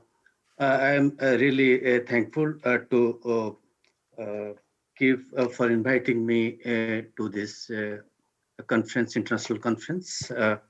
I will be speaking on the India-Korean economic relationship. Next, please. The very outset, I would like to say that India-Korea partnership is a role model for many developing countries. I'll come back to this point at a later stage, but definitely Korea is a natural partner of India. India and Korea have graduated very fast over the years. India is likely to be the 3rd largest economy. Of course, it was very adversely affected by the pandemic, but recovery has begun. In the first quarter, it grew more than 20%. In the second quarter, it is more than 8%. I think now the derailed economy is now back to the real form. Now, both the countries are in a very sound footing in terms of their bilateral trade relationship. I think we have to develop a new model that how would ensure a very long partnership in the next 50 years from now. As we know that trade and investment in both the countries are mostly technology intensive, and we should factor in while planning for the future. We have also to see that how best we can also engage externally in the multilateral forums and with different countries in the third countries, in Africa, in Latin America. So the opportunities are many. So now we have to really capitalize on the existing and the forthcoming opportunities for both the countries. And at the same time, to make our relationship more enduring, we have to also look at our mutual concerns that is existing. Next, please. Now, I just come back when the SEPA signed between India and Korea in 2009 and got implemented in 2010. At that point of time, we had trade deficit, but both the countries really engaged very strongly in each other's economy in trade. Both India's export and import from Korea was growing at the rate of more than 10%. But in the post SEPA period, import continued at the same pace, more or less, over 10%. But our exports declined. That has caused growing trade imbalance between both the countries. So now we have to look into that how we can really address this issue. Now, to just show that how it is diverging, one can see that export of India to Korea is more or less stagnant, but India's bilateral import from Korea has gone off very steeply. Therefore, there's very growing trade imbalance since 2010. Next. So now the importance of bilateral trade between India and Korea is that it is improving over the years, but it is growing. Trade is growing with a growing trade deficit. I think in each other's economy in Korea, India's rank was 8th as its import. India's Korea's export destination was 8th in 2009. It's improved to 6th in 2019. But in terms of Korea's import from India, it has diverged from 15 to 20 in 2019. So that's the situation. So now, what is happening because of the rising trade deficit? I think strongly India is feeling that the bilateral trade is not sustainable. I can see that in the early 2000, we signed several FTAs with Korea, Japan, Malaysia, Singapore, Sri Lanka, Bhutan, Nepal, with ASEAN, Thailand, of course, early harvest scheme. But the fact is that with the major partners like Singapore and Malaysia, it was somewhat manageable. But with Japan and Korea, it is really rising. And in case of Korea, it is less than 40% of our exports supporting our bilateral imports from Korea. Now, coming back to the kind of trade that we're making, it is mostly the intermediate that is really the major part of our imports and exports to Korea. Now, in intermediates, we find that it is growing very fast. I think 78% of our imports into 2020 is intermediate, and it is nearly more than 60% of our export is also in the intermediate. And in final goods, it is the capital goods. So this is very good momentum, but only thing is that in the parts and components, it is low. It is mostly semi-finished products where our trade is taking place. So in this setting, I would like to see that in the technology-intensive segments, I think India's trade with Korea is growing in all segments, whether it is low, medium, and high, and the bulk of it is in the medium and high tech sector. With the world, India's trade in low tech segment is declining, but not with Korea. So there is a high prospects that this kind of trade would continue, and our imports, it is 2/3 of our imports in the medium and high technology. So now, if you look at, first of all, that the bulk of our export in the parts and in the intermediate sector, and also technology sector is going, but in substantial set of products which are parts and components, but technology intensive. So that we have seen that more than 90% of our export to Korea is technology intensive parts and components, whereas it is slightly lower than 90%, which is technology intensive parts and components. Next, please.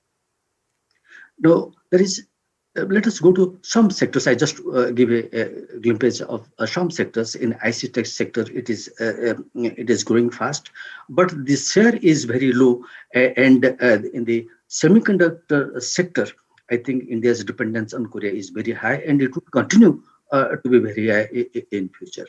So there is a need for some kind of collaboration between both the countries in areas like R&D development and others. Coming back to ICT sector, in certain sectors, one can see that India and Korea have got huge trade, particularly in sectors like communication equipments, electronic components.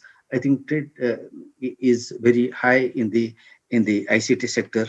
That also includes semiconductors. Coming to environmental sensitive technology, it is also a very high technology segment. I think both the countries are trading between them in certain sectors, like in cleanup, remediation of soil and water, and environmentally preferable products, and also to some extent renewable energy. These are the sectors which are quite, India is a bit competitive in these sectors, but in other sectors, one can see that Korea is competitive. Coming to the services sector, I think in many areas, both the countries are competitive. Though India has got a trade surplus with the rest of the world in the services sector, and Korea has got a trade deficit with the rest of the world. But in many areas, I think it is attractive for both the countries. In specific countries like India, telecommunication would be more competitive, and for Korea, it is construction. But in general, there are several areas where both the countries are competitive and can trade. So in investment, I think it is rising fast, but now it has come down substantially from Korea, and there is a slight surge from India. I think both of them are converging, that you can see in recent years, particularly in 2020. In blue economy, I think it is very important for both the countries that very priority sector, 4% of India's GDP and 3.3% of Korea's GDP contributing to this sector. We recently estimated the blue trade, a new concept, where both the countries have got huge stake globally, But at present, both the countries have got very little trade in this particular sector. Shipping sector is one where Korea is exceptionally competitive globally, and India has expanded its requirement in this sector, and I think there is a huge area of cooperation between both the countries. And just a very important thing that, as you know, that India has got very large industrial base, but for certain products in solar, in automobiles, telecommunications, steel, electronics, there are areas where India needs production of specific products. And that for that, India needs a collaboration. I think India is not aversive towards imports. It is very much necessary for exports. But if it is contributing or importing competitive product, India has got no problem. But India cannot really allow certain countries to be global monopolies. And in that case, India wanted to diversify certain sectors. India found that nearly 300 products at 6-digit HS, where $65 billion worth of imports can be diverted. Korea can also participate in this process, where nearly 130 products it can participate. It can have more market access in India. And that would worth around $350 million. So that is one advantage for. Now, coming back to the future possibilities, there is huge potential between both the countries, and that can, if it can be accessed, that would definitely reduce the trade imbalances between both the countries. Korea has got nearly $6 billion per annum trade potential. And India is just the double of that, and that can really help. Next, please. I think my last slide, that both the countries have got very sound macroeconomic fundamentals, high growth in trade amidst trade deficit. The most important aspect of our import is intermediates, and also mostly led by semi-finished sector. Import of India is mostly into medium and high technology sectors, where both the countries can cooperate, and there is some possibility of reduction of bilateral trade deficit if production base of some of the Korean firms can be shifted to India. That can help, and there is tremendous complementarities between both the countries in trade in services. Blue trade is one emerging sector which can be highlighted. There is a need for technological support for our Atmanirbhar program or self-reliance in the industrial manufacturing in India. India may need Korean help, particularly getting technology support. Some of this, I think both the countries should really prepare their investment and investment strategy to ensure that we are having a very strong policy for the next 50 years. Thank you. 예, 감사합니다. Thank you very much for their presentation. 인도 간의 Yes. 경제 협력은 The Republic of Korea and 한국에 있어서 India 새로운 어떤 need to cooperate on the economic front. 도전이었습니다만은 And of course 오늘 that was a 그 challenge to 모한티 Korea. 교수님께서는 However, as 참 Professor 좋은 Mohanty 말을 해주셨습니다. said, 그 it 한국과 also had 인도의 its 이런 bright 새로운 side. 파트너십은 So the new partnership between the two Koreas is exemplary, and they're natural partners. So the partnership came in very naturally. However, the trade imbalance and the trade gap are some of the elements that the two countries need to work on. However, the technology trade and ICT trade volume increase and environmental service trade increase are some of the bright sides.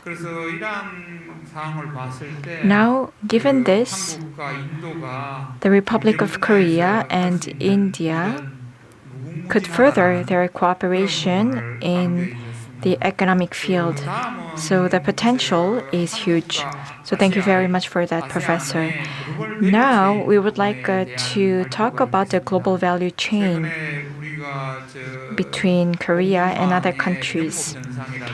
Now, we have seen bottlenecks in the supply chain, and we have also seen disruptions of the supply chain, and Korea is not alone in experiencing such difficulties.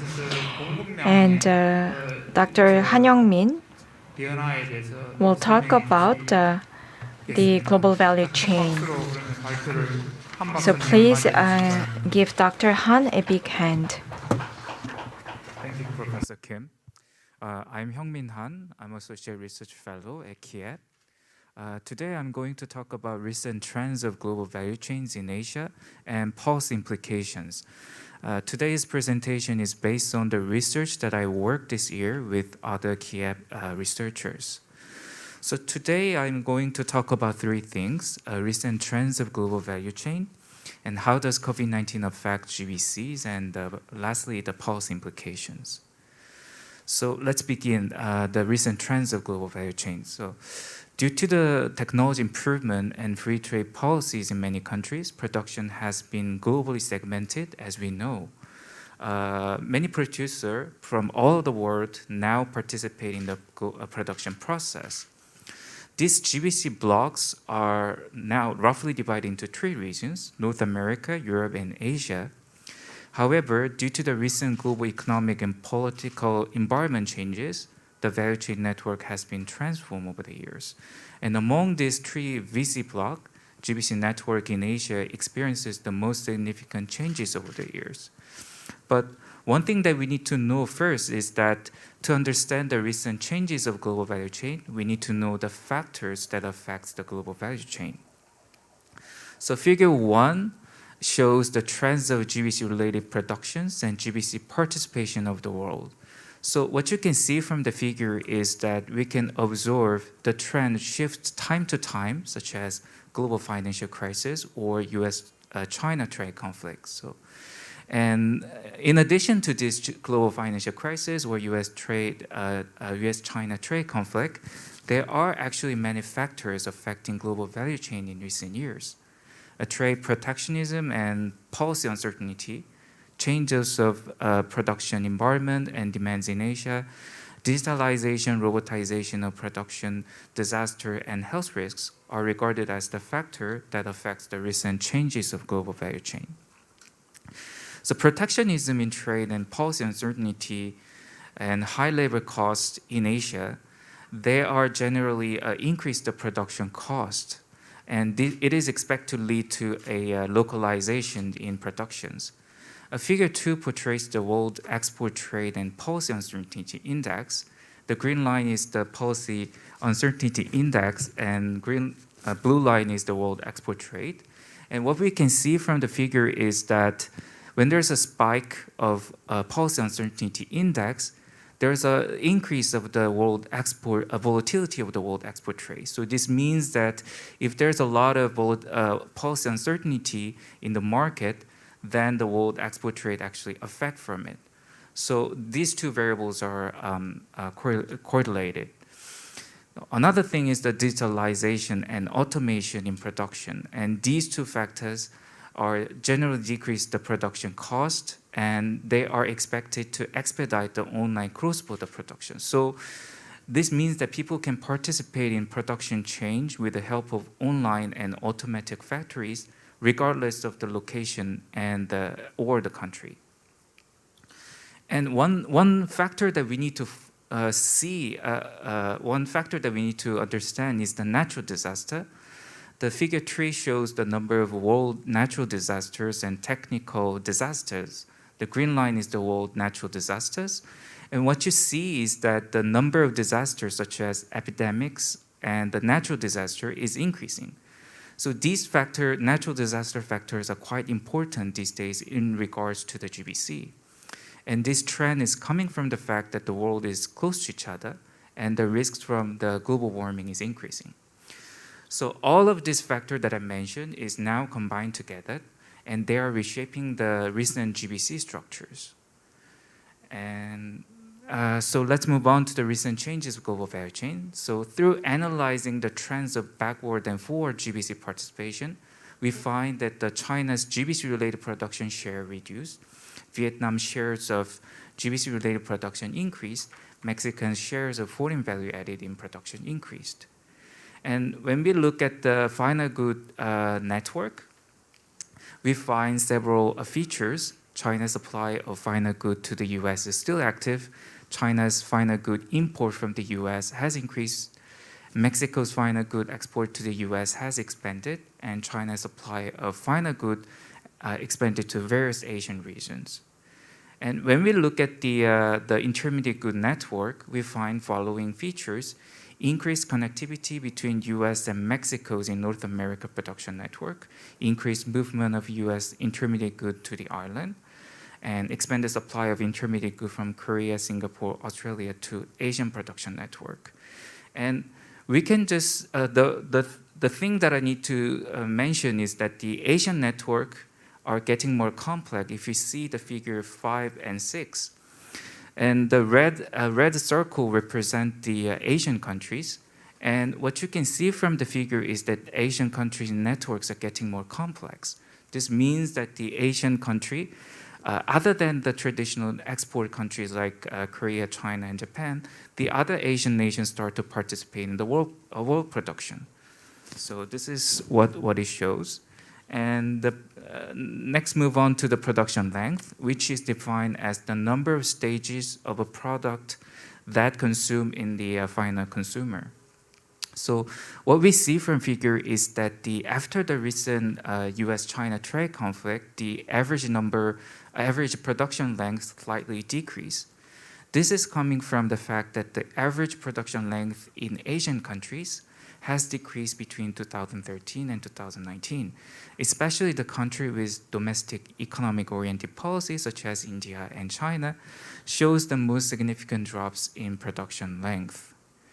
And when we focus on the Asian GBC network, we find two aspects to summarize the aspect of changes.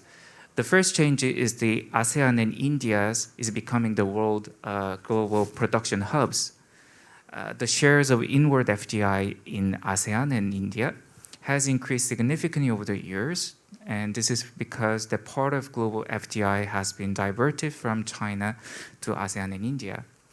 And as you can see from figure 8, production linkages between many exporting countries and ASEAN and India have enlarged over past years. And the second aspect is the localized production chains in Asia. And we observed that the volume of trade and investment between Asian countries has been significantly increased over the years, which indirectly implies that the Asian production network is more localized. And this changes you can see from the figure 9. And what's driving this trend is coming from the fact that the Korea, China, Japan are major supplier for productions in ASEAN and India. And figure 10 shows the shares of intermediate good export of major manufacturing countries with ASEAN and India.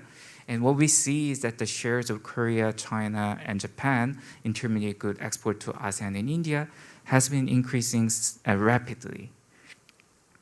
So all of this evidence shows that we can characterize the recent changes of global value chain. First, the role of Asia's in global production network has increased.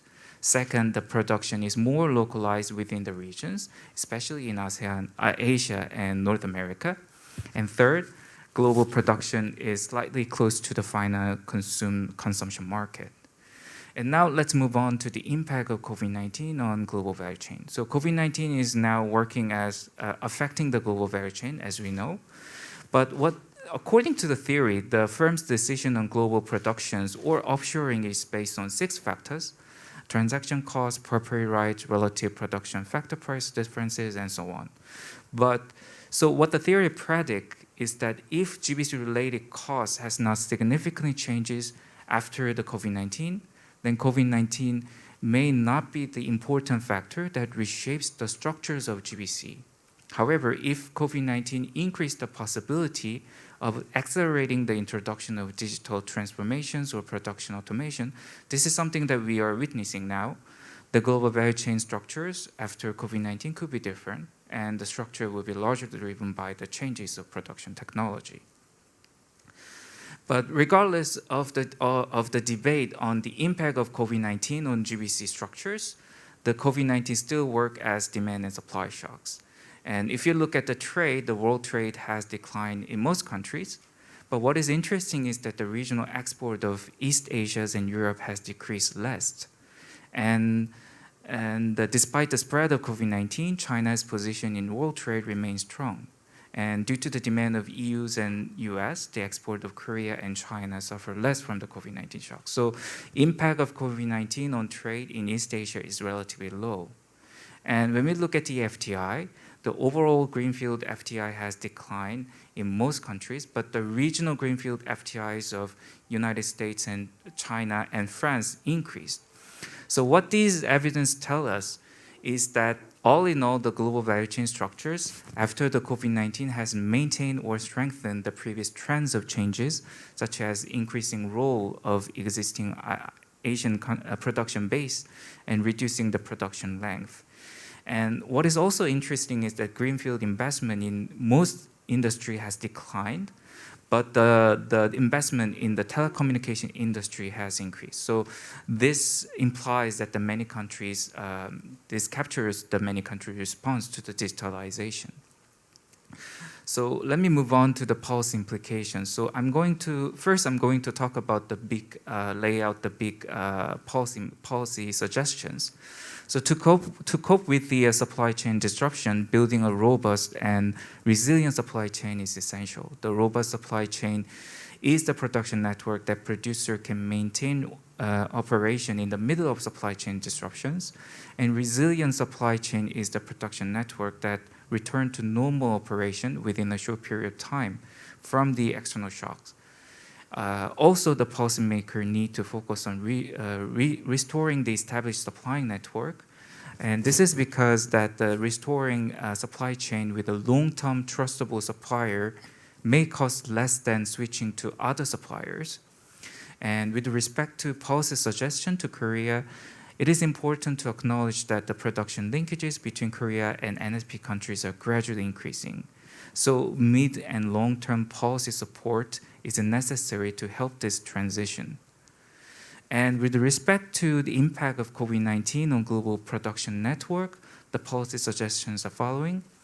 So first, we need to have a short-term policy response, which includes strengthening the international cooperation within the Asian region, such as maintaining trade openness and free trade movement. And also the long-term policy response towards green economy and digitalization of a production is essential. This is because introductions of green economy may increase the cost of production. So regional joint response towards this green economy and digitalization is important. The one issue is that there is a high chance that digitalization and green economy movement favors the developed countries and large firms. So I believe that it is important to have an inclusive policy towards developing countries and small medium enterprises. Thank you very much. 예, 감사합니다. Yes, thank you very much for the presentation, Dr. Han. You talked about the uncertainty in the global trade environment, and amidst that, Asian countries' participation in GVC has increased, and especially ASEAN and India have emerged as global production hubs. And ASEAN and India and Korea are now more connected than ever in terms of production. So thank you very much for the trend analysis. And based on that, we may face rising uncertainty going forward, but the resilient and solid supply chain network will be key, and green sectors and ICT should be some of the sectors that we invest in. At the same time, we will need to focus on SMEs. So Dr. Han talked about that. Now, we would like to hear more about the connectivity of infrastructure between Korea and ASEAN, as it has emerged as a key topic. Now, we would like to hear from Dr. Zen from ERIA, and we will hear about ASEAN ROC connectivity and cooperation. Dr. Zen, the floor is yours. Thank you very much for Korea Institute for International Economic Policy and event organizer for having me here in this wonderful international conference. I'm very grateful, and may I share my screen? Yeah. Okay. Yeah. Today I would like to discuss my thoughts on the connectivity between ASEAN and Korea and in its potential cooperation. ASEAN has its own terms of ASEAN connectivity, but beyond that, we could see that there are several sub areas that are potentially to become strategic cooperation areas in between ASEAN member states and also Korea. So the 7 initiatives in new NSP Plus share the similar interest with ASEAN connectivity, which also cover intra and extra ASEAN. And as an umbrella, ASEAN vision is to focus on the people-centered community, which is totally in line with the NSP that builds on 3 pillars on the people, prosperity, and peace.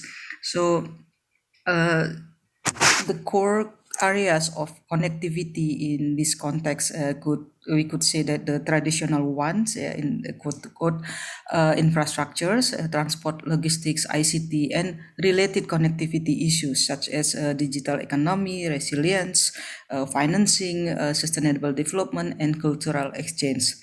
Now, the ASEAN connectivity in ASEAN has been manifested in the Master Plan of ASEAN Connectivity 2025. This is the second versions of this MPAC, the previous MPAC. The objective of this Master Plan is to have a solid regional connectivity based on 3 pillars: people to people, institutionals, and infrastructures. So as if we look at the progress, these some areas ASEAN have been achieving quite good progress, but other areas quite lack or struggling. So there are a lot of rooms for cooperations and also improvement in this ASEAN connectivity. Now, let me look a bit on the Korea's advantage to establish the long-term relation with ASEAN, Southeast Asian. First, that I think it's neutral, quote-unquote neutral positions. Korea is not a part of one of the fronts of global polarization, not part of the US-Japan allies or China and Russia also AUKUS. So with its advantages of being neutral, Korea have a good relations and could maintain a good relations with all ASEAN member states. And others that we know that Korea also has rich experience in transport and logistics systems, sustainable infrastructures, and regulatory excellence. Korea is also best integrated economies into global liner shipping networks. You could see here. and the comprehensive Korean regulatory reform, in early 2000 has been cited worldwide as strategic, radical, but successful reform. So a lot of Korea experience could be valuable lessons, to brought up to share with Koreans counterparts in ASEAN. And Korea is also the country with the highest ability in ICT adoption. Previously, other speakers already mentioned about many data on the trade, but I would like to highlight some of this. First, then, in the pandemic, January to September 2020, Korea trade with ASEAN roughly same size with the Korea total trade with the US, about 14%. Pre-pandemic, January to September 2009, Korea is one of the top export destinations from ASEAN countries to individual countries, together with China, US, and Japan.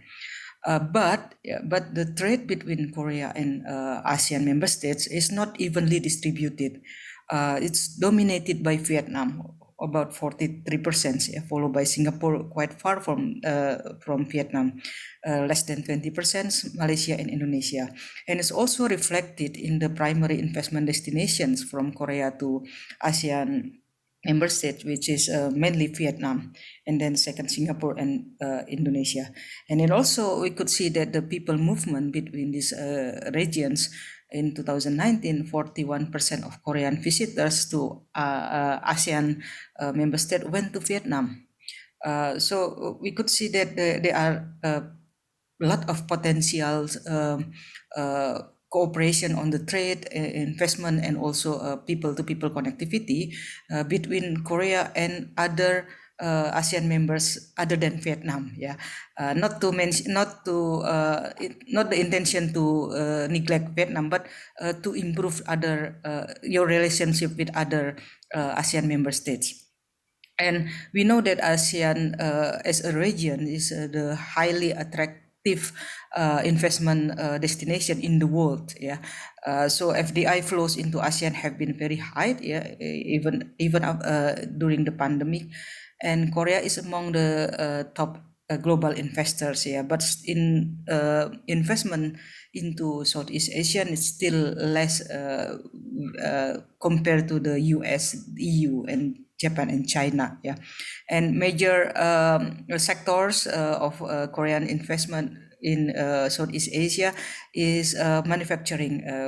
I think it's about 40%, and then wholesale and automotive repair and financial sector. So again, now we could see that there are a lot of potential sectors related to connectivity that you can take a look at.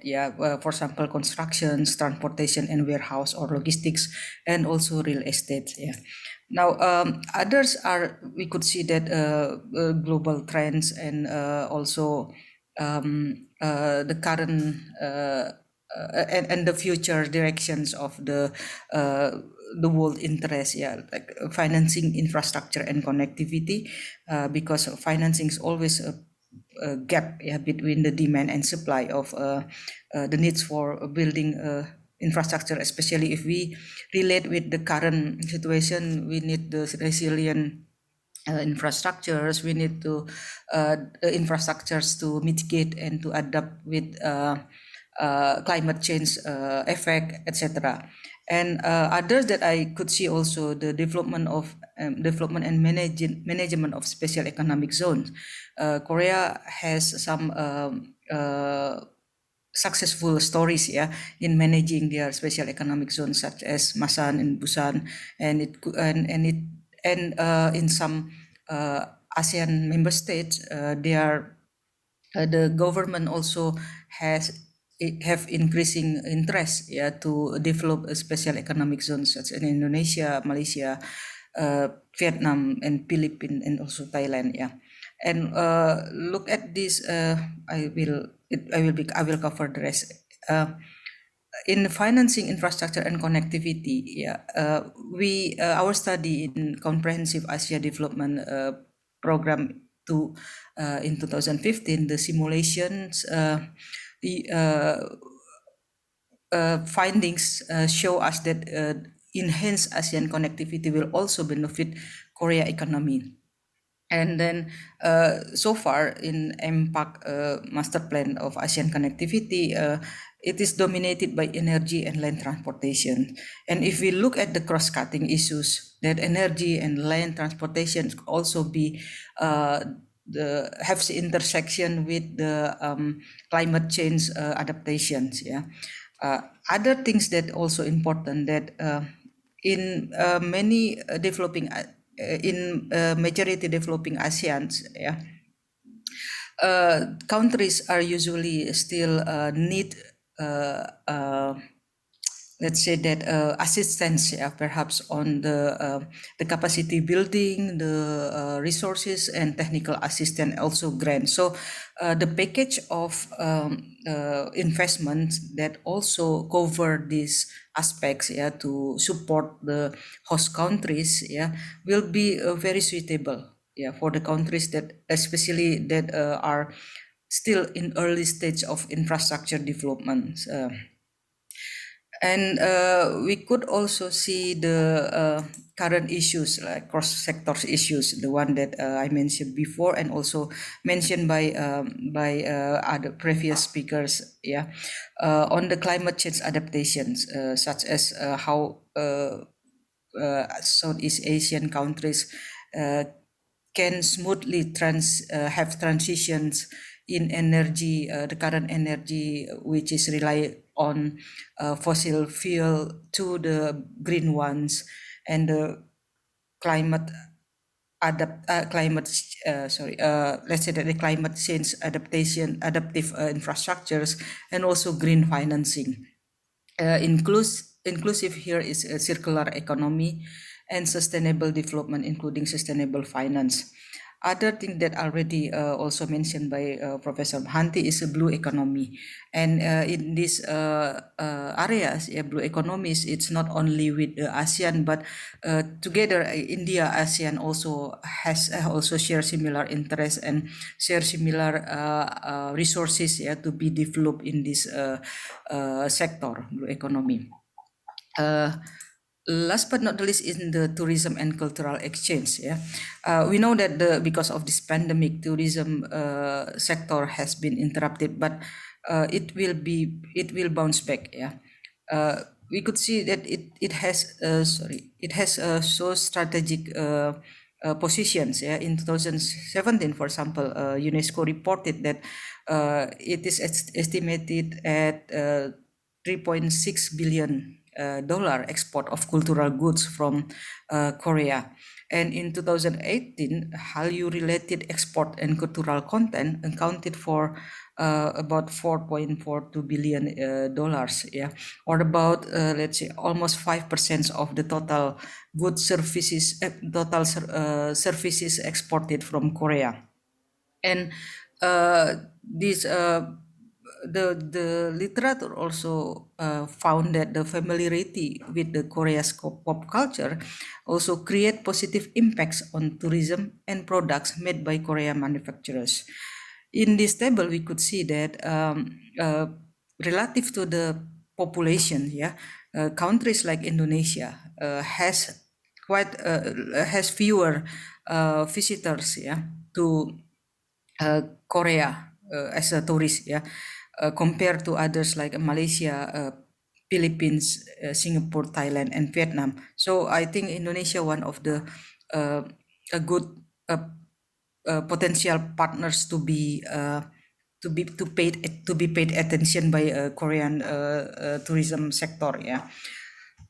And strategy for cooperations, yeah, again we look at the current and the dynamic global trends, yeah, and we could see that all the big countries, yeah, in G20, etc., are still competing to set the trend and strengthening their international influence. Yeah. Now, NSP Plus, yeah, could be utilized, yeah, to establish the more proven understanding and cooperations between ASEAN member state and Korea, and it must be in two ways. Yeah. So one, you attract more ASEAN, Southeast Asian people and economic activity towards Korea, and vice versa. So we would like to see the closer integration between ASEAN member states and Korea. So if we look at the bilateral ODA, yeah, Korea also provides significant ODA and investment. But if we look at the data, but I don't have here in the slides, we could see that financing is not yet significant. Yeah. The scheme of financing not that significant utilized by Korea in their ODA. While we know that because of the financing gap that is always happen in financing all the infrastructures or the needs, yeah, for the economic activities, many scholars and also leaders now looking at the combined schemes of financings, which we call it blended finance, yeah, which can be combined between the international development finance and private sectors. So now my suggestion is that ASEANs and Korean look at these potential schemes, yeah, to be working together to mobilizing resources, yeah, to finance this economic development, especially in connectivity infrastructures and in the context of like current trend, not current trend, inevitably conditions, yeah, such as climate change. Now the last slide is that we could see that the NSP ties is more on economic ground operations, and it is very comfortable, yeah, for ASEAN compared to political cooperation. So again, it has a very good. It has been touching essential issues, yeah, for both Korea and ASEAN member states.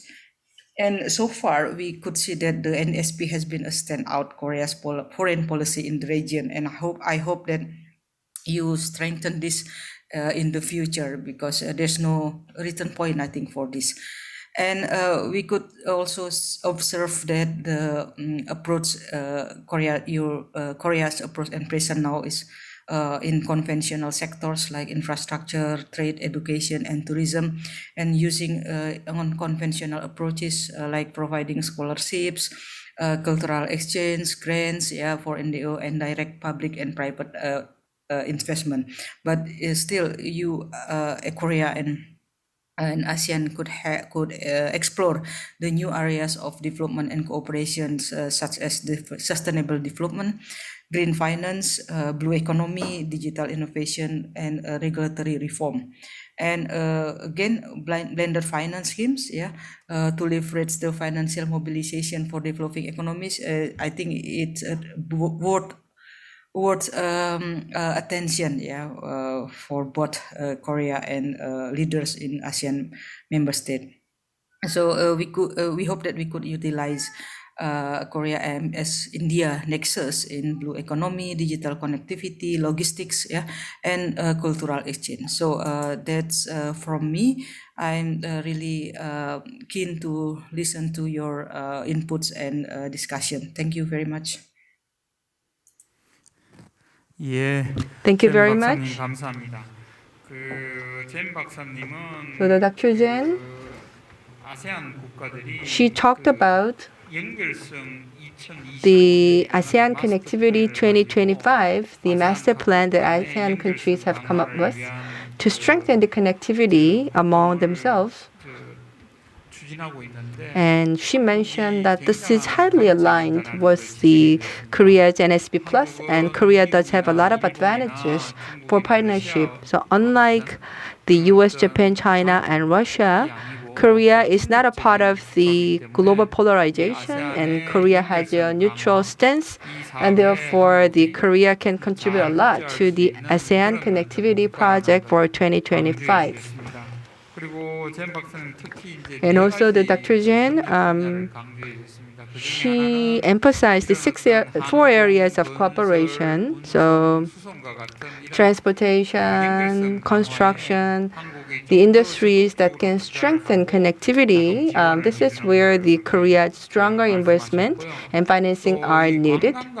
And also as for the tourism and the cultural exchanges, again, this could be a very important point for enhancing connectivity. So this is something that we have to pay heed to.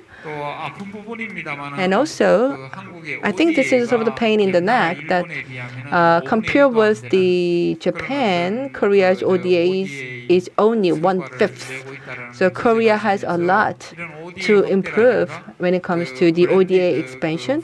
She also gave us an idea of utilizing new financing schemes such as blended financing in order to provide a more effective support for ASEAN countries. Moving on, we would like to invite the final speaker. So the Professor Lee Chung-yeol of Korea University, and he will be talking about the digital and fintech cooperation between Korea and the new southern countries.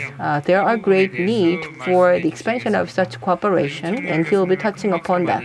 Why don't you give him a round of applause? Thank you for the introduction. I'd like to say something on the cooperation between ASEAN and Korea. ASEAN, India, and Korea in digital economy. In particular, I like to say on the fintech here. Actually, it's about 40 slides. I have only 15 to 20 minutes. I'm rather be hurried, so that I'm going to skip some of the slides. So first thing I like to say is the introduction. Then I will say the digital economy and fintech. And next, I will say what happened in the fintech in the developing countries, including ASEAN and India. Finally, I say the future cooperation of fintech and policy implications. So the digital technology has been changing the way of economic activity. We all know that, and we have experiences for past 20 years. But thing is that something's happened in 2020, which is called the pandemic crisis. It accelerated the changes of economy in using the digital technology. So the people recognize the importance of digital technology even more. In other words, with this digital technology, we may able to communicate with other people without contacting. At the same time, we can do many economic activities without contacting with other people, physically contacting here. But the happened thing is the very fortunate thing, one of the fortunate things for Korea is that Korea is very strong on the digital economy. Actually, we didn't expect these things for 10 or 15 years ago, but we continuously invested in terms of money and capacity building and other things for this digital economy. Finally, when the pandemic crisis happened, we can get the fruit, actually. Particularly, one of the important elements of fintech, so the digital economy is fintech, so which I have been studying more than 20 years is here. So digital economy is made by three sectors, which is called the e-businesses, e-commerce, fintech here. The e-business is the business, something that a company makes something, they do have a production activity here. E-commerce means that once something is made, then we have to sell and buy those things. It's related with the buyer and sellers. The fintech is a payment. At the same time, it also talking about the banking activity or stock activity or something like this.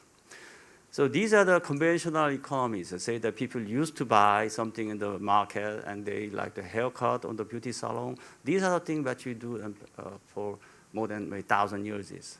And also we use the bank services for almost 200 years. That's a traditional way to have a businesses.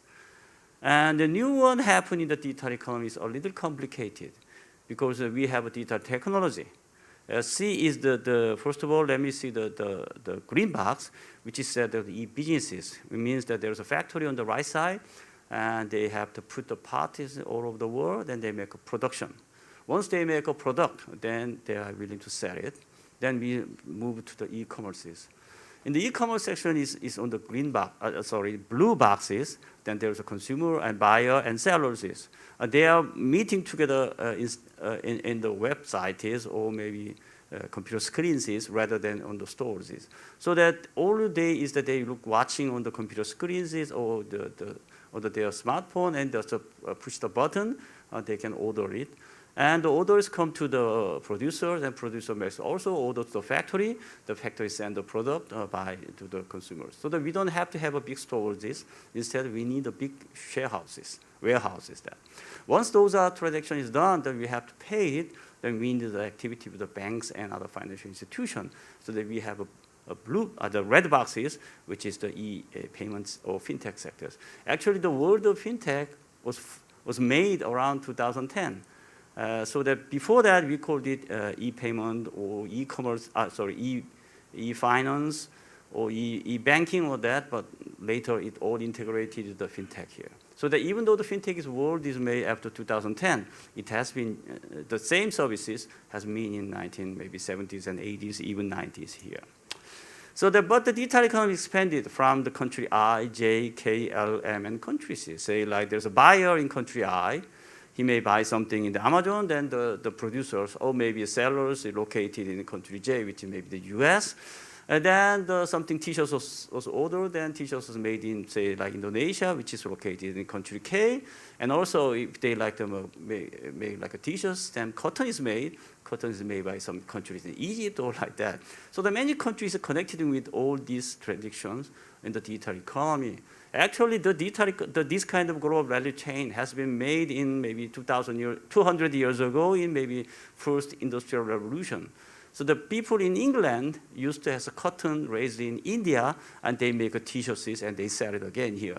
This happened 200 years ago. Now, with this digital technology, we can accelerate the global value chains more efficiently here. So that's the digital technology, but we like to have a digital technology. We have some kind of equipment. So we need to have infrastructures. You should have PCs. We should have connected with the devices. All these things should be equipped. That's the problem with digital technology here. If we all know that digital technology improves the productivity, but if you like to utilize the digital technology, we must have the equipment and also infrastructures is for that's a problem of the developing country to adapt to digital technology because it costs too much money on this. That was a big problem before the pandemic crisis. But after pandemic crisis, people recognize that even though the cost is very high, we must have those things so that digital technology has been improved so far. The developing country too here. So that there's a hardware requirement digital technology, which is very expensive before. Now we have a wireless technology. The cost of the hardware requirement is rapidly fall. So that is the advantage for the developing country to adapt this digital technology here. So let me move to the fintech here. Fintech is the financial technology. So newly developed financial services applying newly developed ICT technology. The newly means about after 2010. So it includes mobile technology, big data analysis, AI, and all these are included things. So the fintech, before that, we have to have a face-to-face banking. So that if you like to withdraw your money, you have to go to the bank, or at least you must go to the ATM machine. However, everything can be done by the internet banking and payment and using your mobile devices. So that you don't have to go to the bank branches, which means the number of bank branches has been decreased significantly for years. So these are the Jatujang market in Bangkok, which is the street market here. But all of them has a so-called QR payment. Not all, but most of them here. So that if you go there even in the street market, you can utilize the QR payment. And this is very important recent development, which is called open banking services. If you use open banking service, means which is in the one application, you can approach the many banks at the same time.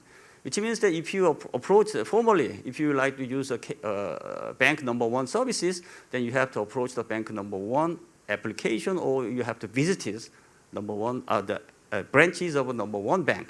However, once you have open banking services, most of the computer program on the banking website is bank application that centralizes.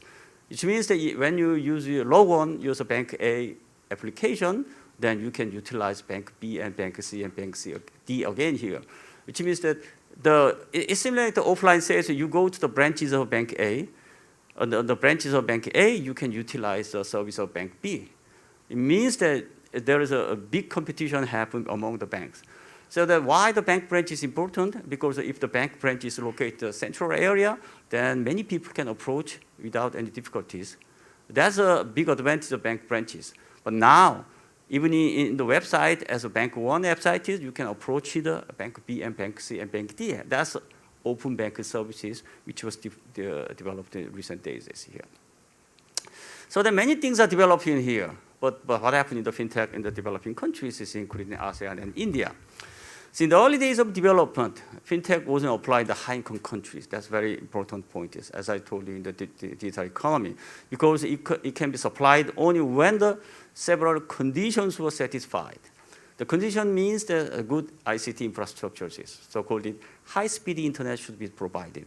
At the same time, user must have a PC or other mobile devices or anything like smartphone or like this. So that was a very, very important obstacle for developing countries to adapt it. But since 2015, something has been changed here.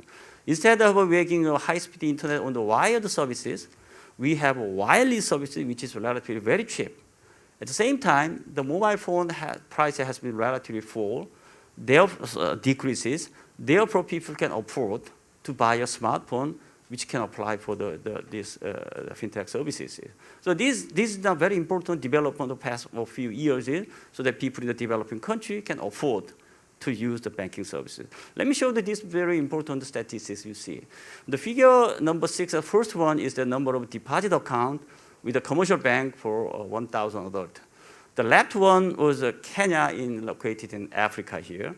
As you see, the blue one is a number of accounts for 1,000 in 2004. As you see, it has increased in Kenya from 2004 to 2018. It has increased more than 10 times this. But if you look at the third one, which is Indonesia, a third one is Vietnam cases, fourth one is Indonesia. As you see here, Indonesia has increases, but the number of bank deposit account increases. But if you see in the outstanding next studies, which is the number of commercial bank branches, I mean the physical branches, you see the Kenya cases, bank branches number is far less than that of Indonesia and that of Vietnam. The question is this: even though the number of bank branches in Indonesia and Vietnam is far higher than Kenya, number of deposit account in Kenya is far higher than Vietnam is in Indonesia. So what happened? What changed these structures of why the Kenya people have a bank deposit account more than Indonesian people, even though there's so few bank branches here? That was a secret for this. Okay, so that is the secret: is the number of registers mobile money account for the 1,000 adults. In Kenya cases, the mobile payment was introduced by the telephone company rather than bank. And also, at the time the telephone company provided these payment services, bank was strongly against. Because 1,000 years maybe 100 years bank has a monopoly power on the payment services. But on a certain day, telephone company, against for it, they decide to give it here. So that there has been a big debate to happen between telephone company and banking sectors. So the banking sector, the government is raised a hand on the side of the telephone sector. So the telephone company provide those services. So several years later, what happened? So not only people go to the mobile phone account, but also they open a bank account. The conclusion is this: the bank tried it several years and put so much money to raise the number of bank accounts in Kenya, but they failed it.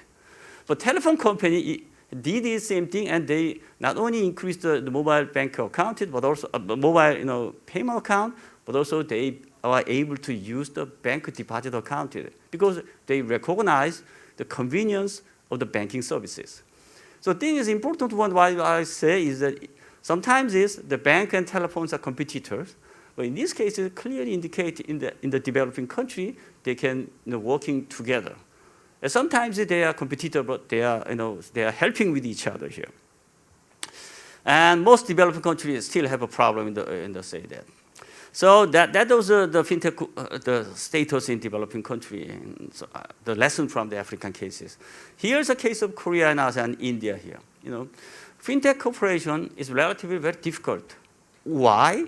There's so few people who study the fintech, in particular the cooperation of developing country.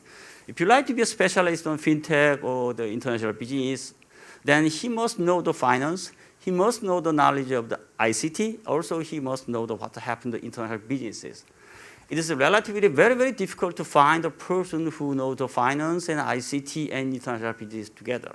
Therefore, all this fintech cooperation was relatively difficult, but it should be done with this cooperation with three groups of people. I mean, the group of finance people, group of ICT people, and group of international business people here. In the simple cases, Korean businessmen, local partners, make new businesses. Actually, they do. Many young people are doing the business, and they establish a new company, and they try to do in the fintech services. However, they have a very difficulty to have a business with a developing country like Indonesia, Malaysia, the Vietnam like this. So the Korea's technology and experience working with the local partners, marketing and business activity will bring things. But thing is that Korea's technology experience with very good, but they don't have experience with the local partner. Local means ASEAN or Indian people here. So the many Korean fintech companies are willing to do it, but unfortunately, it is not easy here. These are the survey that was done in the early of this year. So the Korea FinTech Center, is an institution who promote the fintech in Korea here. They ask a question. Questionnaire say that, are you willing to work with a foreign company or try to work with a foreign company? Large number of people willing to do it. Half of people willing to do it, and they are preferring for the 20%. And no willingness only 20%. So that almost 80% of people try to work with the people in ASEAN and India cases or the other developing country. At the same time, they ask which country which regions is more favorite one, and half of them choose the Asian countries, and also of course this is 60% of these Asian countries are ASEAN member countries here. So why they prefer in the North American country and Europe is 22%, it's high. That's because they have a very strong in technology, so that they can finance their project with the money with Europe and North America here. Okay, with these things, I can make some researches and analysis using the statistical data on those things and try to find which area is more good for each services. And our first thing I like to say, to have a business for the fintech to do, they have to have some kind of risk, political risk, development of financial industry, ICT infrastructure, market size, previously cooperation cases or competitiveness of the local competition. With this element, I put all these things, and the darkest one is the best one. The empty one is the lowest one here. In most cases, the best strong cases are ASEAN and North America and Europe. The reason why the North America and Europe is chosen is that it is the country has the best infrastructures. Therefore, it's a good place for the Korean company to show their technology and their experiences. So the second one is but in the developing country, the ASEAN is the number one is there. And also, I just analyzed what to do for them to do. Is that the first one is SE means services, TE means technology here. There are two ways to services. The service includes the payment and remittance services, banking services, non-banking services, and security services and insurance services. When I say the banking services, does not mean that Korean company make a bank. It means that the Korean company provides some software, some equipment for the banks. Okay, so it does not mean the Korean company like to open a new bank. It does not mean here. So in such case, as you can see here, the best country the Korea can do is somewhere most of the ASEAN member country and South Asia, which is NSP countries. So survey also, I do some interview with some businessmen who has been working with ASEAN and India for previous years in the banking sectors or ICT sectors.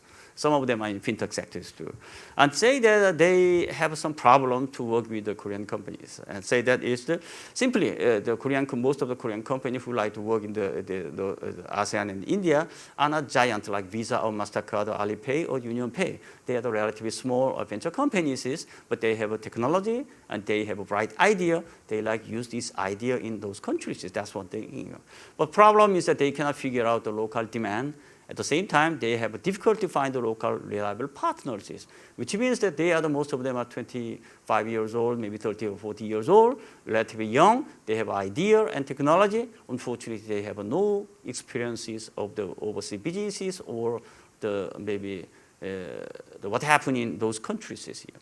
So they said it was not easy to understand different regulation of each countries, and local business customs and cultures are quite different from theirs, Korean cases, but how to take care of this thing. These are and also how to approach the regulatory agencies of each countries. And also there are several business risks on the international thing. Those are the problems of the Korean company has. Actually, those are not related with those ASEAN countries. So Korea is a relatively small country, so it cannot provide all the requirement, technology, and skill for the fintech companies, all this. So the policy the Korean government was made is from these things implication is this. Korean government tried to give a strong support for the company to work with the ASEAN and Indian partners, that thing. So that Korean company, there are so many problems and programs.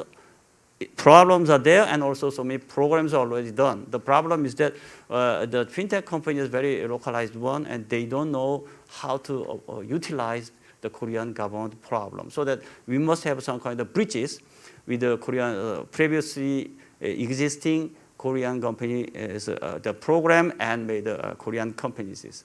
And also we have to make a program to help to localize the Korean services to ASEAN instead. And also they also complain on the ASEAN member countries that they do not have a good regulatory framework and structures. And the law and regulation on ICT, on banking sectors, on finance sector is not standardized. So each country have a different regulation, so it's very difficult to customize their services. So that ASEAN should have made some standard on the regulation, on the certain technology, on this banking or financial sectors, those are things. So if those things are satisfied, then there's plenty of room for the cooperation on the fintech sectors. Thank you very much. 예, 감사합니다. Yes, thank you very much, Professor. Yes, the internet mobile payment system is rising rapidly across ASEAN countries, which tells us that they can cooperate even further with Korea. And we have huge potential for cooperation. With that, we listened to 4 presentations, and we will now move on to the discussion. Now, this is one hub of ASEAN here in Korea. Now, we will hear from Professor Lee Sun-chul first from Busan Foreign Studies University. Yes, hello, everyone. My name is Lee Sun-chul. Thank you very much for arranging today's seminar. And hello, Professor Mohanty. We met last time, and you also gave us a great presentation. And I was quite impressed to hear your presentation. Thank you very much for your interest in Korea and the relationship between Korea and India. And last time, so what we thought was this. So I believe that now, yes, we have to cooperate, but we also have to engage in some sort of defense. So you talked about the trade and growing trade deficit, and also the need for cooperation, including service and trade, as well as the blue economy. And you gave us a very hopeful messages, at the same time frustrating message, I guess. So for the next 50 years, you said that we can build a strong business model that can last for the next 50 years down the road, and I completely agree with this. However, with this growing trade deficit, you also raised the question whether this trade can continue and be sustainable, and I completely agree with this. But I believe that we have to have better understanding about trade imbalance. Yes, I understand that Korea does have the trade surplus from the trade with India. But what we have to think about is that Korea's export to India is not that different from Korea's export to other countries. In other words, if Korea's global export grows, then the Korea's export to India also grows. So in fact, this export volume grow not just because of the relationship with India. Rather, I think it's just sort of the Korea's export trend. But the problem is more with the import. So the Korea's import from India declined significantly, and somehow it does not recover. And this is because India's export focuses only on certain products. But then Indian economy has grown, and therefore some of the products are no longer imported to Korea. And also, so India doesn't really produce the new engines of exports for Korea. And another issue that we are facing is that such trade imbalance exists not just with India, but also with China. So China's trade imbalance is even greater than the Korea-India trade. But China doesn't really make issue with this. This is because I believe that this is not really the issue of the deficit or the imbalance. Rather, it's a matter of the win-win partnership. In other words, whether there is any kind of synergistic effect. But so China does enjoy various kinds of synergistic effect, and that's why they remain silent, although the trade imbalance grows significantly. But for India, we don't really have such synergistic trade, and therefore, without finding such trade, we cannot really address this trade imbalance issue. And I think that India's rapid economic development will continue to exacerbate this issue. So Korea's import from India will continue to decline with the economic development of India. And therefore, the intermediate goods and the semi-finished goods, I think the trade should grow. But this is also where the changes happen in GVC. And Korea's large companies, they penetrate into Indian market, which leads to changes in GVC. So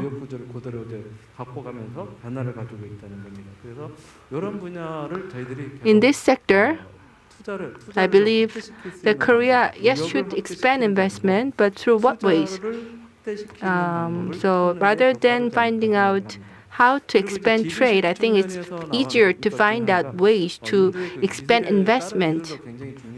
And also technology is important, and especially the standardized technologies.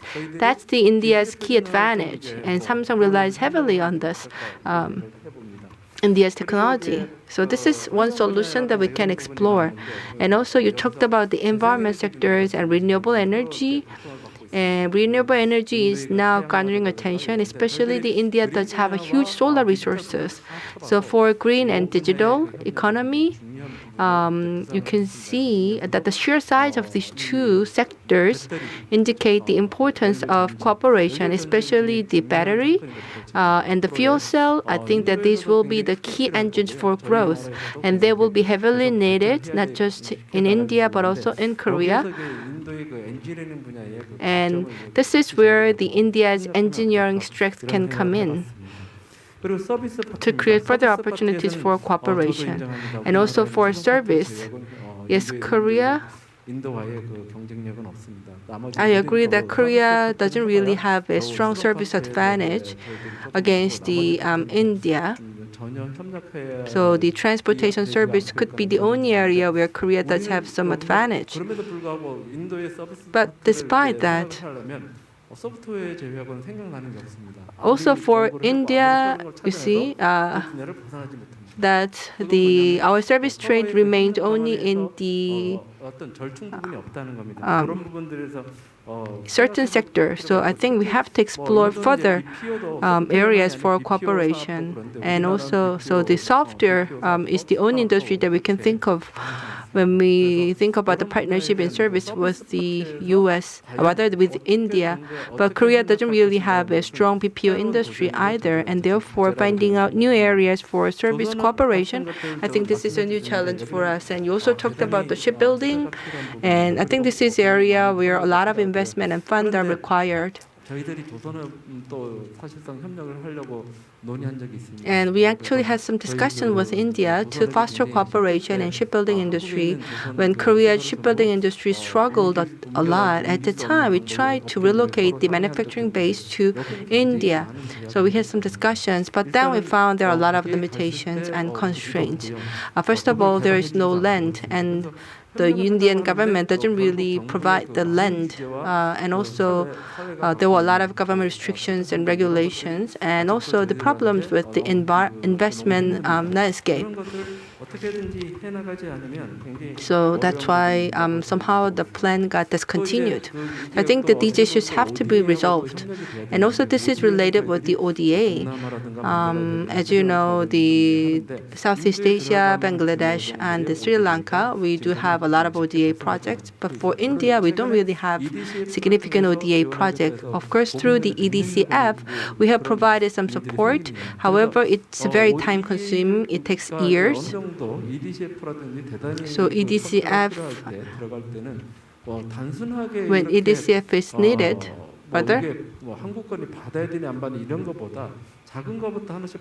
so maybe for ODA project, we can start small to foster cooperation. Otherwise, we'll not be able to create an ecosystem with the dynamic and active ODA. So what's important is that we have to remove all the barriers so that the businesses and the trade can flow freely between the two countries. 1 more minute. And also the government-to-government cooperation is critical. And also the two countries have to enhance their understanding toward each other. So the Korea doesn't really know much about India and vice versa. So we have to deepen our understanding. Thank you very much. Next, from Thailand, Chulalongkorn University, Professor Susipadu Trepsibat will give us the comment. Thank you, Overshare, and many thanks again for the organizers for the kind invitation so I could join this year online conference. The whole discussion, I think it's my task, of course, not the whole session, but mainly to Dr. Han's paper on the global value chains. I think it's a very important topic, and also I enjoy very much reading his paper in the context of COVID-19. And I think this is one of the must paper for the soon-to-be 2 years pandemic. I remember last year I also discussed Dr. Choi paper on the topic from both KIEP as well.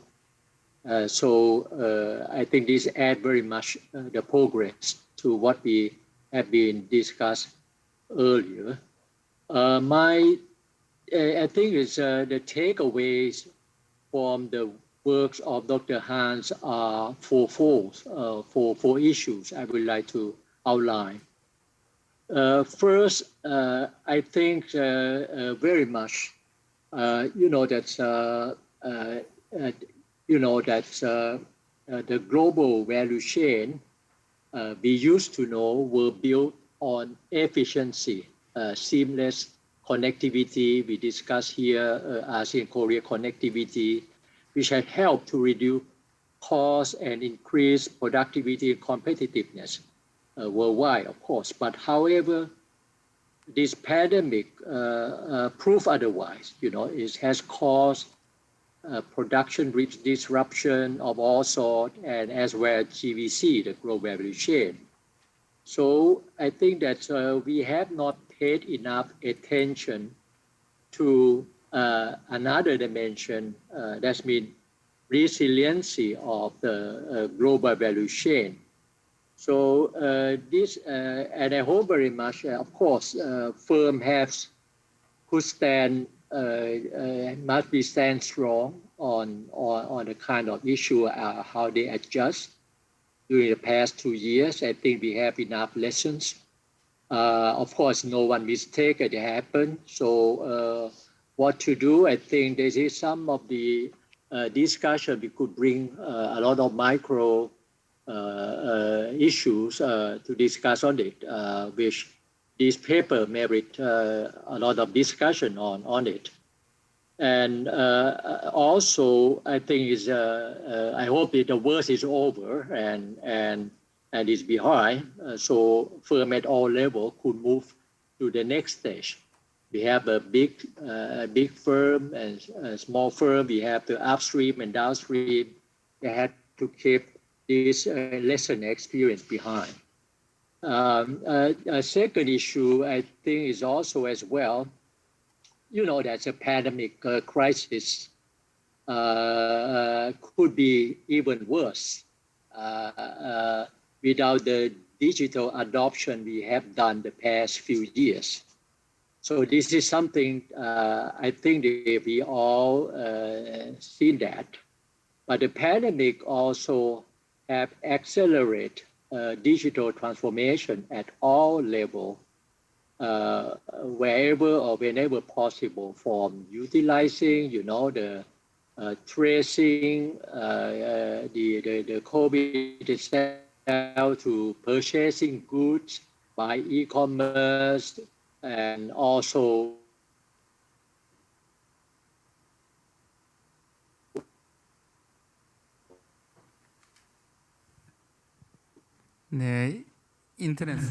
I think we lost the professor.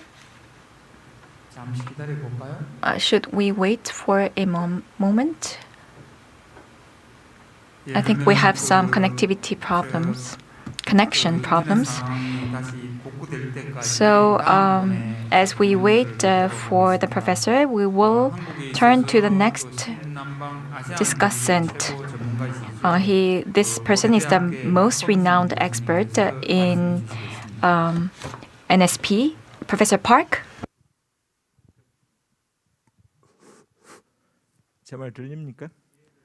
So can you hear me now? So I really enjoyed the Dr. Chen's interesting presentation. I'm very delighted to comment on that. I recall the past about 10 years ago, and at that time, there was a seminar in Korea between experts of Korea and ASEAN. And at that time, the Professor Chia Shu from Singapore participated. And at the time, Professor Chia actually gave us some remarks, which was really impressive. At the time, what he said was that he talked about what kind of things that the ASEAN want to learn from Korea. And the first thing that ASEAN want to learn was how Korea enabled the birth of Samsung Electronics. And second, how did it produce Psy, Singer? And third was how Korea was able to overcome the trap of middle-income countries. If Professor Chia asked the same question today, he might have asked about BTS or Blackpink instead of Psy. But his speech gave me some inspiration that the Samsung Electronics, this is a multinational company grown from Korea's soil. And in the sense, I think Samsung can provide a lot of lessons to many ASEAN countries. And also the Psy, BTS, and Blackpink, and so-called the Korean wave. This is something that Korea does have some special advantage, pretty unparalleled. And also a lot of ASEAN countries are mired in the trap of middle-income countries, but Korea was somehow able to grow its way out of the trap. And Professor Chen's presentation gave us a very good summary, especially regarding the potential areas of cooperation. She talked about the 4 areas. The first one is the infrastructure connectivity financing, and the second one was special economic zone, and the third one is the various kinds of the cooperation in international issues. issues.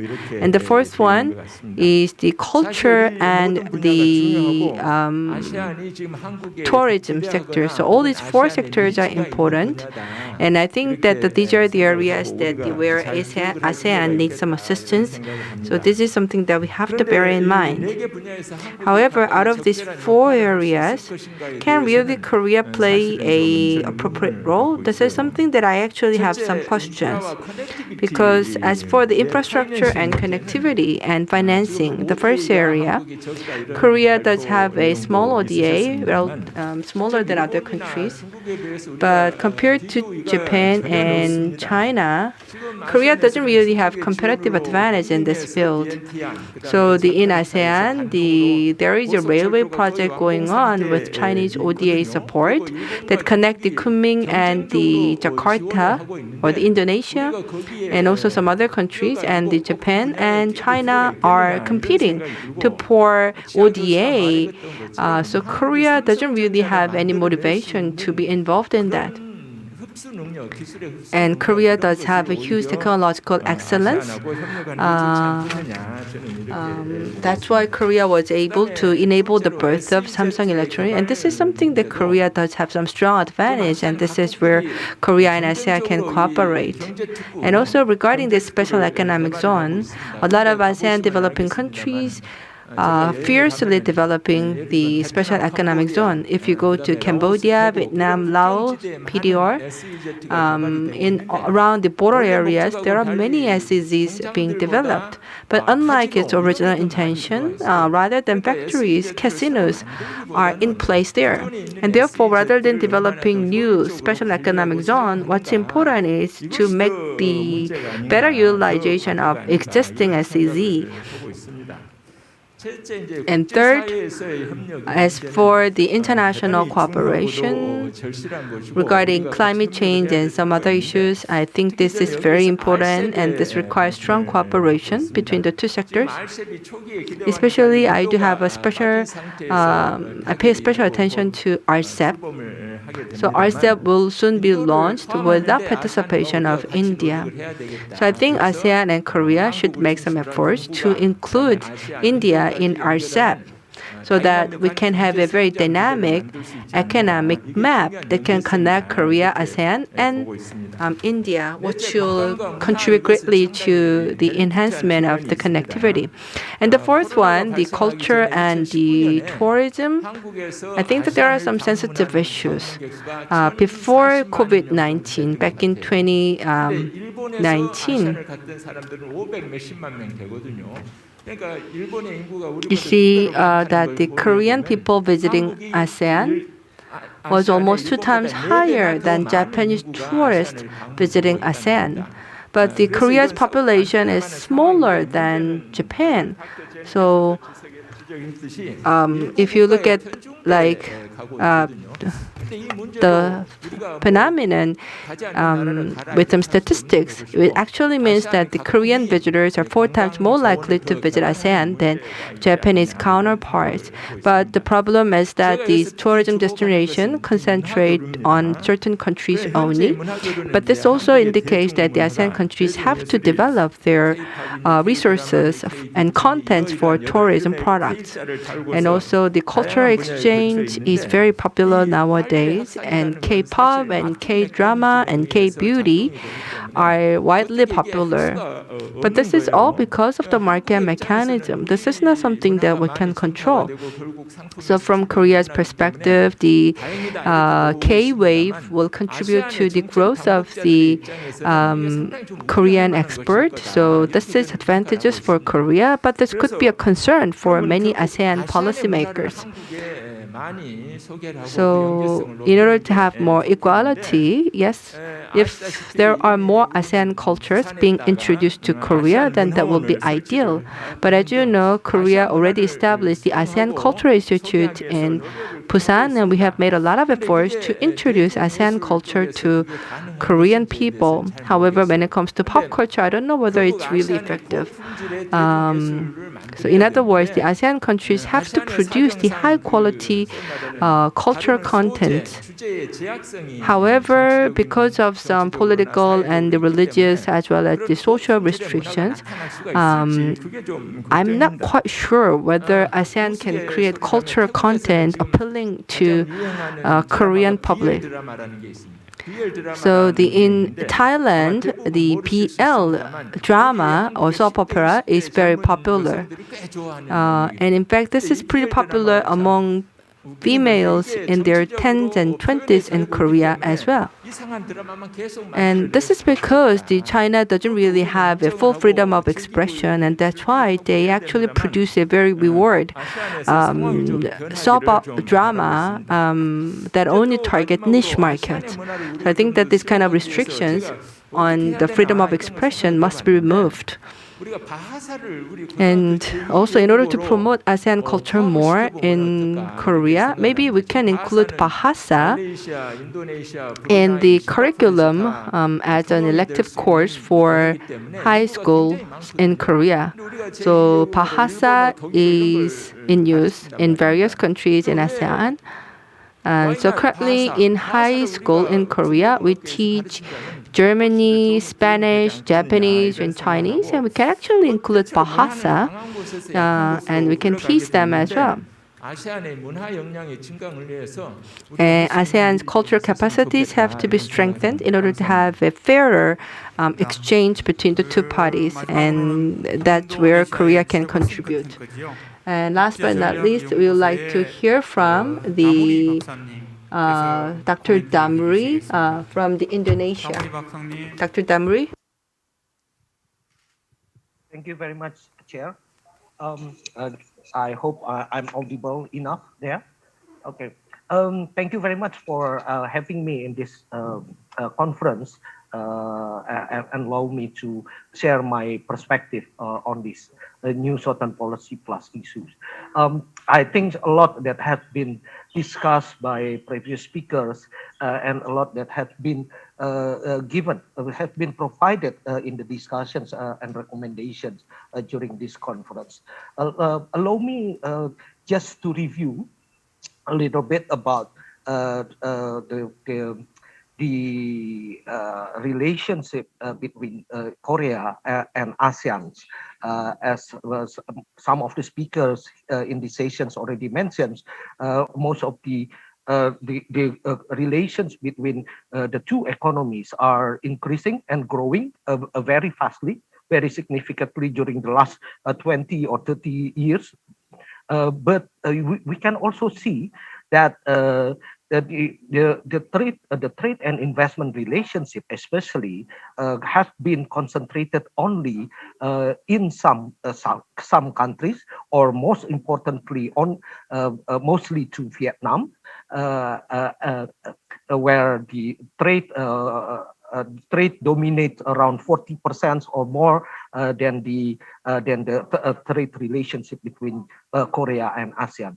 The same pictures also can be described in relationship in investment, on investment.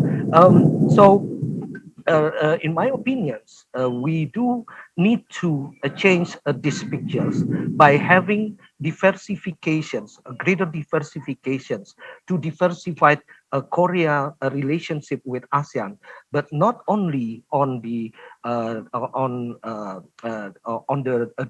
geographical concentrations, but also on the sectoral concentrations. Because in addition to concentrations, geographical concentrations, we can also see that most of the investments, Korean investment in ASEAN, are concentrated in the electronic industry.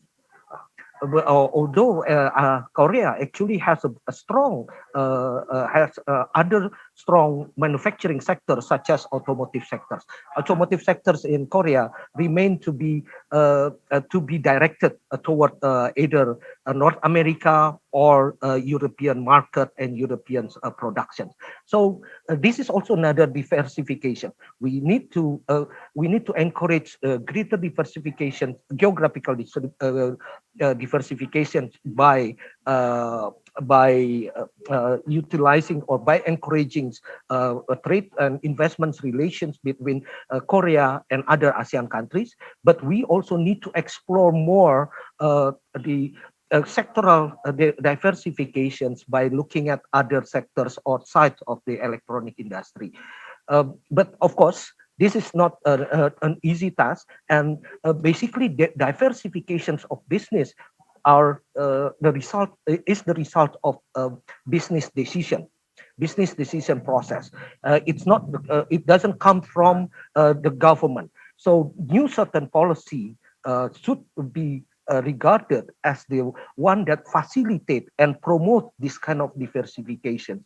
In order to do this, in order to support and promote this diversification, I think many of the previous speakers also already mentioned about the importance of connectivity. But I also need to highlight the importance of having greater and stronger trade relations, especially on the trade agreements. As we can see that the existing trade agreement between Korea and ASEAN, either it is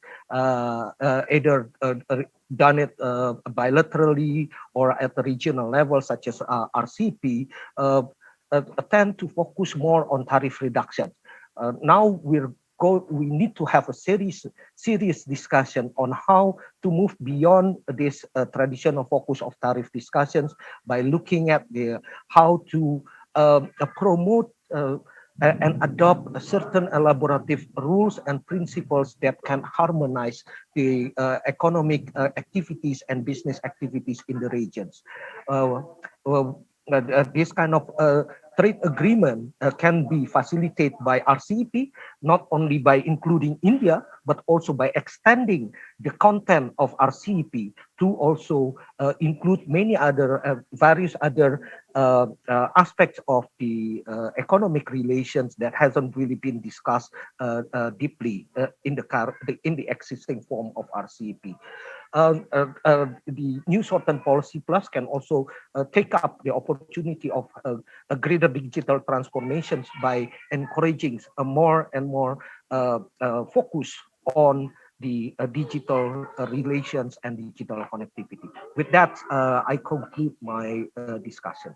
Thank you very much. 예, 감사합니다. Yes, thank you very much for that. Now, are we connected with Thailand again?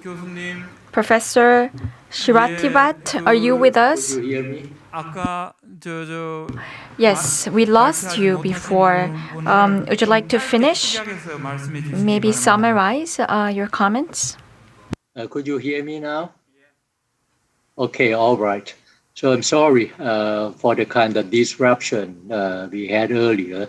And midway through the discussion of the Hans paper on the 4 points, as I said earlier, my takeaways, number one, I already said that the global value chain that we built so far is mainly based on efficiency and seamless connectivity rather than resiliency. So this pandemic proved that this dimension is very important, how to be resilient for the kind of value chain that we all have. Second point, I already mentioned as well, fortunately, we have the digital technology that we have been adopted so far in the region. And this digital transformation seems to be accelerated for sure in many areas, starting from, the disease itself, how to tracing people who got the COVID-19 down to e-commerce, fintech, everyday activities that we try to adopt because of the so-called physical landscape is being disrupted, as well as Professor Lee mentioned as well about the digital economy, including so many areas. Fintech is one of them. My third point, now I could try to also saying about the finding of Dr. Hans, which I found very interesting about localization, but I will not have time very much to go into detail because this is an important point that I found, that up to now, that the past few years, let's say localization or the global value chain in Asia has been biased, I would say the worst bias toward Northeast Asia, including China, Japan, and Korea. More than three-fourths of the global value chain being concentrated in Northeast Asia. Fortunately, the ASEAN moved toward the AEC, that's now we put the target 2025, 2030, and as well the India Act East policy. And together with the kind of openness and integration policy and arrangements, FTA, bilateral or regional with each other, these all helped to strengthen the kind of, the kind of integration we have. However, this Dr. Hans said that this COVID proved the global GVC and they seem to be gravitated toward China. China is a big pole the past few years and could be costly if everything concentrated in China for GVC. That's why the firms start to realize, and even before the U.S.-China trade war. So Korean firm will be very much in Vietnam. So we hope to do also the justice for the rest of ASEAN, as some colleagues ASEAN said earlier. American also try to reshoring back home, like to Mexico. So that's something that we could say about. So I wondered, all these trends could be accelerated after the so-called the COVID-19, which comes to my another point of Dr. Hans' paper about the network analysis of final good and intermediate goods. I think, again, he showed very well China is very strong on goods supply of final goods to the region. And of course, is gained in arm's length with e-commerce like Tencent. We have Shopee in the region, Alibaba would be Lazada in ASEAN region. And if you add on fintech and payment, and the kind of digital technology that China provide more, Huawei or Xiaomi in in tandem with Samsung or Apple. These are the strong area we could as well discuss as a part of the result of the COVID-19. It's of course, it's helped very much ASEAN to have connected to very much to China, to Korea, and to the rest of the world. Another issue is related to intermediate good network, which look very much complex, of course, with the COVID-19. And Dr. Hans is right to look at the expanding role of so many countries who work in this area. South Korea, Australia, Singapore, they all have been very active. And that's why the production link that he discussed in his paper is quite lightening. I will have no point, but just to move my final points about where we all this leading to. Number one, I already said, strength is our openness, our integration with each other, and firm efficiency. This is something we have to continue to work on.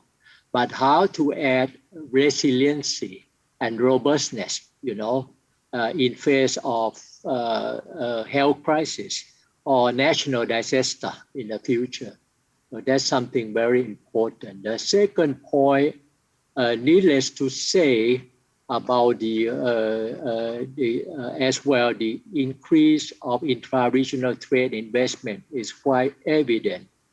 63% intra-regional trade in Asia in 2019 before COVID. What happened now? I believe very much Korea, Japan have done very well because they're big share.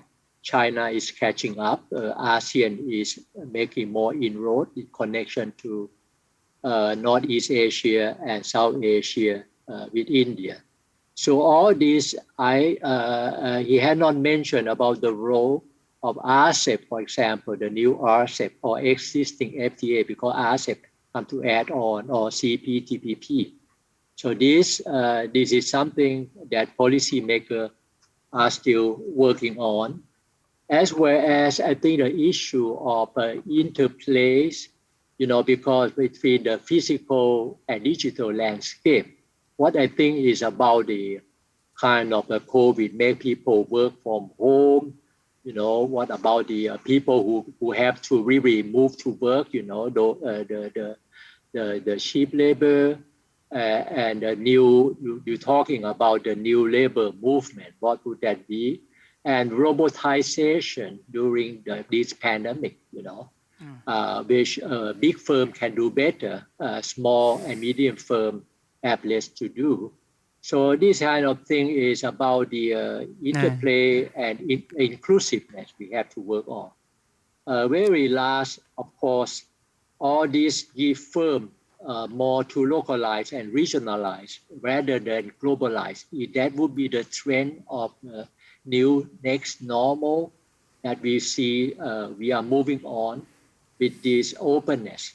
If that would be the trend, means it's also the regionalization, firm regionalization will give strong impetus to regional integration of all sorts. That include the green economy you mentioned, about the kind of new sustainable, the factor that we need to count on in addition to many changes that happen of this. Thank you very much, Chair. Thank you very much, everybody.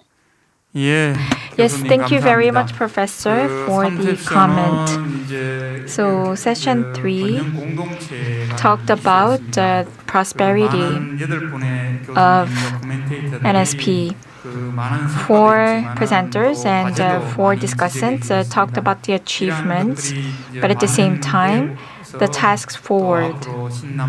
So we will make sure to reflect your comments and inputs to make progress with NSP. With that, I would like to wrap up session 3. Thank you very much, presenters and commentators. Round of applause.